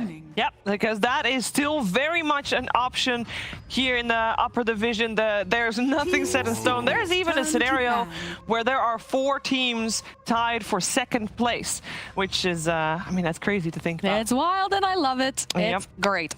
You know what else I like? I like this Pugna pickup. We were talking about this earlier. We know that Adzantix played it over on Into the Breach, but it feels like it's got a very value place, right? It's going to be able to push buildings early. It's going to be able to decrepify, cause, you know, the other mid laner to have a little bit of trouble being able to go and CS, and then that life drain also be in that battery too, because if you've got a bunch of beefy boys up front, you can just sit back as Pugna, keep them alive, and, you know. I think the unsung hero, a part of this hero is the Nether Ward. That thing's incredibly annoying. A lot of carries are opting to not go for the BKB early on. They're going for these Sanj and Yashas and Scotties, and it just eliminates that concept of playing a long, drawn-out fight, because it does drain your mana over time, and it also hits you pretty hard if you use high mana cost spells, and Secret already has a lot of those, even though Mag is a strength hero. Same with Snapfire. A lot of mana cost if you add up the 4 spells together. Is there anything that we can learn from the bans on the side of Brame, or the side of Secret for that matter? We have a lot of carries bans for both Focus and Matu at the moment. There's some respect here. Yeah, the combinations with the Mag, that's what Brame's focusing on at the moment. Yeah, in Secret, you know, we know the fact that Skylark likes to play that Elder Titan, sometimes in the off lane. The Lina recently, if you've been watching any of Brame's other games, that's something that Stumman has been doing well with. And Medusa's just busted, guys. Super busted. If you can get it in a nice position early. Obviously, you can shut that down, as we witnessed earlier. I think they also feel better picking this Pugna 2nd, because it allows you to not have to ban like Faceless Void. As an example, these carries that the Decrepify kind of owns and also pair very well with the Mag. So I would say Faceless Void, Troll Warlord, even though you can buy Ags. It's just another item that you have to adjust to, and with Mag, you kind of just want to go luxury stat items. You just want to go everything that buffs up that empower damage even more. And it makes sense that they would ban out the Lifestealer Natural Nullifier buyer. Jug's got the innate BKB, and PA Mag is certainly a classic. So what's kind of the reject Mag combo? You know, the hand-me-down. The B team. The B team, there you go, yes. Well, last time when they played Zai on the Magnus, they had a Wraith King for Matu. Oh. If you want to have that again. They have also played it with Juggernaut, obviously now banned, but that's the only time when we saw Zai play Mag. Those combinations, that is. It's kind of funny, I played a pub with Zai, and he was forced to play 5. By forced, I mean he just willingly gave 3 to somebody who was lower ranked than him, so I respect that. What a lad. And he was supporting me as 5, and his laning Mag is incredibly annoying. So, like, I laned with it. He was still playing Mag, but yeah, he played Mag, 5. but he played 5, yeah. So, Okay. yeah, I'm sure his thought is like, I might as well practice the hero while I'm here. Yeah. And he just does a lot of really annoying shockwaves into skewers into tower, a lot of little creative plays that just make you know when you watch it that he is a specialist on these. Just, so I want to say mess with you heroes, you know, interfere with the way you would normally play Dota. They kind of just break the norm. You know, the status quo. I mean, there's a reason why, you know, we play Secret so highly, is the fact that they're very innovative, right? This is a team that is not afraid to bring out something a little quirky in that 4 position. Try out the 4 position Luna, you know? And I feel like the best teams are the ones that innovate and create these opportunities. Still not sold. I'm sorry, I'm not sold on that Darkseer in the mid lane, but, you know, this is... It did win, though. It did win, yeah, you know? The Wyvern, a little bit weird. You have the decrep already to deal with whoever gets cursed. As long as Pugna's not in the curse himself, he can just decrep the cursed target and nobody attacks him. And also, one of the heaviest magic damage dealing duos you can open with the Centaur Pugna, so the Cold Embrace isn't exactly a save. So, I'll just be honest, I don't exactly know why they picked it. The only reason I can see is the Arctic Burn percentage damage. Don't you pick up a Spartan Oracle here just as like an extra security? It might be policy because he's good with this hero as well. I would be concerned about revealing a support here actually. Too early? Because if you go Oracle, for instance, you have 2 backline likely supports, and then suddenly they pick Storm Spirit for Nisha, and you might be in some trouble there. So you just got to be careful. I think Oracle looks good against what we see, but it's all about what's coming. Maybe a Clockwork? We're looking for position 4. Earth Spirit actually is still available. Yeah, I wouldn't mind that. They've run this Pugna support, haven't they? It's usually Wish. It's a Wish specialty. They never run it support. I don't know. I think they have played it twice. And of the support duo, they have played Stoman and has played Pugna at least once. Okay. They lost that game. Was against Alliance. Okay. They prefer to have Wish. I just knew it was a possible flex is all I'm saying. Yeah. Okay. So that kind of screams to me Storm Spirit here. I think he's licking his chops. Oh, never mind. They're saving his pick for the last. They want to know what this Pugna is. Nisha's so unbothered by this. He's just yawning over there, flashing the smile. Actually, all the gamers look pretty sleepy. If you noticed earlier, they were all rubbing their eyes. Been a long season. Has indeed. They just go for the classic here, the Io Gyro. Maybe they had studied them so much to the point that they figured they would go an IO combo here, and that's why they picked the Wyvern, almost like preemptive way to deal with it and dare you to pick it, but they still go for it. Gyro, one of the few carries that doesn't particularly mind playing into Wyvern just because you are mixed damage, and you can often go Maelstrom, so the Cold Embrace, once again, not exactly a save.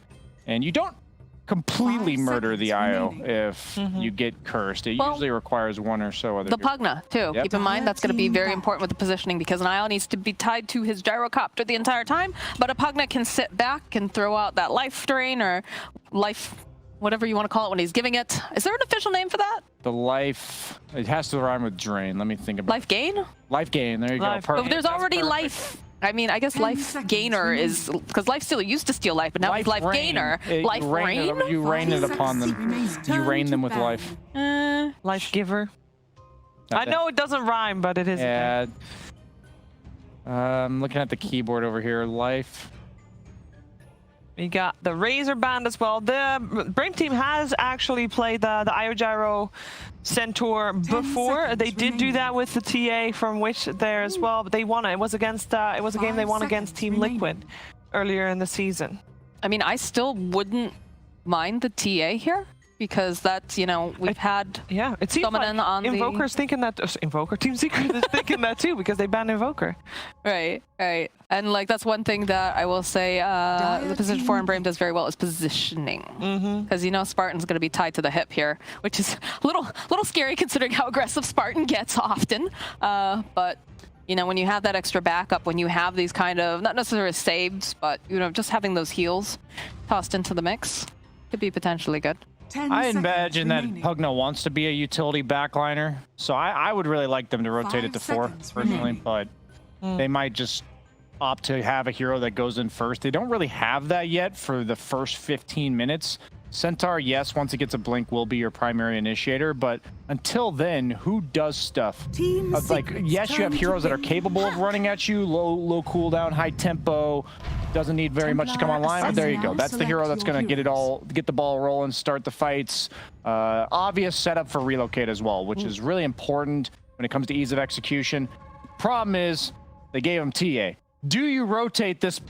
No, you don't. That's Nisha TA. I think they should have flexed this Puck potentially, because Pugna traditionally does pretty decently against the TA in the mid lane, while Puck suffers. So maybe it would have just griefed their draft to rotate the Puck to a 4, but I'm worried about the mid lane matchup. Nisha has a heavily favorable matchup, and we've seen how potent he can be if he gets off to a good lead. So because of that, I'm going to lean towards Secret, but if Secret falls behind even slightly, they're screwed. So it's going to be a lot about that map presence that Brame can have with the Puck. If he has a decent start, nobody can be by themselves on Secret, while pretty much everyone on the side of Brame can be alone, assuming, you know, you count the Io Gyro as a duo that plays by I see. You himself. don't care about the IO here, you know? You're just melding him into one. Well, yes, I mean, he's basically one with the carry that he's tethered now. You know, USJ doesn't appreciate supports. I mean, it's I am with him in this one. IO Gyro. It's you know, they're one. They make themselves 1 + 1 is 3. That's them. But they are the 3. Where am I? I don't know. Who do you favor? I like what Brame has for their draft, but I feel like there's a lot of little pieces that have to fit together. And I always feel like whenever we say they're on a timer, it's never a good sign. So I do favor the secret draft. But you know what? I'm on the Brame train. Let's go. Make it happen, boys. Well, we did say there's so many different tiebreaker scenarios at play here, but for this series, you need to keep in mind one thing. This is one best-of-3 series. Loser of the series will no longer have the option of making it to the Major. There's still a chance for tiebreaker relegations, but Major is out of the question, so you need to win this if you want to make it to Ukraine. We're going to find out which one of these teams will take the first game of this best-of-3 series together with Cap and Kyle. Yes, it's been an incredible run by Brame so far, but in many ways, Kyle, this is the final boss, right? It's Team Secret, it's your final series, and, you know, you got to be able to prove. If you want to be able to go to the Major, you have to be able to beat some of the best teams in the world, right? Indeed. I mean, they're the only team in this entire season to take down the Kings of the North Alliance with the 1 loss coming against Brame. And they've got a very elegant draft. The Pugna support, Stomina, has played this previously. He's looked great on it. A very beefy lineup, but the focus I have is on the TA versus Puck. You see that man with the winning smile? This is one of his favorite matchups to play, really any TA player's favorite matchups. And I think Wish's performance is really going to determine how his team is able to progress into the mid-game. Brame currently inside of the game are spamming Team Secret lines, showing that they are a big fan of their opponents. Now, for those of you guys who are tuning in and maybe haven't watched the full of the DPC and are just looking at this matchup and you're saying, okay, this is going to be a total smash. Team Secret's going to wipe the floor with them. It's going to be easy 2-0. You might be right, but to give you context about the recent matches for Brame, they're currently 3-3. They managed to beat Hellbear Smashers, Tundra. Okay, expected. As you said, they beat Alliance. Fantastic win there. They also, in their losses, took a game off of both Team Liquid and Team Nigma. Like, these guys are legitimate threats to some of the top-tier European teams, and they very well may be able to prove to be a threat against Team Secret, who has not been looking the absolute strongest. No, definitely. I gotta say, you know, next to Alliance, Brame have been the biggest surprise of this entire season. Not just because of the series they won, but they've looked good. Like they look like a great team, and I'm impressed by the way they draft. They don't make too many unforced errors. A lot of the times in the games that they lose, it's more, it's close. Like, they're not just getting blown out.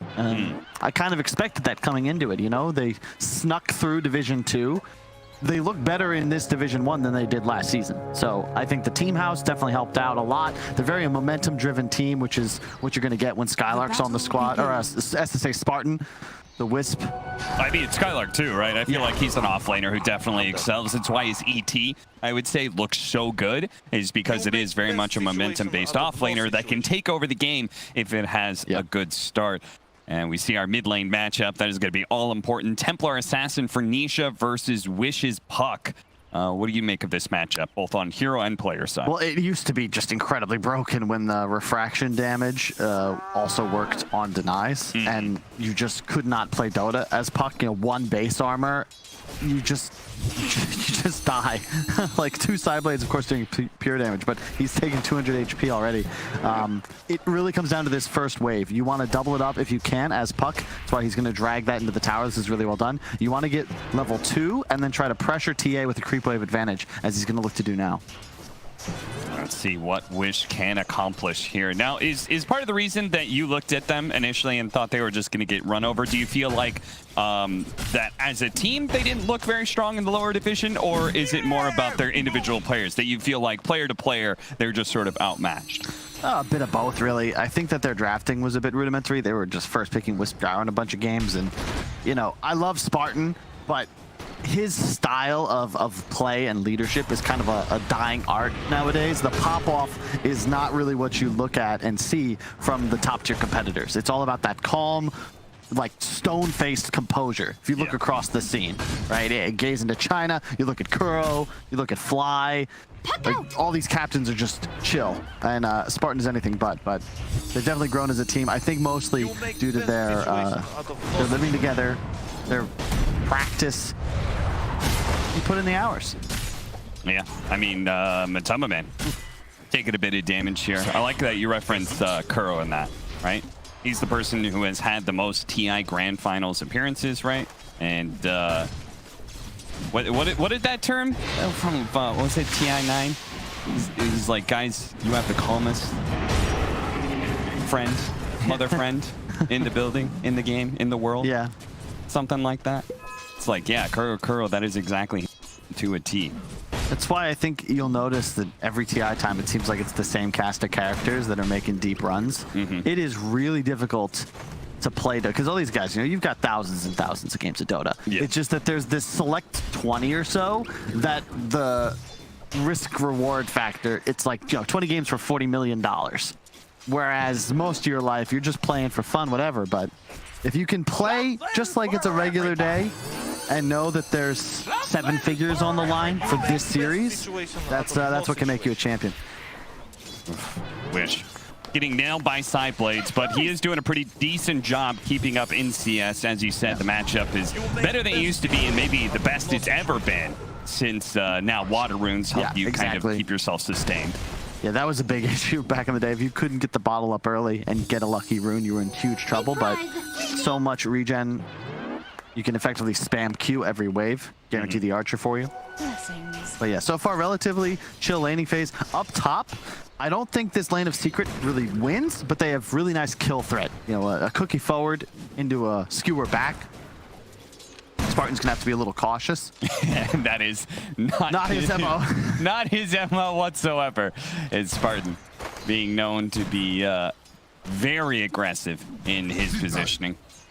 And we'll see how that does for his IO combination with Gyrocopter here. The Yapster is going to look to make sure that the pull is interrupted in some way. Spartan still managed to get it off, though. So hard to interrupt the easy camp pull nowadays. If you get one of the range camps like these Knolls. Oh, but, dude, that Snapfire little shredder, so much damage. Wisp going to -3 armor. They're tanking all the shots. I mean, like, Nisha is winning mid, but all the side lanes are doing very well. Skylark 19-2 against Matamba Man's 18-2, so they're definitely securing the Centaur a good lane. Gyrocopter's farming well. I think you're okay with that, though, if you're Secret. You know, realistically, Brame don't get Ancients, like, ever, until the Gyro is huge, right? Whereas Secret, you can start taking them as a TA the moment you have maxed out Refraction.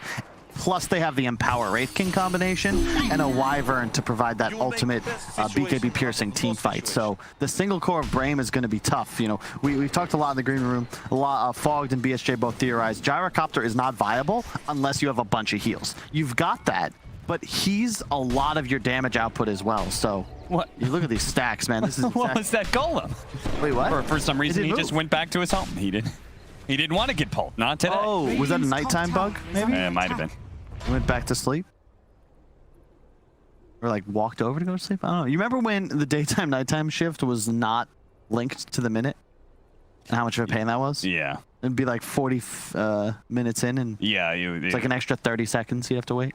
It was something like it would add on, right? Oh, it wasn't even a nighttime thing. It just, that's weird. You de-aggroed for some very odd reason. A small indie company.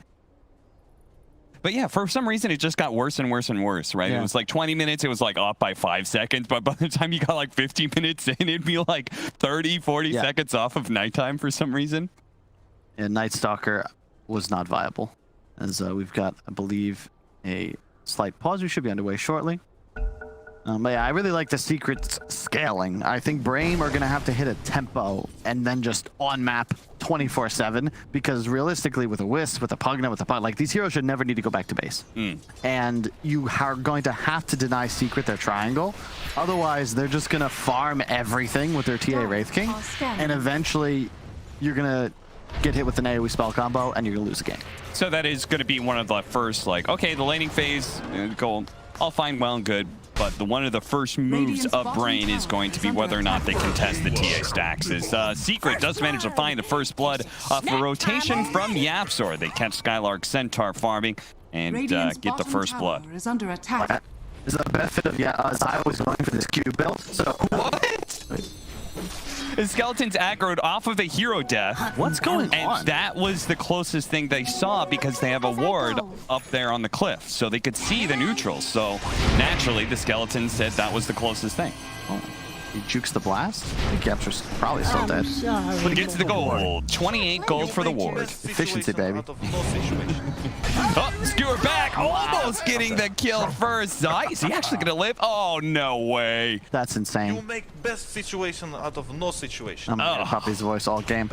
So yeah, that's the thing. When Zai goes this Q build, see, he was level 5 when Yapzor rotated, so he's fine by himself. I didn't expect him to be that fine, but gotta be happy, and I think it's a dead Pugna. Yeah, he's still dead. Wow, 2-shot. The tempo cannot protect itself. A TA trap lasting so long, and Nisha's done this a couple times now, taking the opposing easy camp away from the puck.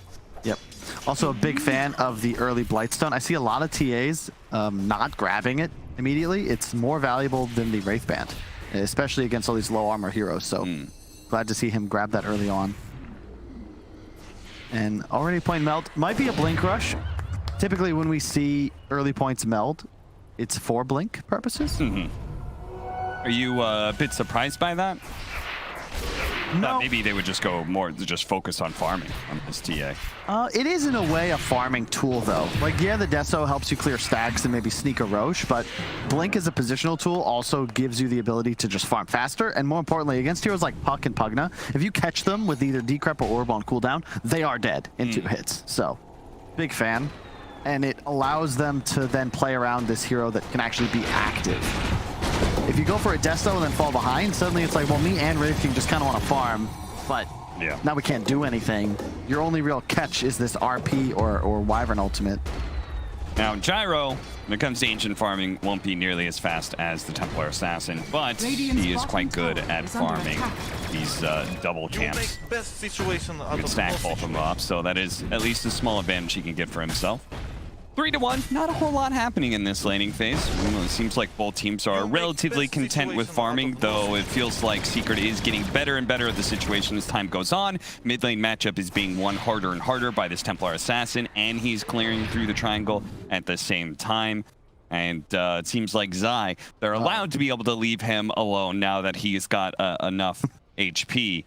Oh no, looks like we've got the Flashpoint server pack downloaded. Oh, I hope this doesn't cause issues.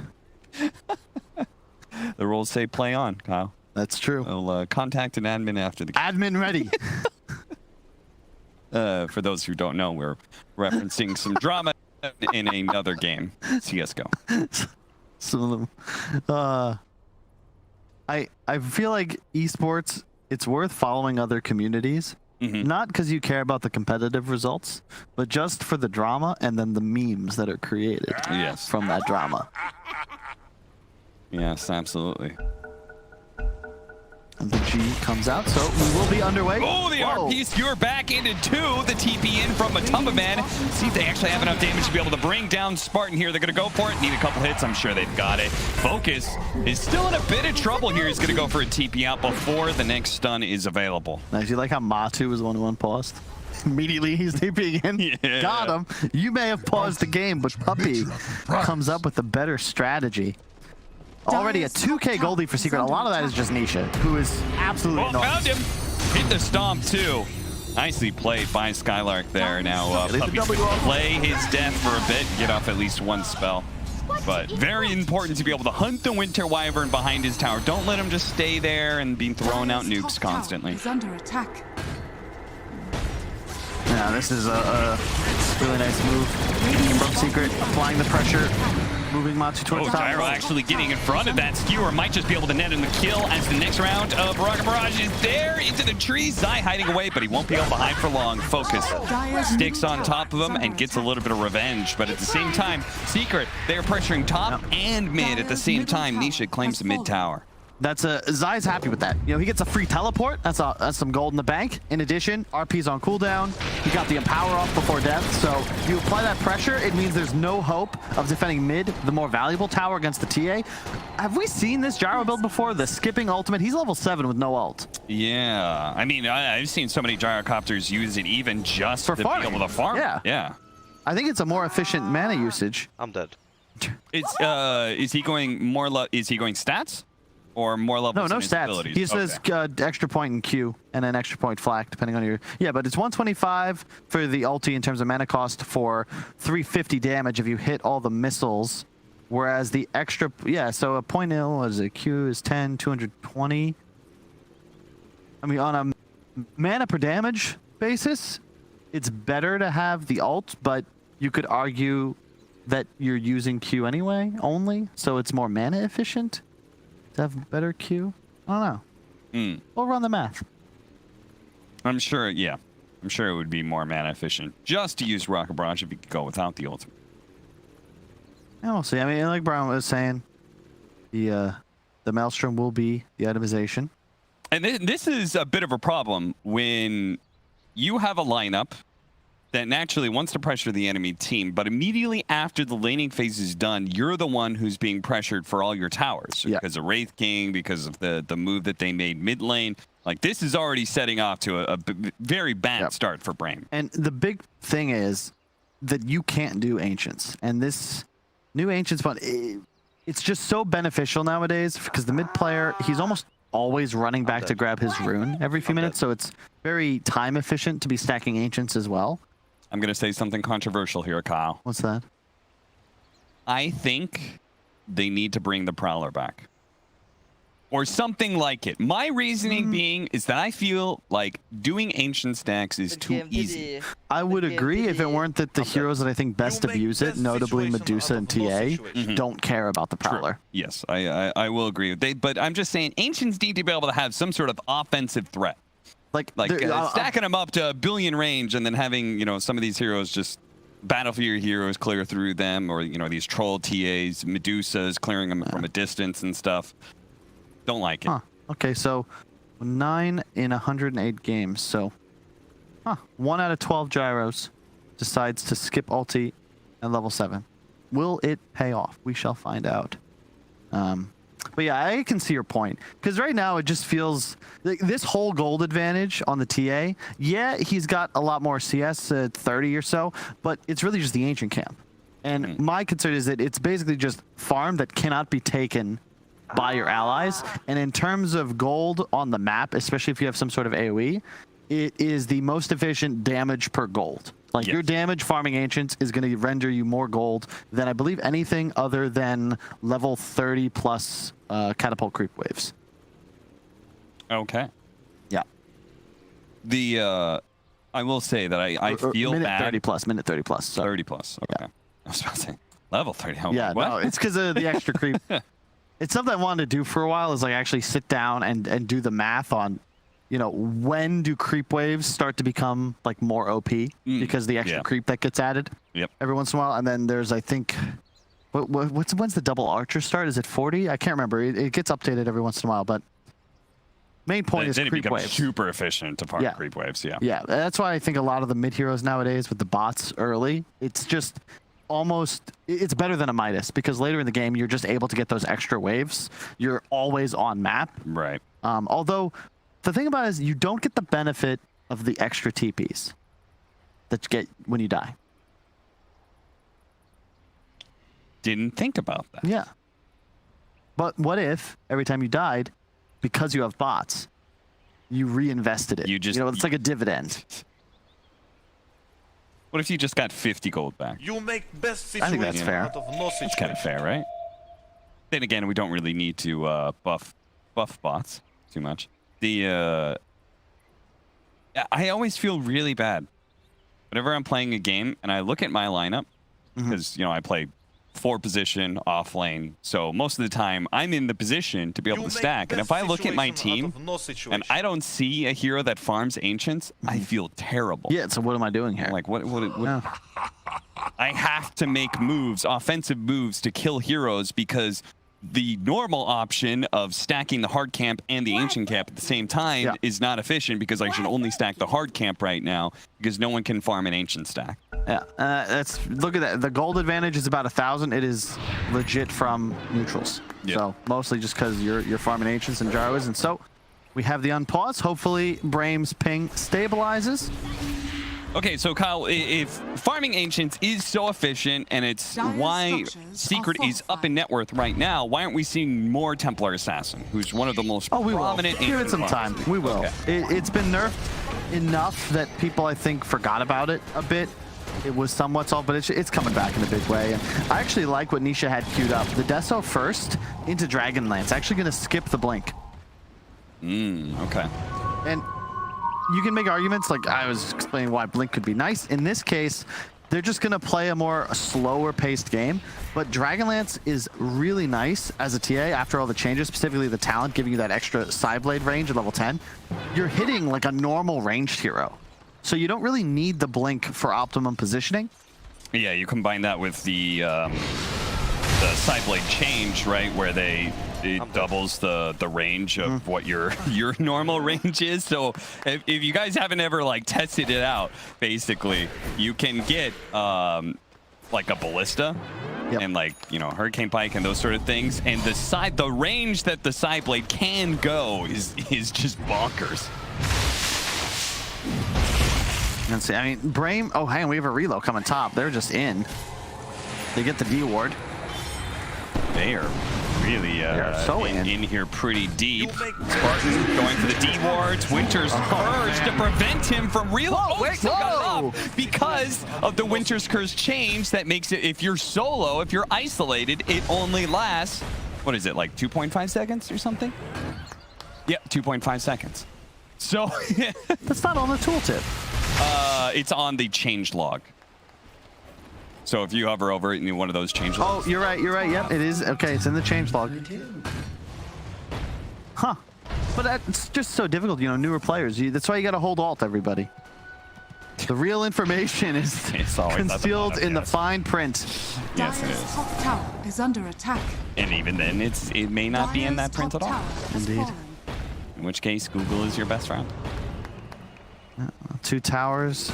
It's just one. Secret might be posturing for a fight. They have the RP. They know there's no reload. Not have Stampede either to be able to get him out of here. So when he is skewered back, he is particularly in trouble. Now he's going to be saved for a moment by Decrepify. Dominant. Does he have any life to give? He's got a little bit to help out Skylark. They're still going to go for the RP. They're heavily investing into this one. Skylark is still not dead until finally the nuke does come through from Puppy. Dominant stuck in the trees here. Man's going to cut his way through. Life Drain heals him up a little bit, takes away that first life. Dominant, a little bit left. He's going to get one more nuke off with the Decrepify. He's actually kind of dancing around. He's going to be okay. Spartan heals him up a decent amount. Man's the one in trouble here. They have the Maelstrom on the Gyrocopter. He's going to catch up to Man. He's going to need some God tier toggling here. The Gyro didn't really chase him, but the relocate in front of him. That is ultimately what's going to kill Man. They do not have a stun. Yeah, well, do you notice there was someone missing from the action? It was Nisha, who was just farming the entire time. Took his ancients, pushed mid-wave, took enemy ancients, and so this is the playstyle, right? This is why he's skipping blink. He's just farming. Nisha playing the hard carry here. Matu with the armlet build, more of a space maker. And realistically, with Empower and with an early armlet, you're just incredibly gold efficient. But yeah, like that was unexpected. I would not have figured Secret to go that hard, even blowing the RP at the end there for the center. They could have just walked away and just said, okay, we brought 5, we only are 4. That's a win for us. We're wasting your time. But they wanted to continue chasing. Brame doing an excellent job. Oh. Another Stampede being used very defensively there. We've seen both in China and Ice, they always go phase boots on Centaur in this sort of situation just for the bonus armor. You can see their -12 armor coming in. Yeah. Like, he gets chunked without any armor assistance, and he's going to go straight for a blink too. So very risky build by Skylark in the event that, you know, the little shredder plus the Deso plus the meld hits, like he'll die in 3 hits. They gotta move fast. They know what's happening.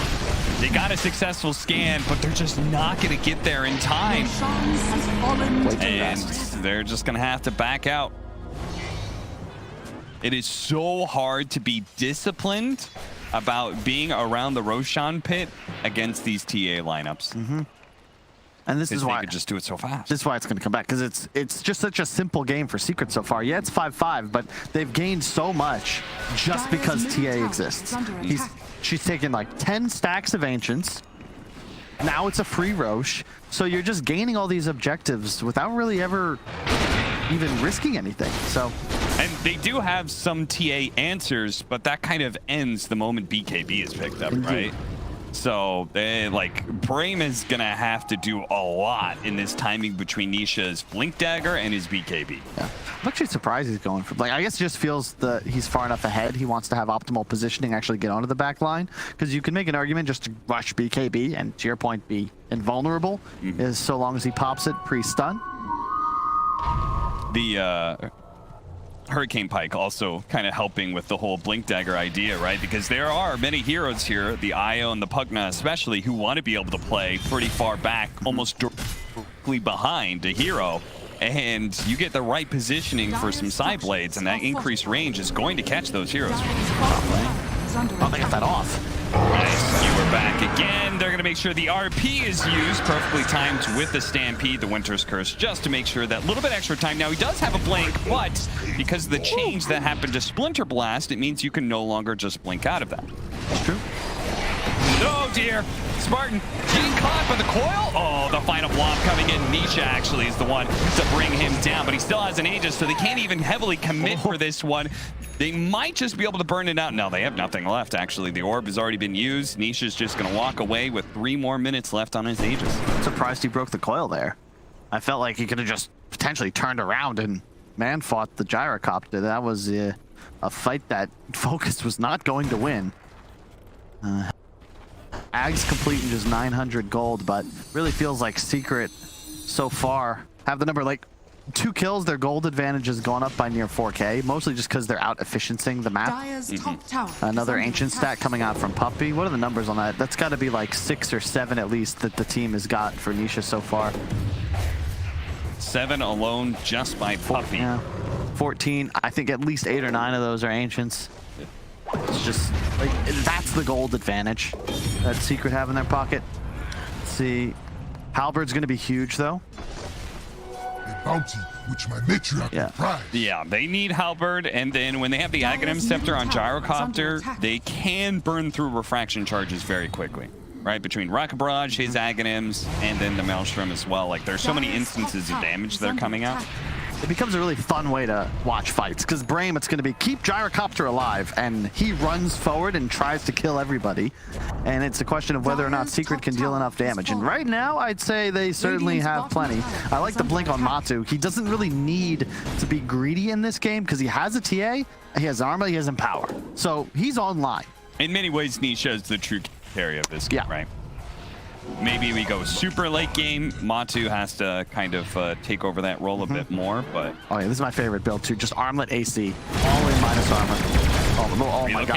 Relocating out, is he gonna... Oh no, it's just too slow. It's a level 1 relocate, so it took forever, and now Spartan is very likely to die as well. Skylark's going to try and position himself, but of course Secret are going to be aware of this and try and get... Oh yeah, he just gets 1 shot and the Winter's Curse to be able to stop him. They skewer him on back, and 1 kill turns to 2 into a 3rd.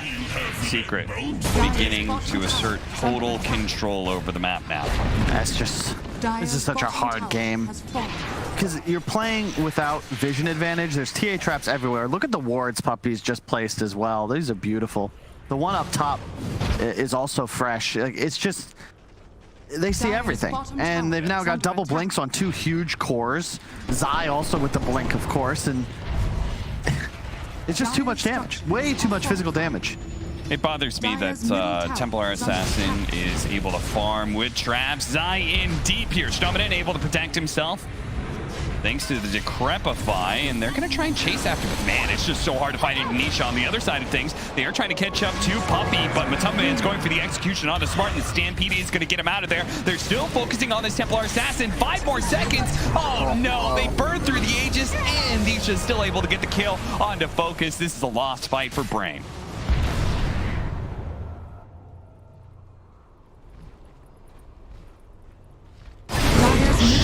from them sitting at 3-3, but Brame don't know if they've really done too much wrong. They're just getting beat by, like, Sigurd's winning the way we expected to see them win this season. You know, they 7-0'd in season 1, and they've just kind of come out the gate swinging here. Nothing really crazy, very methodical, almost mechanic victory. Yeah. Nice skewer back. Flashy is probably coming from Zai as he continues to get all of these skewers back. We're behind schedule. That Division 2 game went late. We had some pauses, so Secret just doing what they can to get us back on schedule. Yeah. Very kind. Very kind indeed. If you could go back and change anything about Brame's lineup, like is there anything that really stands out to you that is a potential weak point that you felt Secret exploited? Because I felt like they just didn't even have... I mean, they had that good fight in the top lane, and it still felt like Brame just didn't have much of a hope. Nisha was just farming so fast. Maybe the puck. RP onto 2 with Matababan jumping on in, but it is still an Io gyrocopter, and they certainly have a decent amount of sustain until Nisha comes in. Nisha, fortunately, that meld strike is going to be dodged out by the Decrepify. Brame reluctant to go back in, though. Even with the vision advantage, they're not going to take it. I mean, this is one of the ways I've seen puck beaten in Asia, China and SEA, where you just grab this TA. He can't really gank bottom. Wraith King, one of the better matchups against puck as well. Oh, you want to coil me? Well, I'm respawning. Like, you're going to blow all of your spells on a hero that has a built-in Aegis. Oh, love this. The Ags and the Shard, the Wagamama special. So Shard really cool, especially against the Wisp, because you can silence the reload. And now he's coming Where's in. the Arkosh line? He's already dead. Flash into... They don't have the voice back, do they? No, they should. 3 dead from Brame. What do you do? It is looking now, very hopeless. As a note, the reason this build works for the viewers at home is because the Secret are so far ahead. Ags Shard TA is not necessarily what you should buy every single game, but when it's effectively just extra gold, you'd still be ahead even without these items. It makes you unstoppable, and when you're playing against a draft that has Wisp Gyro, this global teleport is just honestly imbalanced. And yeah, I mean, the map is completely closed out at this point. They tried to split push the other side of the map. They're like, okay, Secret's bottom, and then all of a sudden, boom, Nisha's there. Now they see, oh my god. Yeah.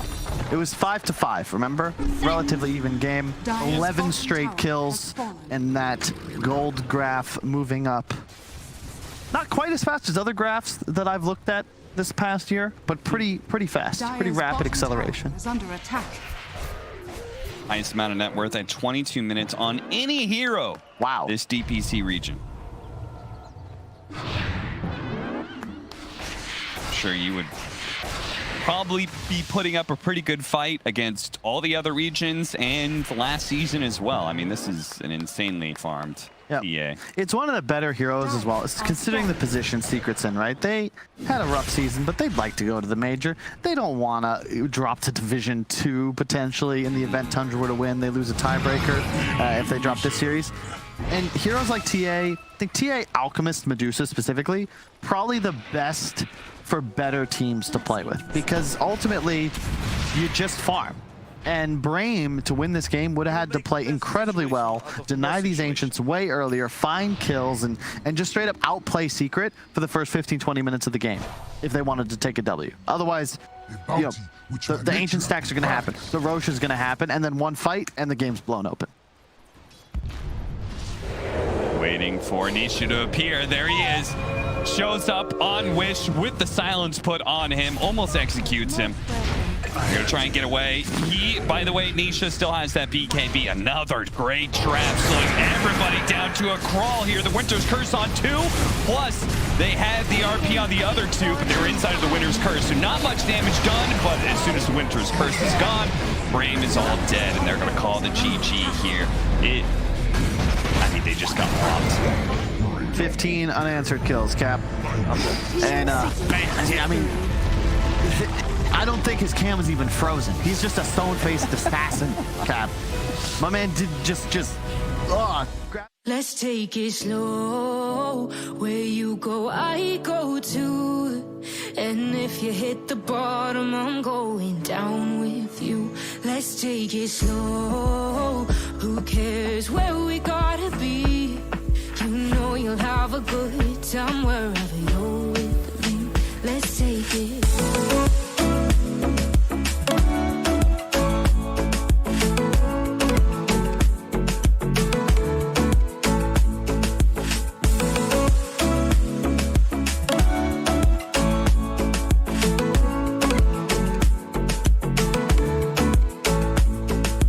Ask me how we got here, 'cause you don't know how. You say we're taking on water, yeah, we're sinking now. You're looking all concerned, like we're gonna drown. But we both know how to swim, no worries as we'll fall now. Let's take it slow, where you go, I go too. And if you hit the bottom, I'm going down with you. Let's take it slow. Who cares where we gotta be? You know you'll have a good time wherever you're with me. Let's take it slow.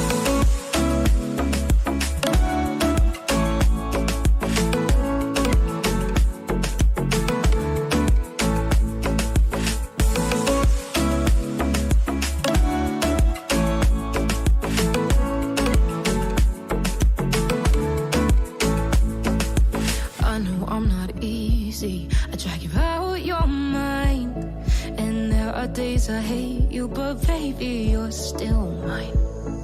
And then we have the best times, no matter what we do. And even when we don't, there's nobody I'd rather choose. Let's take it slow, where you go, I go too. And if you hit the bottom, I'm going down with you. Let's take it.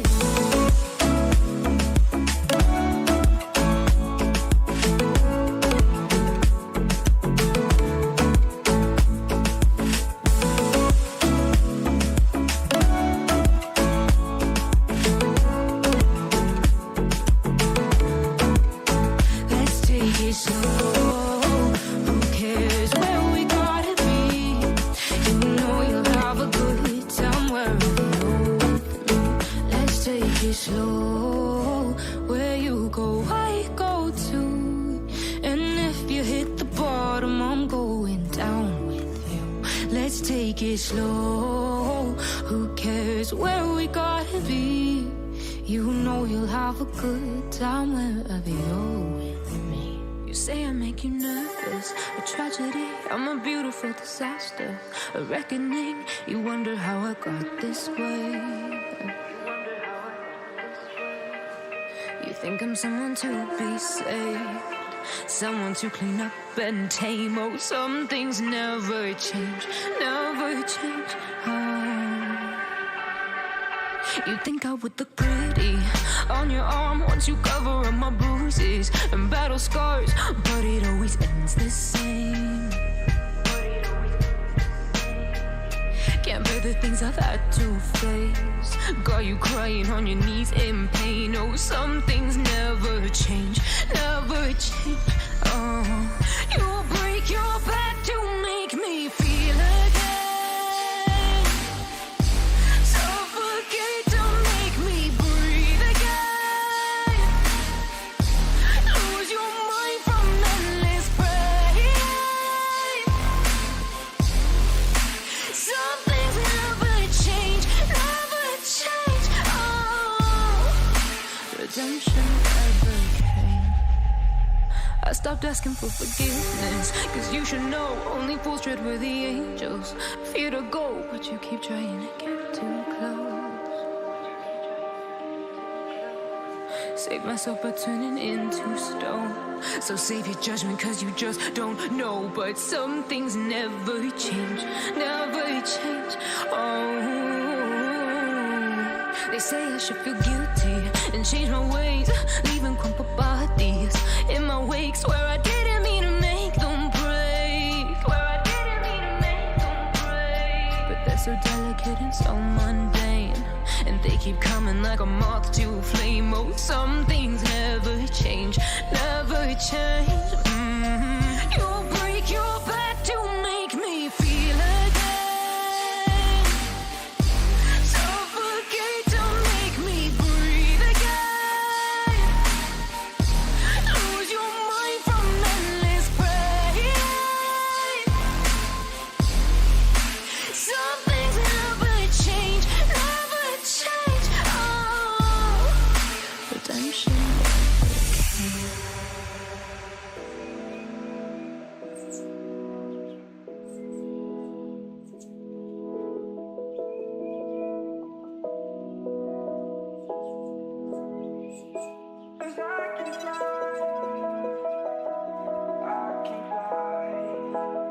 I'm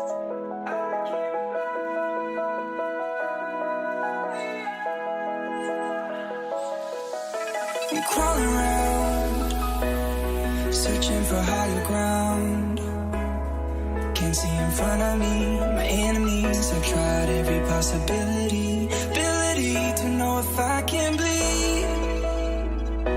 If that's what you wanted, you won't get it tonight.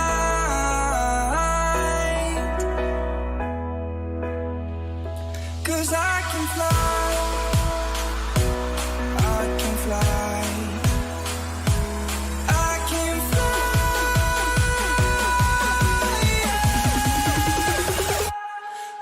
Can fly.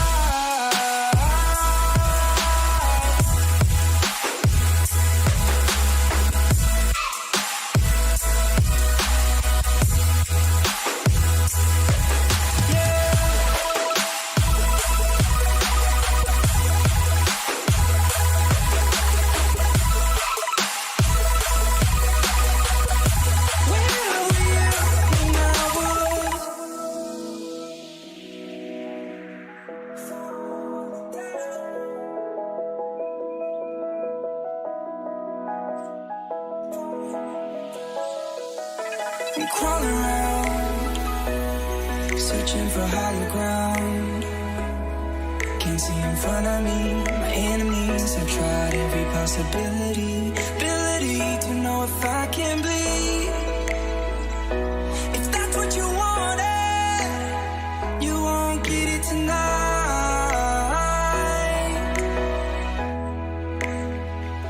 'Cause I can fly.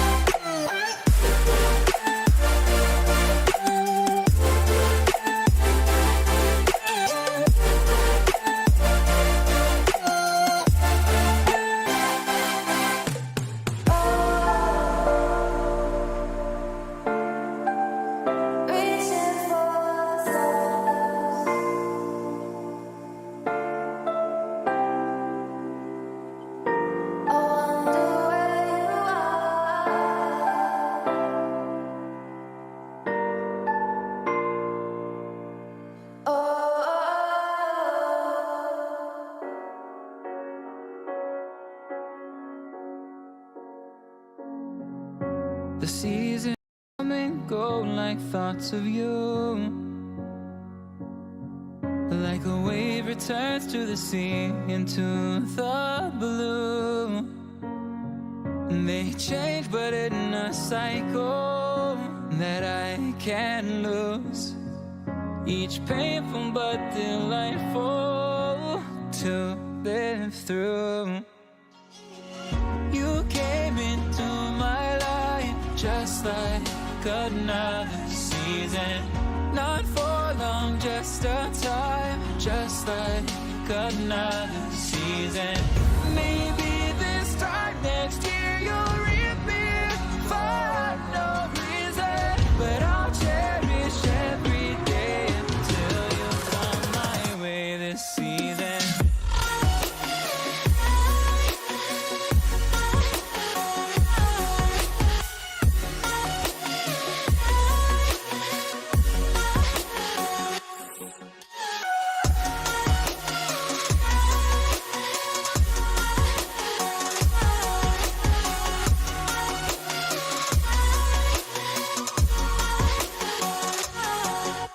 Seasons turn and change just like your mind. Like the sun gives into the moon, into the night. Time continues marching, it slowly crawls. With each new one starting, I recall. You came into my life just like another season. Not for long, just a time, just like another season. Maybe this time next year you'll reappear for no reason, but I'll cherish every day until you come my way this season.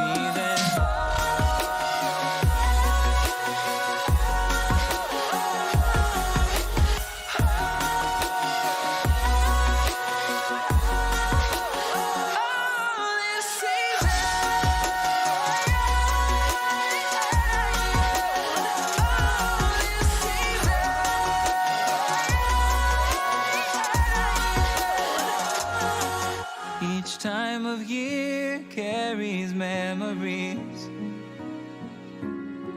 like a never fading whisper in the breeze.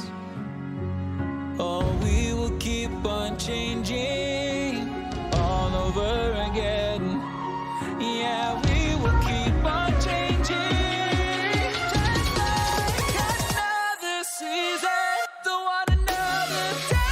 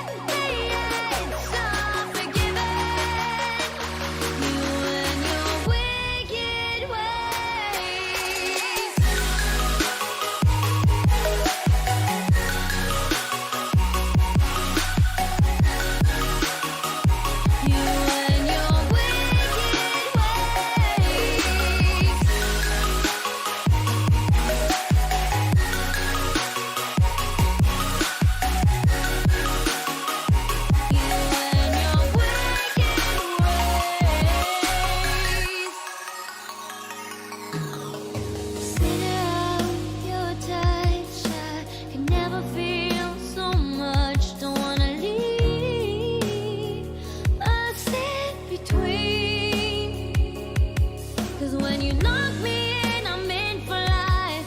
Don't care, it's a cruel paradise.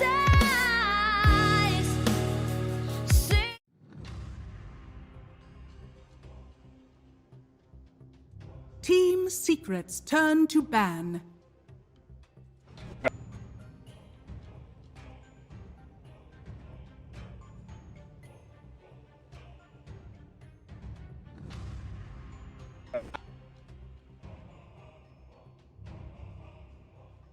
Ten seconds remaining. 5 seconds remaining. Dire team ban.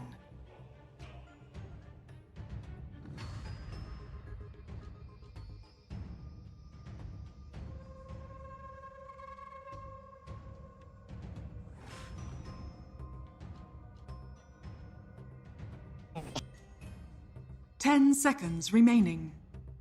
Team secrets turn to ban.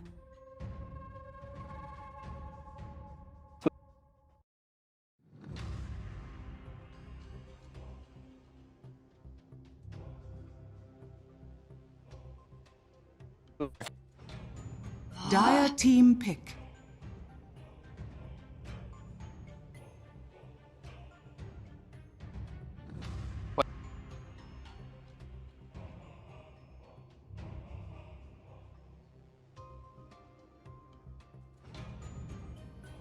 Oh.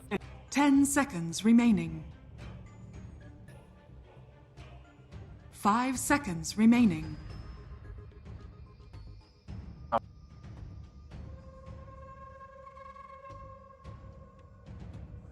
Team secrets turn to pick. Mereska has arrived.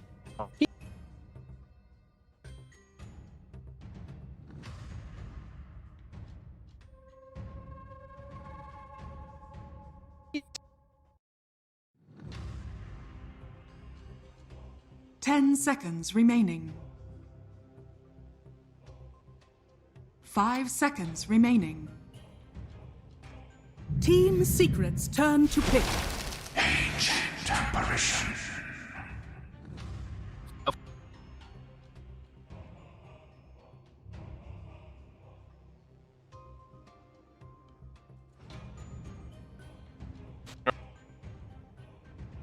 Ten seconds remaining. Let's take it slow. Where you go, I go too. And if you hit the bottom, I'm going down with you. Let's take it slow. Who cares where we gotta be? You know you'll have a good time wherever you're with me. Let's take it slow.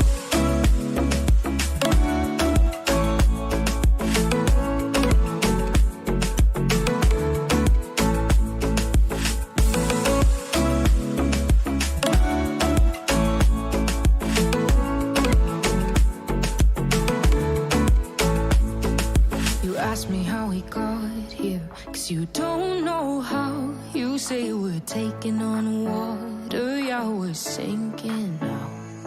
You're looking all concerned, like we're gonna drown. But we both know how to swim, no worries, let's flow for now. Let's take it slow. Where you go, I go too. And if you hit the bottom, I'm going down with you. Let's take it slow. Who cares where we gotta be? You know you'll have a good time wherever you're with me. Let's take it slow.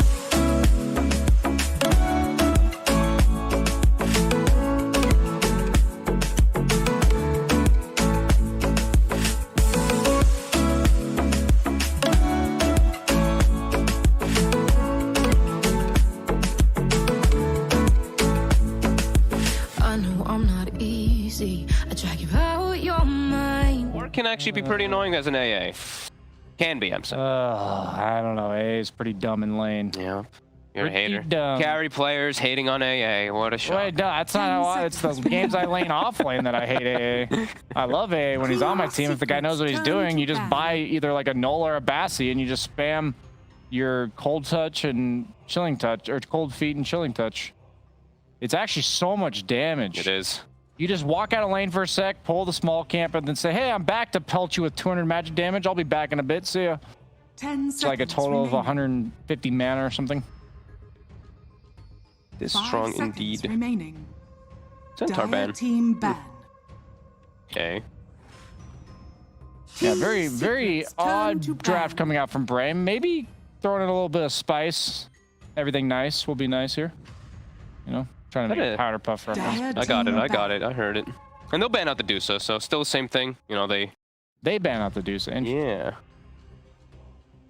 Axe is already banned. Centaur. Okay, so I just have to imagine they're thinking Wraith King for Brame. Has to be, right? I was thinking the TA as well, too, just because this pacing of a lineup. Maybe that's what they're looking for. That's the other thing perhaps they're considering with Beastmasters, getting like fighting around Roche, playing around like Aegis timings.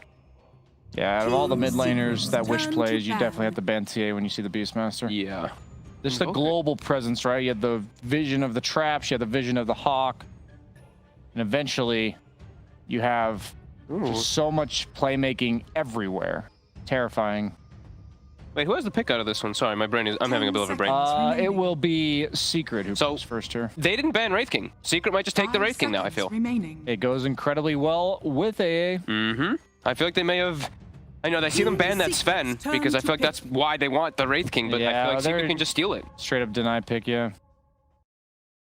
And it works really well with their lineup. Good versus the Willow. Well, Willow can go both ways. It can work decently too. I like it against Willow.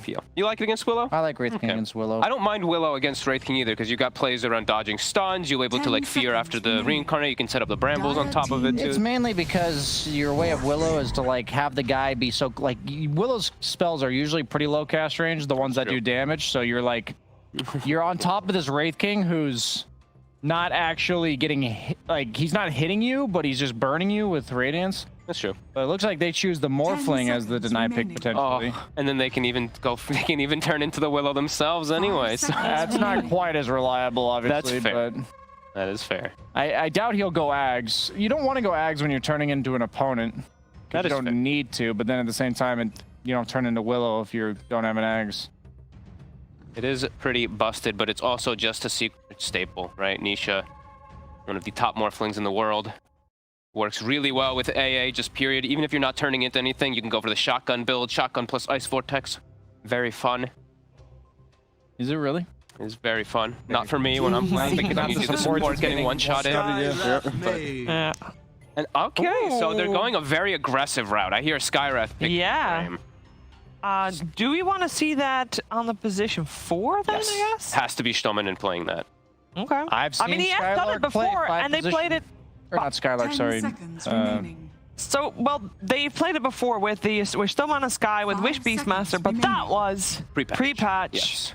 So, curious to see how they'll do it this time around. The instant silence can be very effective versus Morphling until he's got a way to itemize versus it, but you have to be very quick and very fast, because otherwise your lineup can just fall apart super hard, and it looks like they're just going for comfort heroes. That's why they got the Beastmaster. They want to get the Wish Tinker. Wow, the Beastmaster Tinker. This is 2018. Look at this, yeah. An earlier crap here. This is it's the most risky lineup ever. I feel like when I see Skrff, you're playing already a risky game. Now they double down. They're like, all right, we're getting the Tinker on top to a hero that gets caught once and you lose the game in a lot of situations. Their chances to go to the major are out of the window if they lose this game. So they are going all out. They're all Please ban Spectre.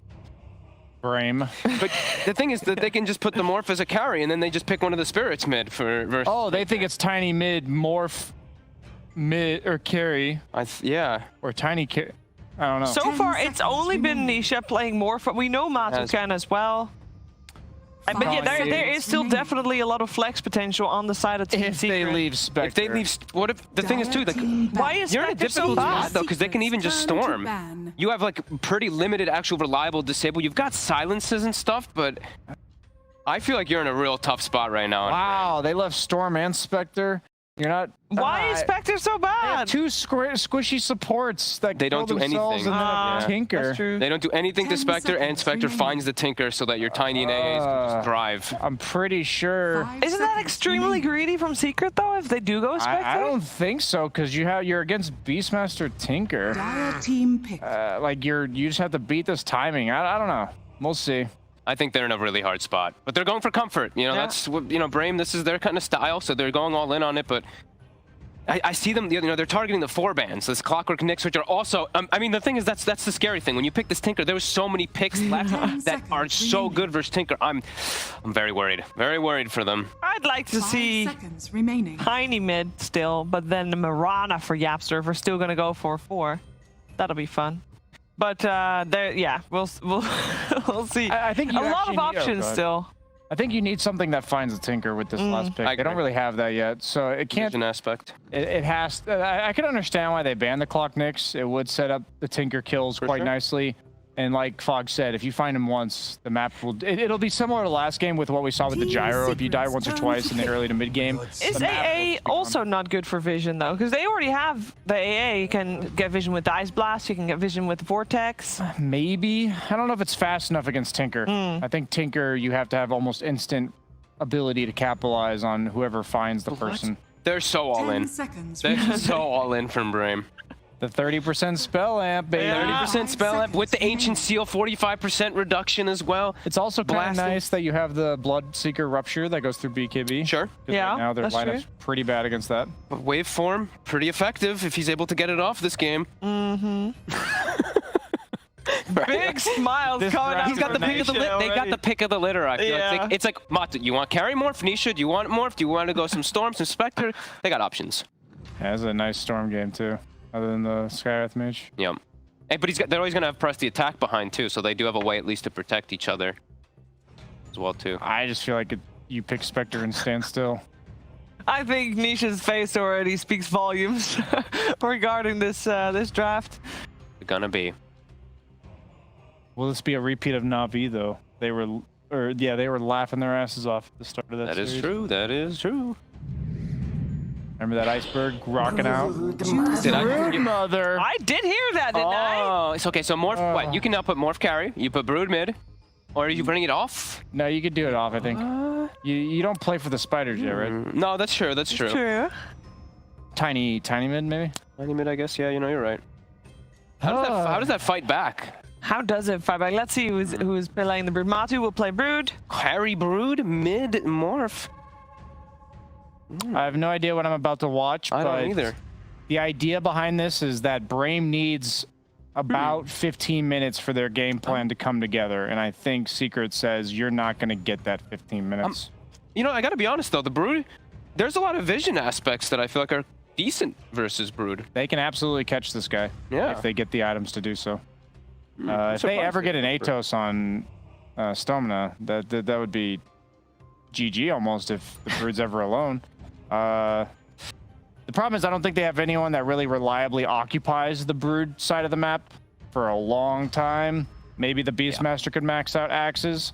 I have a hard time gauging this lineup. This is such a unique draft from Brame. So. I think that like little title thing that we have from the bottom from Dream League says everything from before. Not when it says game 2 starting now, but from before. It says when you have nothing to lose, go all in. And I think that's the thing from Skylark that he said. This is an all-in draft. It's what they're comfortable with. I do have to side with Secret, though. I don't believe in Tinker at all still. Okay, well, we're going to find out who's going to take this game 2. Are we going to see a game 3 between these two teams? We're going to find out together with our commentary duo of Cap and Kyle. When in doubt, cheese it out, and apparently you battle cheese with more cheese.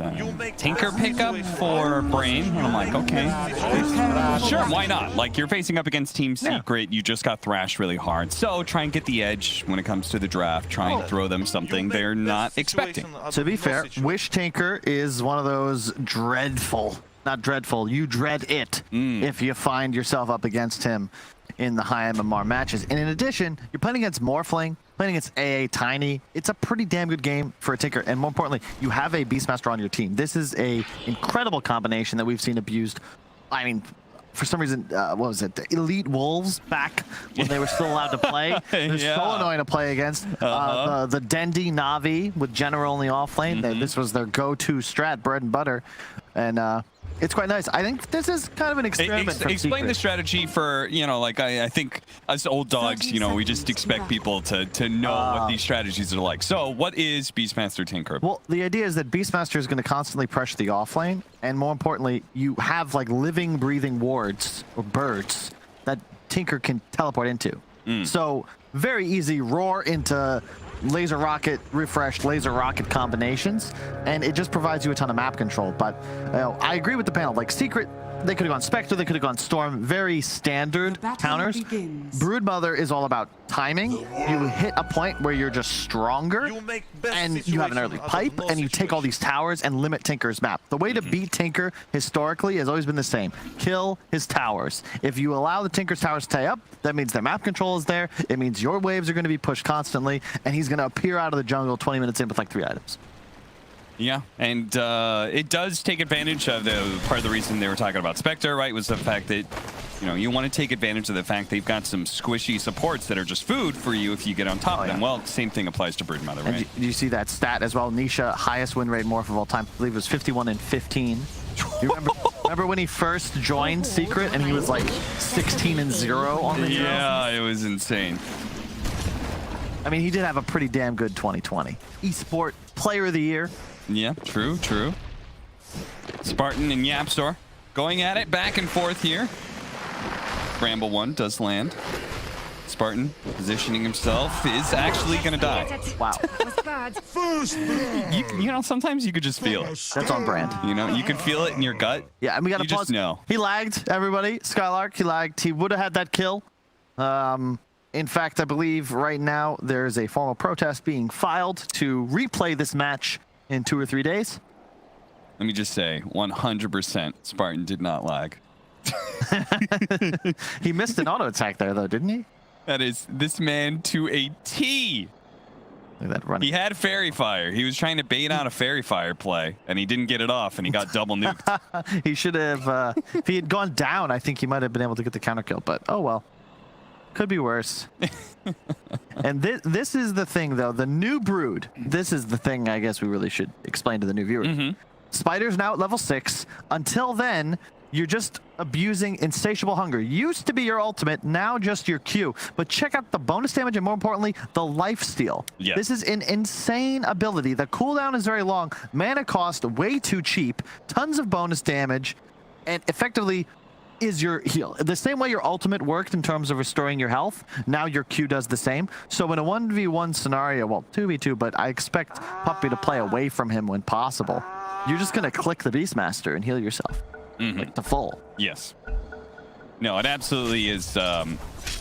The low mana cost added on top of the fact that you don't use mana for anything. Yeah. Right? Because you build Soul Ring, but it's only for you when you get your level 6. Puppy caught out in an awkward position here, and it's going to make a short TP away just to save himself a bit of grief. Here it is. It also helps you secure last hits with, it means Broodmother does not scale very well anymore because the damage is not very good on your Q because it's not an ultimate ability, but it is excellent at being able to secure creeps in lane. Yeah, it's so easy to sustain, especially when you can just click the enemy offlaner in the face.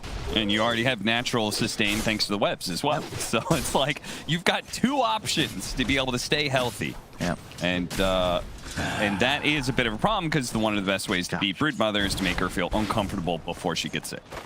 If we just click over to Zai real quick, just check out his items, Cap. You betcha he's buying a Soul Ring. Is he gonna do it, Kyle? He's gonna do it. He's gonna Cap. max out his W. Look at the early point. For the attack speed and the heal. Okay. Soul Ring sustain.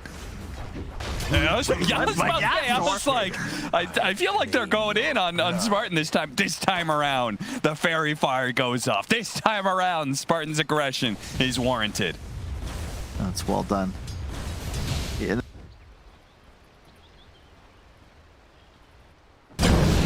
True. Now he just needs to make that happen another time because he did give away first blood gold, so he kind of needs to make a 2-for-1 exchange, but gives the XP advantage, so you get more experience on the kill back. Can't buy that in the shop. Speaking of the shop, Wish off to a really nice start in mid lane. He's going for the QW build, which is really annoying for Morphling to deal with because you're trying to play low HP at all times, but the burst from Tinker is pretty insane. Early level of the slowdown. This is really nice. That killed him. Yeah. He just got clicked. Yep. Gave him the Silken Bola, which slows him down even more. And then you add on top of that the Ice Vortex, and he's just slowed down to a crawl thanks to an Orb of Venom on top of everything else. And so you just get free constant hits in. You can see why they picked it up, right? Against Beastmaster. I don't think Skylark expected that much threat. You know, just both AA and Brood, two of the rare heroes that I think do want to skill 1-1-1 almost every game. Yep. And they use all spells to land a kill. Early bracer pickup, no. Kyle. Oh, no soul ring. He's low on mana. No. For shame. It'd be all right. I'd love to see him pick up a stick on Zai. It's one of the more. Oh no, the courier's coming in with more items, and none of those are soul ring, Kyle. It's okay. It's all right. It's a different strategy. I trust Zai. No situation. We'll see. If he puts an extra point in queue, though, then I'm done. It's funny how Bracer was like a forgotten item at the start of this patch, and then it got was it like a 0.1 regen buff or something like that? 0.25. 0.25. 0.25 regen buff, and all of a sudden people are like, oh, no, it's good again. I think it's partially, actually. Maybe the Falcon Blade, slight nerf, and the Orb of Corruption, slight nerf, means that you really don't want those items unless it's specific for your lane matchup, and whereas Bracers I think are just always value. We see a lot of offlaners just starting with Bracer. They bring the Quelling Blade and some extra regen immediately after. It's funny about this matchup. He needs maxed out Boar and Aura to win the lane. Yeah. But the moment he gets level 6, he's going to be like, damn it, why don't I have axes? And he may not even be getting to 6 anytime soon. This Mentama man is aided yet again by his supports for another kill on the Skylark. Yeah. Meanwhile, mid lane, they try and put pressure on a Morphling, but it's a Morphling. Yeah.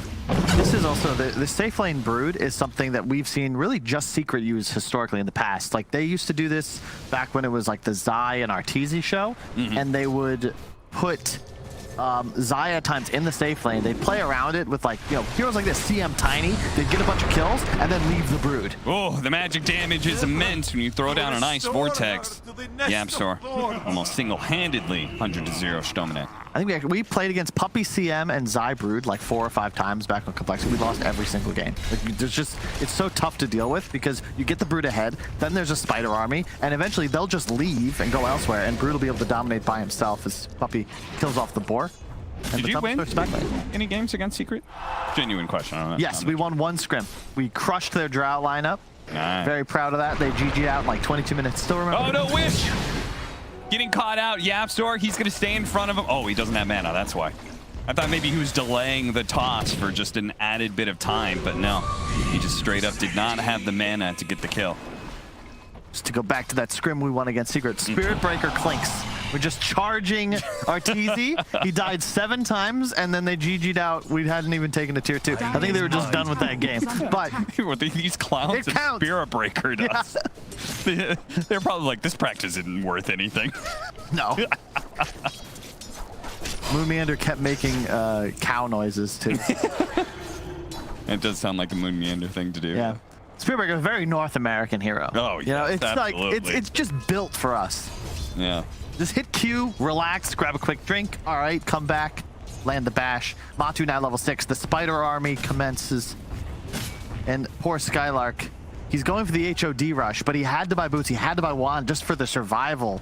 And now he's so far away from that item that really is needed for his hero to become activated. Also, just as later on, a teleport tool for his Tinker mid, who is off to a nice start. Only 1,000 gold bots, so doing all right on Wish, but I'm surprised he's not actually beating Nisha in this lane. Yeah, it seems he's having a bit of a rough go around here. Hope leftover Tiki's mine there. 4-1 Secret. Small advantage right now, but you could feel it mostly in this off lane where Skylark is having the rough time. Worst time of any of the cores so far, so much so that he's having a jungle now. To be fair, Focus is off to a great start. The trouble is it's a Bloodseeker. So you can't really take over a game like yourself. It's not like a TA where suddenly you're going to go farm tons of ancient stacks and straight up win by yourself. I'd love to see him try to get active, but his ruptured targets aren't great. He kind of wants to find the Brood, but he'd need 2 or 3 heroes total to be able to take him down. Nice rune Forcing the regen to be picked up instead of going over the Wish, but YapzOr is going to pay the ultimate price for it.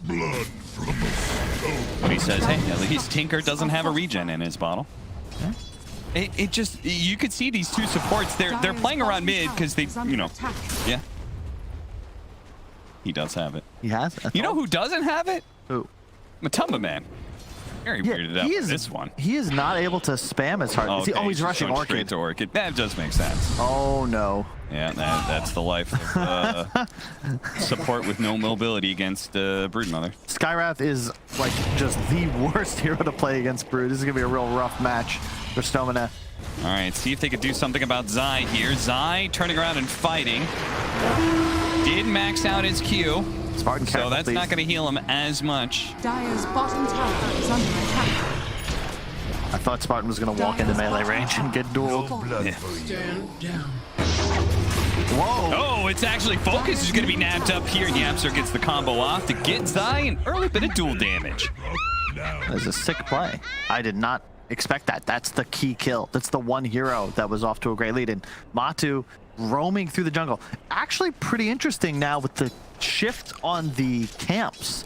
Because now that there's only the one ancient, Broodmother's safe lane gets a really ideal position. Yep. You know, he doesn't have to waste too many extra webs to then control his own hard camp, enemy hard camp, and an ancient, plus the bottom wave. So this might actually be the most efficient triple camp plus lane setup for the Brood.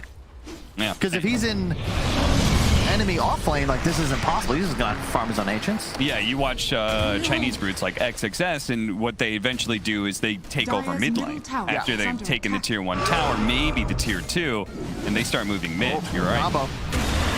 Skylark, he's gonna be okay. Combo from Nisha not doing very much. Brame are able to secure the kill here.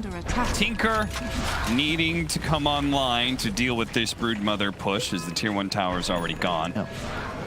It's going to get very scary for him. I think that's why you see Matu going for that Orchid. Yep. Wants to be able to take down the Tinker. And the one danger is with the secret lineup, they don't necessarily like win the late game easily. It's not as simple as the previous match. They're going to need to eat at these towers. You can even see Matu starting to slowly move his web line towards the mid lane. That's the key tower for them to take down. And later on, Beastmaster Tinker is not a combination to mess with. It's so annoying.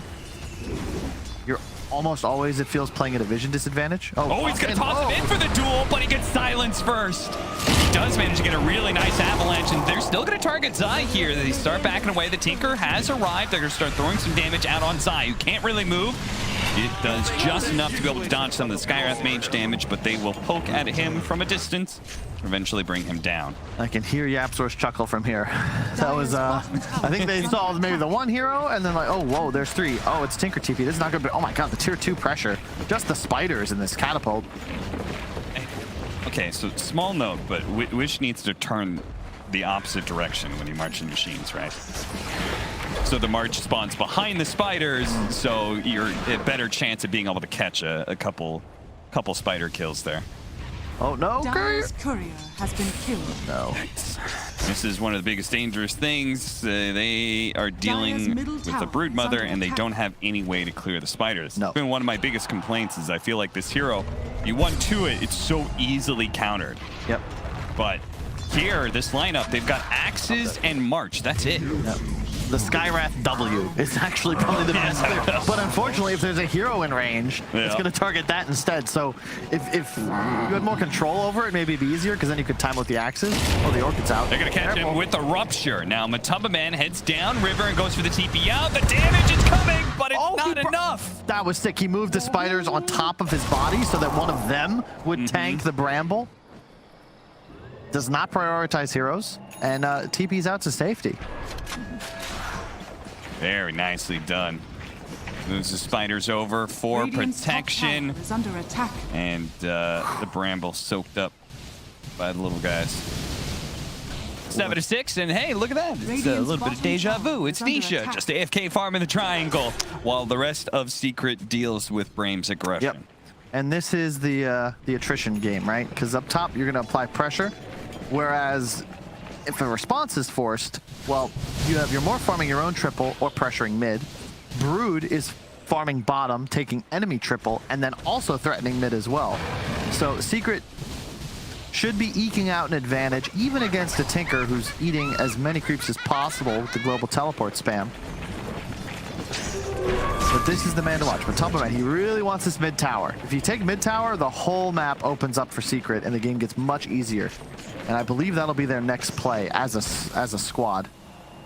The Orchid is online. And it'll be a Solar Crest rush. Interesting. Skipping the HOD. I think that's the right move from Skylark because it's really more of a damage asset here. His Bloodseeker's ahead. Turns around, immediately gets the ultimate off onto Puppey, which is going to be cleansed out. Throws out the Ice Blast. Not actually going to be able to land. Dark Willow really wants this kill onto Puppey. Healing Salve is going to put him over the edge here. He throws out the GG tree before dying to a duel. His focus is unable to really stay aggressive once again. As this happens, though, guys, remember, it's 5-on-4. Who's missing? It's Tumbaman, and he's doing disgusting Broodmother things. Oh yeah, and that's the key item upcoming, the pipe, because then all of a sudden you talked about their lack of spider clearing. With a pipe active, I don't actually know how they kill the spiders. Yep. They don't have any real physical damage clear. The Maelstrom, the March, you just tank right through it. And this is the dream location for Brood to be playing now. Hey, Blast preemptively. Love it. Just looking out for any heroes potentially defending. Dark Willow shows up, gets Orchided before Spartan could hit the Shadow Realm. And this is huge because now the bottom lane, again, you're playing against a Tinker. So now with tier 2 bot down, all of a sudden you can sort of feel how much more difficult it's going to be for Brame to push these lanes. If bottom is at that location or above, he can't really teleport into the wave safely because if Brood is there with Orchid, he'll just die. You know, Blink is not online for another 1,000 gold. And this is really the storyline of this game. Can Brame find kills and recover the map? They want enemy mid tower, they want enemy top tower, maybe even look to take a Roche before the spider pressure is enough to start just dealing with their entire map. Like, it's just such an annoying game to play. Yeah. See the circle being drawn. They want to get some wards up. Broodmother's a great hero to work with Morphling Legion Commander. Like, you don't have a lot of wave clear on Secret's lineup at all, right?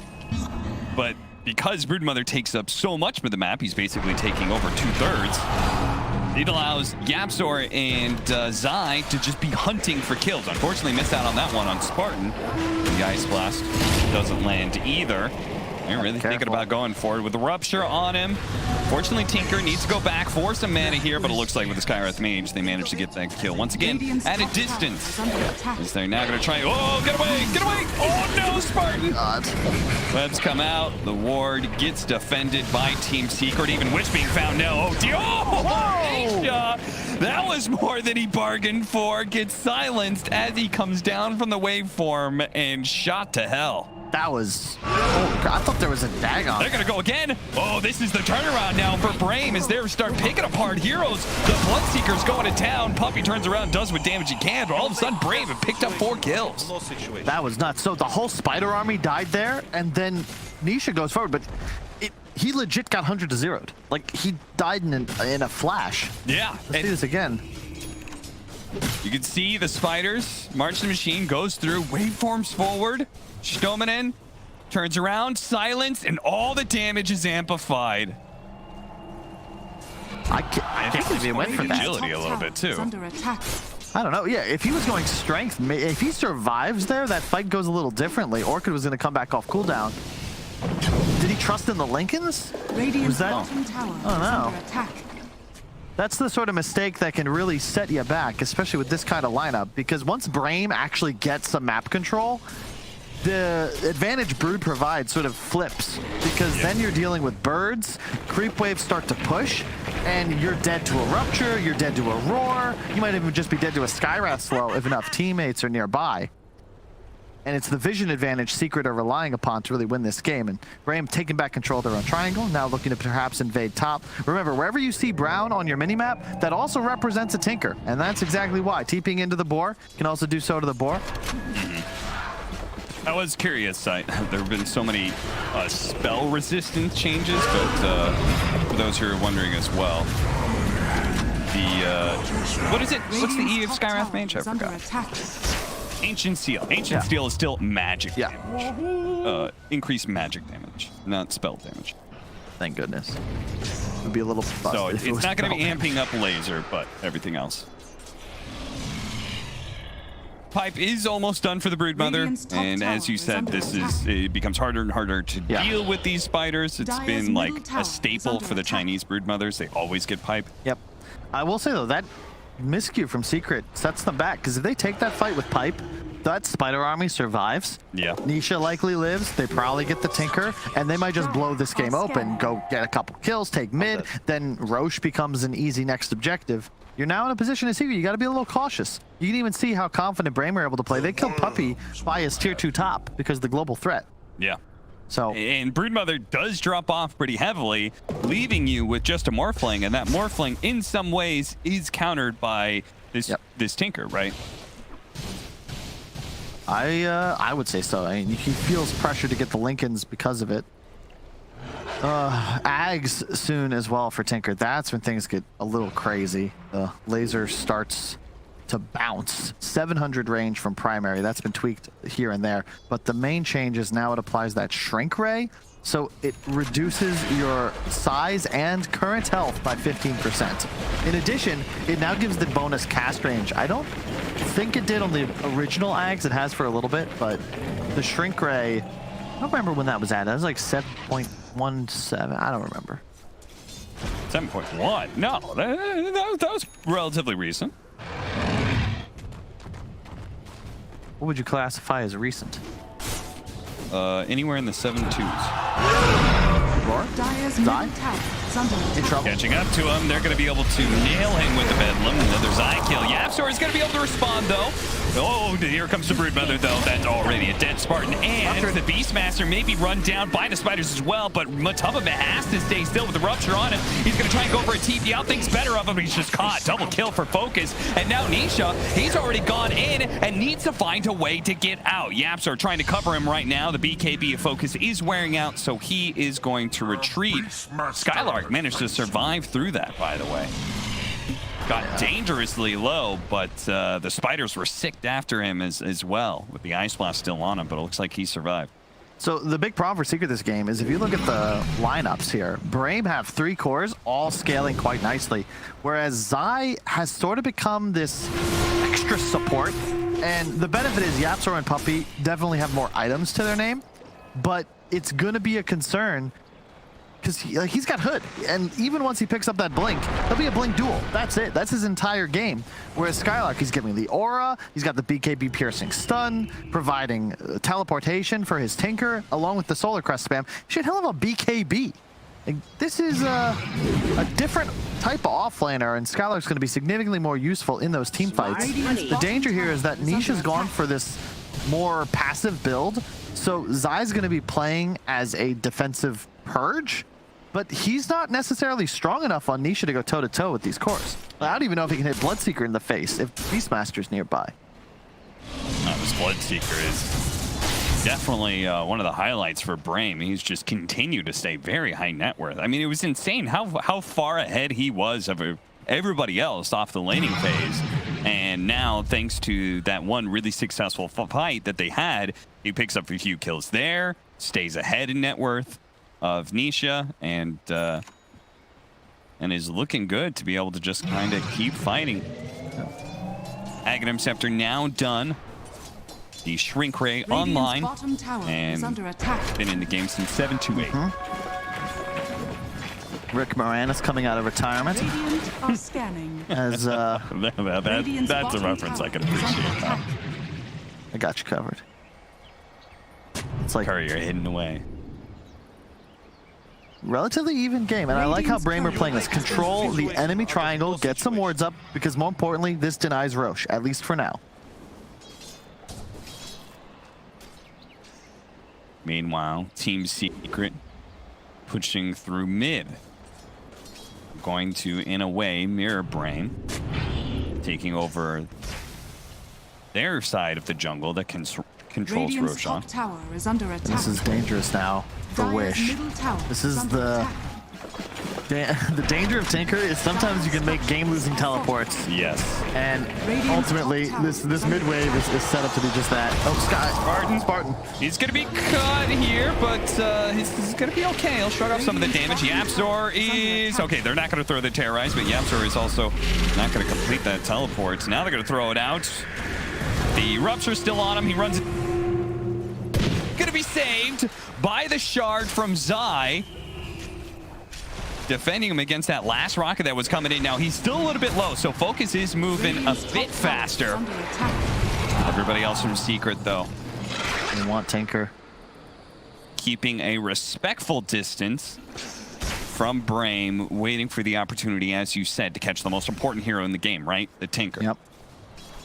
That is the name of the game for Secret. If they can kill Tinker and specifically like the supports, really. Skywrath immediately dies if the Spider Army gets on top. He's gone for a very good anvil. Tranquils and an Aether Lens.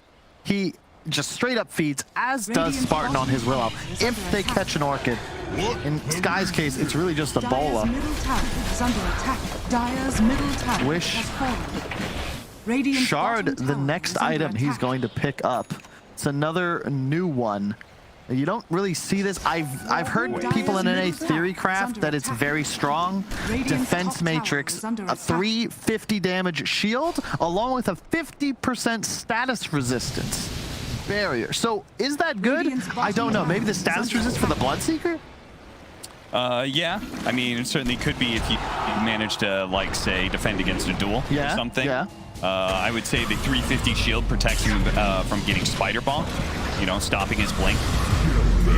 Finishing up Yapzor from a distance, dominant, hitting in the tree. It's going to be able to pop out, executes him. Now they manage to kill Zai as well. Nisha caught inside the brambles here for now. Focus, man fighting him to get the Terrorize off. He's morphing in his strength, but they're bit by bit piercing him down, which comes back in to finish him off. What a sick fight. That was perfect. You saw the silence onto the LC to prevent the cleanse, and then immediately the roar. Because if you roar the LC, there's no way he can save his ally. Incredible fight. No Broodmother. Matumbaman's like, okay, well, I'll think about going for Rex. You're not going on to Tinker any longer. He gets to tier 2, but I don't know if that's enough. That's the second really nice fight from Brame. Like, we weren't ready, let alone Team Secret. They lose 3 for nothing. Now into the pit. Gotta be careful with this one, though. Well, they know that Broodmother's up here. Ice Blast is coming in. Uh-oh, this is looking a little awkward. The Orchid goes off onto Spartan. He's going to be brought down, turned into spiders, and are immediately killed by the Bloodseeker. Now, Brame have to respect Team Secret, especially now with the Morphling coming back in. Yapzor looking for his initiation, finds it on Stoneman, doesn't manage to get the silence off in time, so he's tossed back, stops the duel from going off, but this is an option for lasers now from a distance. Zai stuck here, rockets constantly flowing in, but Nisha comes in from the side, executes Skylark. They manage to get the duel off, but it's going to be won by the Bloodseeker. He gets the duel damage, now looks for the kill on Puppy. He heals up to half health. Yapzor chasing after him, but he's too damn fast. The Boulder not able to roll out fast enough. Focus looks to be able to turn his attention back towards the pit. They have the Hawk. They kill it before Tinker can jump in. They do have the creep wave there at top, though. Wish is still within striking distance, and he can be given the vision if the Bloodseeker can get close to the pit. They throw out some brambles. Bloodseeker caught on the side. They manage to get the blow up there. Immediate buyback from him and Skylark. They're going to be joining this fight. The Terrorize attempted to go off. Faked out, though. Spartan pumps it and stops it. Legion Commander protecting the Broodmother from getting caught by any disables. This Roshan is so low. They've invested buybacks on both sides into claiming this Brame, more so than Secret. This is so sick. It's all about area control. Matumbaman immediately gets bashed as he tries to go for the Roshan. Cleared off once again by the Legion Commander. It is a poke away from death, and Skylark makes a jump in and snatches away the Aegis. That was so cool to watch. So you see Secret, they're trying to play away from the march, get pickoffs and poke at the corners, just prodding for advantage. As Zai waits in the wings, he's going to BKB people for saves. But it's all this game of cat and mouse. Brame is keep the march center and try to have Bloodseeker and Beastmaster take the assault to protect their support. Secret, they want nothing to do with BKB heroes, but just spam, kite, toss back, look for a duel, quick clash. Brame just want a hard commit in a one-screen area. Ag's now up. Another one for the Brood that is quite nice just because of the increased count. So now he's less limited in terms of where he can actually play on the map. Okay. So I've been spamming some Broodmother. Yes. Recently, Kyle. And let's see if Brame give me a chance here. I discovered that I had a very hard time keeping up with replacing my webs. Yeah. I always felt like I was low on the count. And I would go Aghanim Scepter because I thought that was just naturally what you do as a Broodmother. However, I learned a trick. If you go to, hover over the shard for me, please. The shard, Silken Bola, right? Yeah. It says 550 AoE, increase the mischance 80%. Doesn't seem that good, right? Yeah. It actually, totally not in the notes whatsoever, lowers the cooldown of webs by 15 seconds. What? That is a secret for Broodmother players only. That is one way to be able to keep your web charges up, and it is very often a better option than Aghanim Scepter.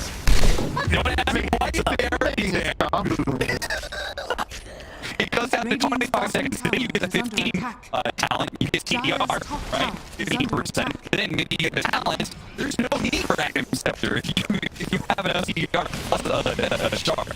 Radiant's bottom tower is under attack. So yeah, Structures are fortified. that's a little secret I picked up. Also reduces spin web recharge replenish time by 15 seconds. Yes. What the hell? I frog. Radiant's middle tower is under attack. Yeah. I was spamming Broodmother because I wanted to learn the new Brood, and somebody came into my Twitch chat and said, "Hey, I'm a Broodmother spammer." I knew the real experts were in Twitch chat all along. It's true. The Twitch chat knows. That explains a lot because I know BSJ gets all of his tips from Reddit, so he has no idea what he's talking about. Yeah. Listen to Redditors. Listen to Twitch chatters. Yes. They have refined taste. That is a 5-head bit of information, Cab. You get a gold star for that one. Will you get the gold star? Brame, they go in. They're gonna go for Zai first. Nobody's really close to Skylark here, but I guess Skywrath Mage is within spitting distance and will manage to get the concussive shot while Skylark pops his BKB, defending himself against Nisha. He still also has the Aegis. Don't forget about that one. Terrorize gonna be used.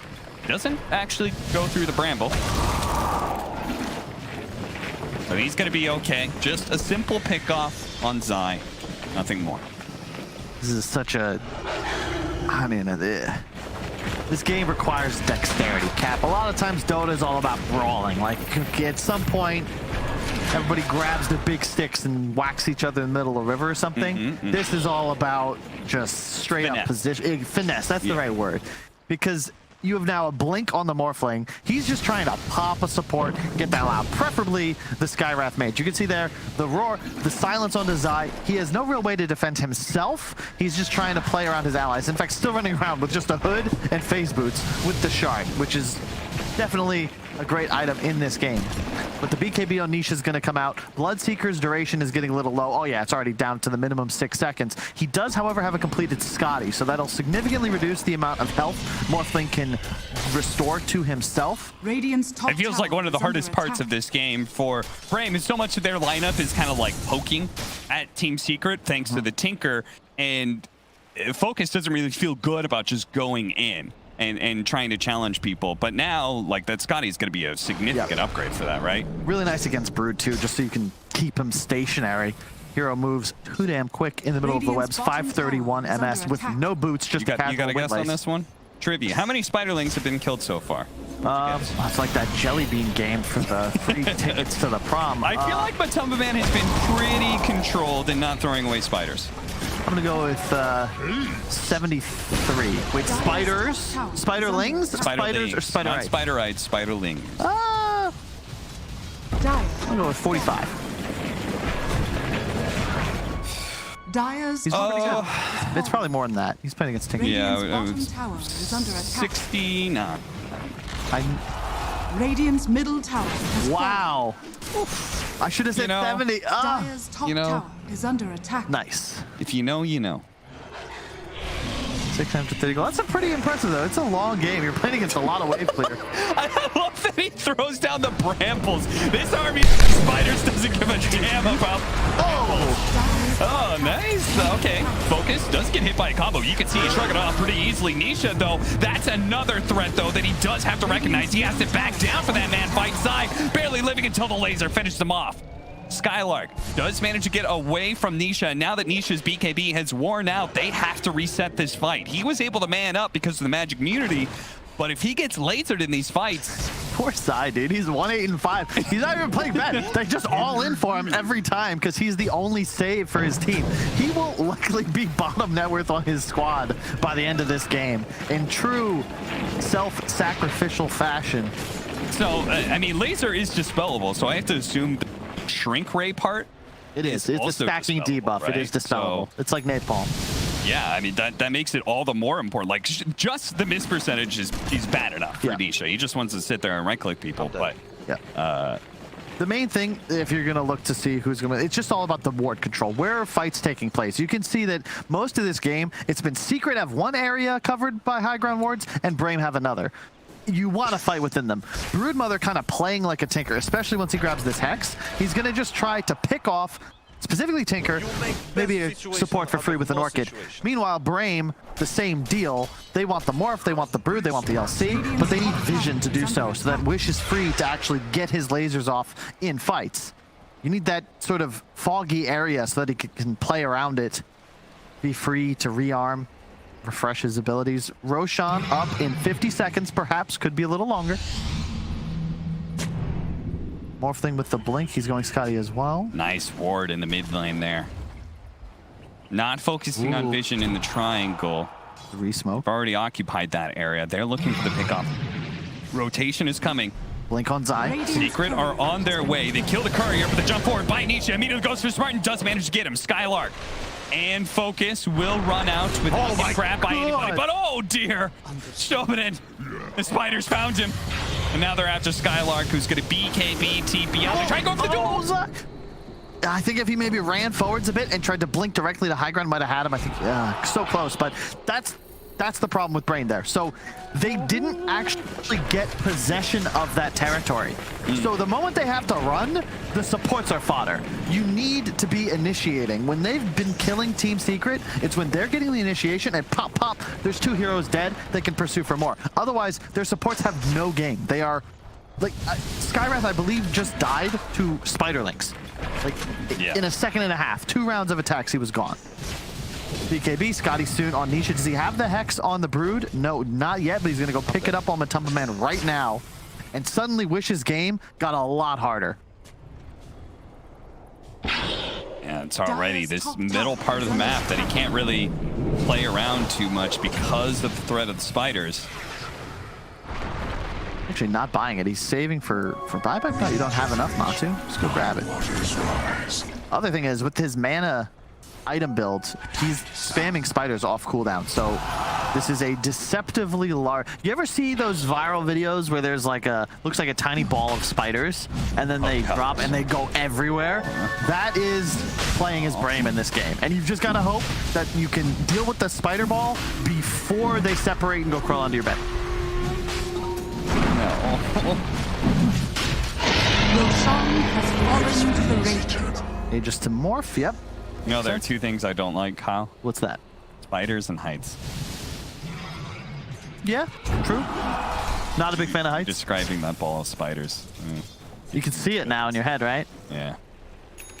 Dire are scanning. Scotty now complete for Nisha, and they've got 4.5 minutes with an Aegis on their side. Level 25 also picked up and also has the shard. So he's going to be jumping around a lot and firing off blasts of the shotgun. Like waveform charges and this blink dagger, like this man is all over the place. Tinker is going to be having to keep his distance. It's the right item build though, because this game is all about burst damage. It's finding the right target and keeping yourself properly positioned. So whenever positioning is the name of the game, if you even check out how many blinks do we actually have in this game, let's see. 2 on Secret, 3 on Secret, and 3 on Brame. And BKBs galore as well. It's to be expected. I'm surprised that Wish... Oh, Wish actually did go for one. Okay. He has the fresh Bloodstone as well. He's just got to be cautious. So the defense matrix is really interesting too, because the Hex initial open will last half duration, because he's always keeping one on himself. Yeah.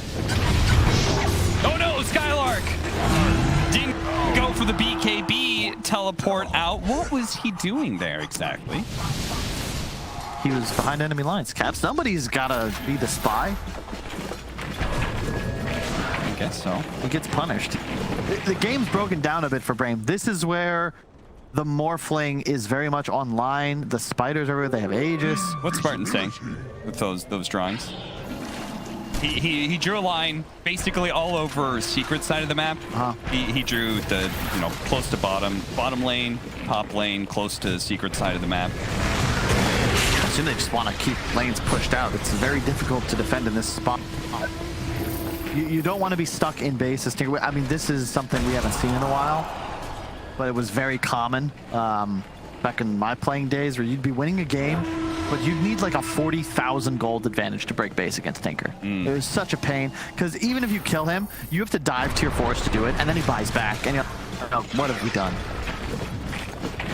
You can't really just walk up into March. It's easier thanks to the new Shard on LC, because you have this free BKB for your morph. But yeah, this is likely where he's drawing the lines for, because if bottom pushes, it's a lot easier then for Brame to play Dota 2 and at least get something out of the map. They see any hero bottom, they know they can perhaps venture outside just a little bit. But the game certainly got hard. Like, I feel like I blinked, the gold advantage went from 8K to now 11K. It's just straight up because of how much map control Secret have now. And Brame don't really feel comfortable being anywhere outside of their base. It's only Wish for a moment taking the 2 side lane creeps, but they're not farming jungle. Like, nobody's really getting net worth besides the Tinker right now. Yep. Ma2 is going to have his BKB, and now it's shopping season for Team Secret. They just get everything that they want. Brame. Puppies in base for optimum AoE blast. Yep. Brame are bunkered in right now, but Secret, they are bit by bit chipping away at these defenses, whether it's the spiders hitting the side lane tier 3s or it's Nisha hitting the mid tier 3 with Zai's Legion Commander behind him. And Puppy is farming jungle as this occurs because he wants to get his sheep stick up and running. This is the right Nisha here. Nisha plays forward first though, kills Spartan instantly. They break through the Lincolns. Can they get a roar? They can't. He's stuck by the rupture, but it is too far out there. Brame, they cannot go that far outside their base. Yep. It's a really nice positioning as well from Nisha. If he gets the kill, you can see he immediately retreats to his team, but plants himself in a spot where if you want to commit on him, Brame are welcome to, but then his team would be ready to pounce. And now they're going to be able to take that tier 3. Brame, they're going to have to find an answer soon. Wish takes the shotgun flash, shrugs it off with the Bloodstone. Focus starts going to work on Anisha. Managed to get a bash here with the Legion Commander. They do manage to get Nisha out of there with the waveform finally. Dude, I would never be able to play Morphling the way these guys do. They're so bold. Oh, I survived? Okay, I'm immediately going to go down to 1 HP. Oh, he's got 15 seconds left on the Aegis. He wants to be able to force it now. He's saying, deal with me or we're going to take this melee barracks. They let the melee barracks go. The Aegis will now naturally expire. So Brame, they really want to get out there. You could see they're even trying to get damage on the Morphling, preventing him from healing up, getting the Aegis regeneration. They push out, looking to catch Secret on the retreat, but Secret have covered their tracks well. The Swift Blink and the Ninja Gear. This is the dream. This is actually so sick from Nisha. He's going for the maximum damage shotgun. You make best situation. Keanu Reeves and Constantine is coming for you. And I don't know if you have the answer. Like, he's just going by himself. Spartan, please. All right, this time he gets off the Shadow Realm. He's gonna have to be real twitchy on that trigger finger. He doesn't have it now. Scythe out from Puppy. So he's completed his big ticket item. Still picking up tier 4s. It goes to show how little Brame has managed to farm in the last 5 minutes. Nisha solo smoked up. Sees Skylark. Does what he can. Forces out a BKB. The Ice Blast is still coming in. If anything, Skylark blinks away just before he takes any damage. Talk about finesse. Okay. Secret are just playing so crafty. You know, Nisha just getting smoked there by his allies, but previously was the ninja gear. Tried to open. It's just going to be the same move. Nisha scouting, looking for an opportunity. If he can kill a support, maybe the rest of the team commits. But Zai just sort of waiting in the wings, ready to give him the free BKB if necessary. As Matumba Man just continuously clears waves. Look, like the number of spiders he has. That is, it's lagging my screen when I look at it. So I've got to assume it's a lot. Yeah, and he already took top lane. Oh, whoa. He'll do it again. Wish. Almost getting caught here, but they do manage to get the Primal Roar out on his side. The magic damage comes in. They take down the offlaner of Team Secret, and they slow down some of Secret on the retreat too. Focus building up a bit of movement speed, but oh no, he oversteps himself, and Nisha cuts his head straight out. He sticks it out too far, and it goes down, and now Brame, now they're the ones on the retreat, backing away. The spiders start going to work on the buildings here, but Wish has returned full mana. Okay. Skylark had enough of the spiders. So, this is such a cute game. Skylark went for the wind of the shard. Oh, whoa, whoa, whoa. Jumping in, Nisha really trying to go for that Tinker kill. He's silenced up right now. He's actually going to die. Stobanen got the Ancient Seal on him, and now Skylark, he found Matumba Man as well. Brame, they have been bleeding away here, but if they can get some big kills, they can turn this game around still. It's the Matumba Man, he's certainly dead. They're going to chase for a little bit more. Heat-seeking missiles on out, but Yapster was already blinked away. Brame, they are 100% going to lose this game if this continues, so this is their chance to get outside of their base. And they have to do just that. Immediately Wish is starting to shove out lanes. You can see how difficult it is for Brame, but if they can actually just get their hands on the collar of Team Secret, they will find kills. Nisha overextends, immediately just feeds. I'm surprised he even tried to take over the Tinker as well. Like, there's no real purpose for that, maybe just trying to do some dispel dancing, but either way, gets popped. Kyle, it is a very, very short Roshan. It's already up. If Brame somehow picks up on this, there is no buyback from Team Secret. You get the Aegis and Cheese, and in this case, a Refresher Shard. Oh. You might actually be able to stay out on the map, even as Morphling and this Broodmother revive. They don't know yet is the problem, and Bloodseeker is not alive just yet. Also, be careful for diving birds, the Beastmaster Shard. That guy, he's got it. I don't know if it's going to be good. Oh, yeah. I was wondering if he was going to get that. I mean, with the Tinker combo, right?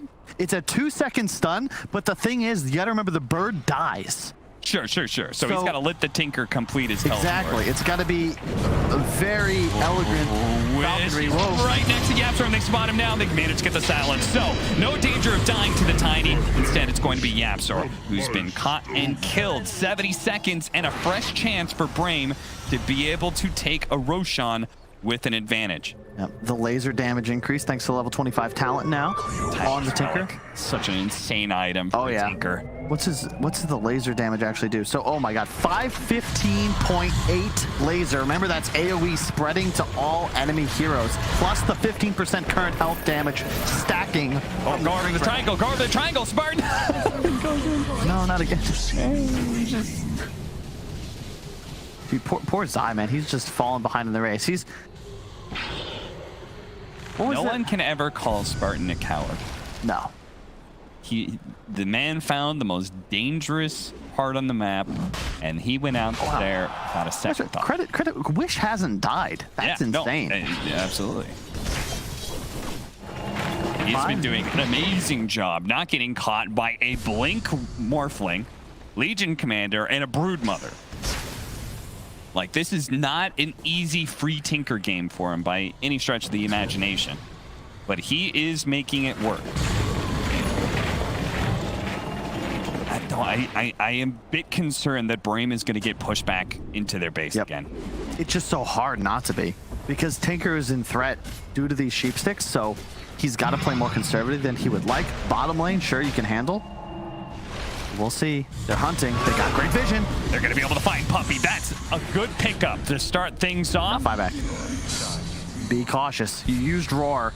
Puppy will spend a buyback if you want to fight him around Roche. They're just going to charge up into the triangle. angle. Nisha is going to be ready for this man to get the blink away, but the Hex, it comes out first on his eye. Can they keep him chain stunned? Wish has got to get away from Nisha. Blink it away, blink it away. Nisha is not able to keep up. Wish managed to keep his distance once again. The Spider's cutting in from the back line. Spartan is going to be target. Shadow Realm in a few seconds, but the Spider army is eliminated by the March of the Machines. Brame disengage, force a buyback on a puppy, and lose very little for it. They lost their Beastmaster. I don't know if Secret will know this, but he has no buyback gold. Has the cooldown available, but that was a Hex reveal, so they might assume that it's not up. Can they actually play without their Beastmaster? Brame, are they going to have to give up on this Roshan? Are they going to have to give up on the map? Uh-oh. Not the right time. Oh no, Spartan. You don't have Blink. This is not... Oh no. Not like this. Not like this. He's got Shadow Realm. He's got Glimmer Cape. He's got 5,000 gold. Wait.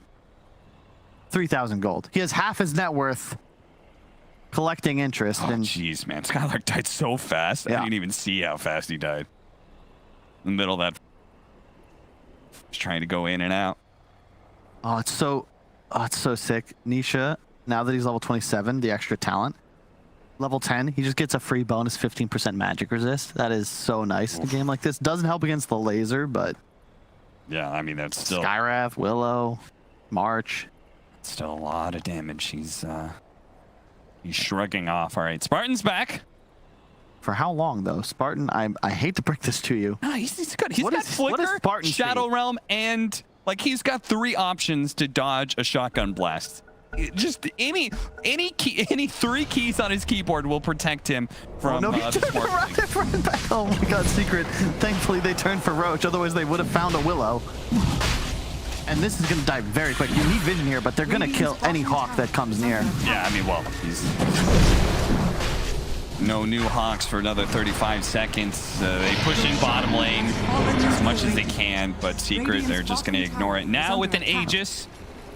Refresher Shard. Who even wants that? I really like this from Yapsor. He went for the early, like, look at Yapsor's item, actually. Have we seen a Tiny do anything like this? Probably not, because the Aether Lens is weird, and then the Lotus Orb even more so, into Octarine. Yeah. This is because he has to be a cleanse for Zai. So Zai's job is to protect everybody. Yapsor's job is to protect Zai. And they're losing their melee barracks very quickly, and now they're going to lose their range barracks mid. I mean, it almost feels like Brame is trying to simplify things. We just protect bottom. That's all. Let everything else fall. It worked for Rohan. Maybe it will work for Brame. Wish still not to die. At a point, I know if they were to lose this game, people would say like, well, he's supposed to die. You know, obviously it wasn't working, but I don't really know what you're supposed to do against what Team Secret's got. Like, switch to Dire Vision. How do you play this game? What are you supposed to do? You see absolutely nothing on the map. Your 2 waves are going to be constantly pushing in. And that man right there, it just, wait for him. Oh, the wave said, ooh, spooky. Where is he now? He's free smoked thanks to Ninja Gear, which he actually subbed out. Now we'll have the leveler, so. Yeah, well, he was in those buildings, so might as well. DD bottom. And the bird. That is what you have to play around if you're Brame. Get a good bird. Oh, no, double damage. Double damage, Aegis, like Nisha can all in commit for just getting megas if he wants to. And the extra morph duration, he'll have Ags up soon if necessary, but for now he's all good. Well, he shuffles the ninja in, gets the free smoke, and Spartan, oh no, Spartan. Got up the Shadow Realm! Oh, the waveform! Spartan. Do you think you still get the waveform attacks target if you're Shadow Realm? I believe so. But I have no idea. I've never tested that interaction. We'll probably find out by the end of the game, knowing as it's Spartan. My man. I feel like you didn't need to. Like, we already knew they were in your triangle. It's okay, guys. Like, it's okay, guys. I've got buyback. It's fine. It's fine. Like, I feel like Brame's only idea of the game right now is to wait out Aegis. Right? Yeah. I mean, I don't even know what you're supposed to do. I feel like we haven't seen a rupture in half an hour, but I don't blame Focus. There's just not really much to do. I don't know if I agree with the bots necessarily, but he had a more ambitious version of how the game would play out in his head in the bird. That could be it. This is the vision you need if you're Brame. Are they baiting the bird? The bird is not the word. Zai, though, his net worth climbing. What did he get? Does he have an Aether Lens as well? Yes, he does. Of course. You can't actually stop Nisha. 1 Q kills the wave, and then he blinks away immediately. He's untargetable in this time. Yeah, we've seen him a couple times use that little trick. Taking away the Lincolns immediately. Cleansing off any follow-up disables, and now the Lotus Orb is going to reveal where some of those heroes are. Thanks to the fact that he's got a shard. So when he reflects that spell, it's a sharded version. Nisha going back in. Focus, trying to deal with him. Does manage to get a lucky bash, but no follow-up from there. Skylark, meanwhile, being poked at by spiders, so he can't actually jump forward and potentially get a Primal Roar onto Nisha. She's being passed around between various people. They still have 2 of them. And don't criticize Secret, anybody. This is how you have to play this game. Like, we haven't seen Tinker in this style of game for a while, but especially with the Beastmaster, like, there's no total control of vision that Secret can rely upon, and they will get popped, and it's very important that they continue to play this conservatively. Free BKB. Ready to go again. Do manage to get the silence. Primal Roar bouncing back. Oh no, and it gets cleansed off as well, so there wasn't even a stun onto Nisha at all. Silence up again. Finally does lose his first life. Wish is putting good use of the Arcane Blink right now, but he's being poked apart. He does actually get silence for a second, activates his BKB. Nisha wave forming away and resetting. After all, they're in a great position. Yep. No buybacks. Megas. Hey, it's one of my favorite Zai quotes. To succeed as a Dota 2 player, the one characteristic you need is patience. And thus far, Secret embodying this principle. They'll now have to wait for the Megas wave, let it push in, deny space and vision to Brame, and same deal, rinse, repeat. You've got all these cleanses. Just play around Nisha. Matsu trying to poke somebody. Maybe Hex the support from the side. He did get Skylark to sort of open the map a little bit. Oh, Zai. Wait, no, wait, that's Nisha. Wait, it's not Zai. It's Nisha with the Eaten Ags. Also the increased duration, of course, thanks to the fact that he is now level 28, soon to be 29. So a free 20 strength, aka 20 agility, coming in just a moment. 8.3 second cooldown on press the attack. That's what I was looking at. Wow. Because he's got the Octarine core, so he's just pumping out press the attacks. The man knows his job. Yep. They're going to spot out Wish. Nisha quickly throws out the barrier so he can keep blinking. This Arcane Blink makes Tinker really hard to catch. If only we had a Darkseer so fast. If only we had a Darkseer in this game, I think that the number of pixels and polygons could actually slow down Secret's computers enough to give them a window back into it. Nisha's just going to hit tower. I mean, the same game plan from Secrets for the last 15 minutes still applies. Even if you've got Megas, it's now time to go to work on the tier 4s. And Brame are just waiting for a slip up from Team Secret. Some sort of pickoff. They keep on running out. Shdominant, Skylark, they keep on looking for somebody who is isolated from the rest of Secret. And they can turn a numbers advantage and maybe take back this game. And as you might think to yourself, why are they... Guys, it's over. Secret, just end. I'm telling you, I personally have twice lost games to Tinker when my team had acquired Mega Creeps. It is not over, and if you get to a point of Secret, if you have to spend a couple of buybacks, things actually get scary because you're susceptible to being perma-hexed, and you could just lose. Secret don't want to lose. They want to win. They want to go to the major. This guarantees a tiebreaker, I do believe. Skylark pushing forward, finds Matumbaman. Immediately gets cleansed up. Skylark not throwing out the Primal Roar just yet. Now thinking about it, it just feels like he can't, and Nisha is in and out. Already killing Spartan. Same place, same time. Now Scythe is going to be able to slow down Skylark in his retreat. Finally, the Primal Roar is down, but there's so many Legion commanders out there that it feels like no disable is going to stick. Shdominant gets found in the side of the trees here. And one of the tier 4s has fallen now. Focus. Oh god, he's so close given the barrier, but it's still not enough to be able to defend against it. Now Wish has been caught by his sight. His first out of the game, he's going to buy back and try and desperately hold on to the tier 4s. They're right next to the fountain though, and that is where Tinker is most dangerous. The AoE. They get it, the lasers are flowing out. Wish trying to dodge around, but the throat is being hit, and Skylark and Wish, they just can't stop it. Secret will finally put it in to game 2. They 2-0 Brame, but Brame does not go down without a fight.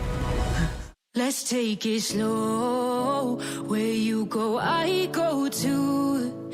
And if you hit the bottom, I'm going down with you. Let's take it slow. Who cares where we gotta be? You know you'll have a good time wherever you're with me. Let's take it slow.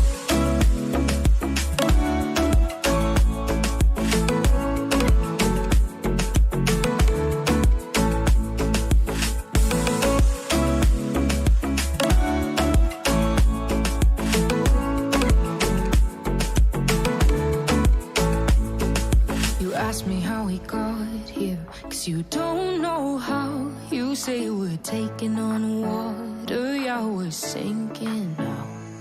You're looking all concerned, like we're gonna drown. But we both know how to swim, no worries, let's flow for now. Let's take it slow. Where you go, I go too. And if you hit the bottom, I'm going down with you. Let's take it slow. Who cares?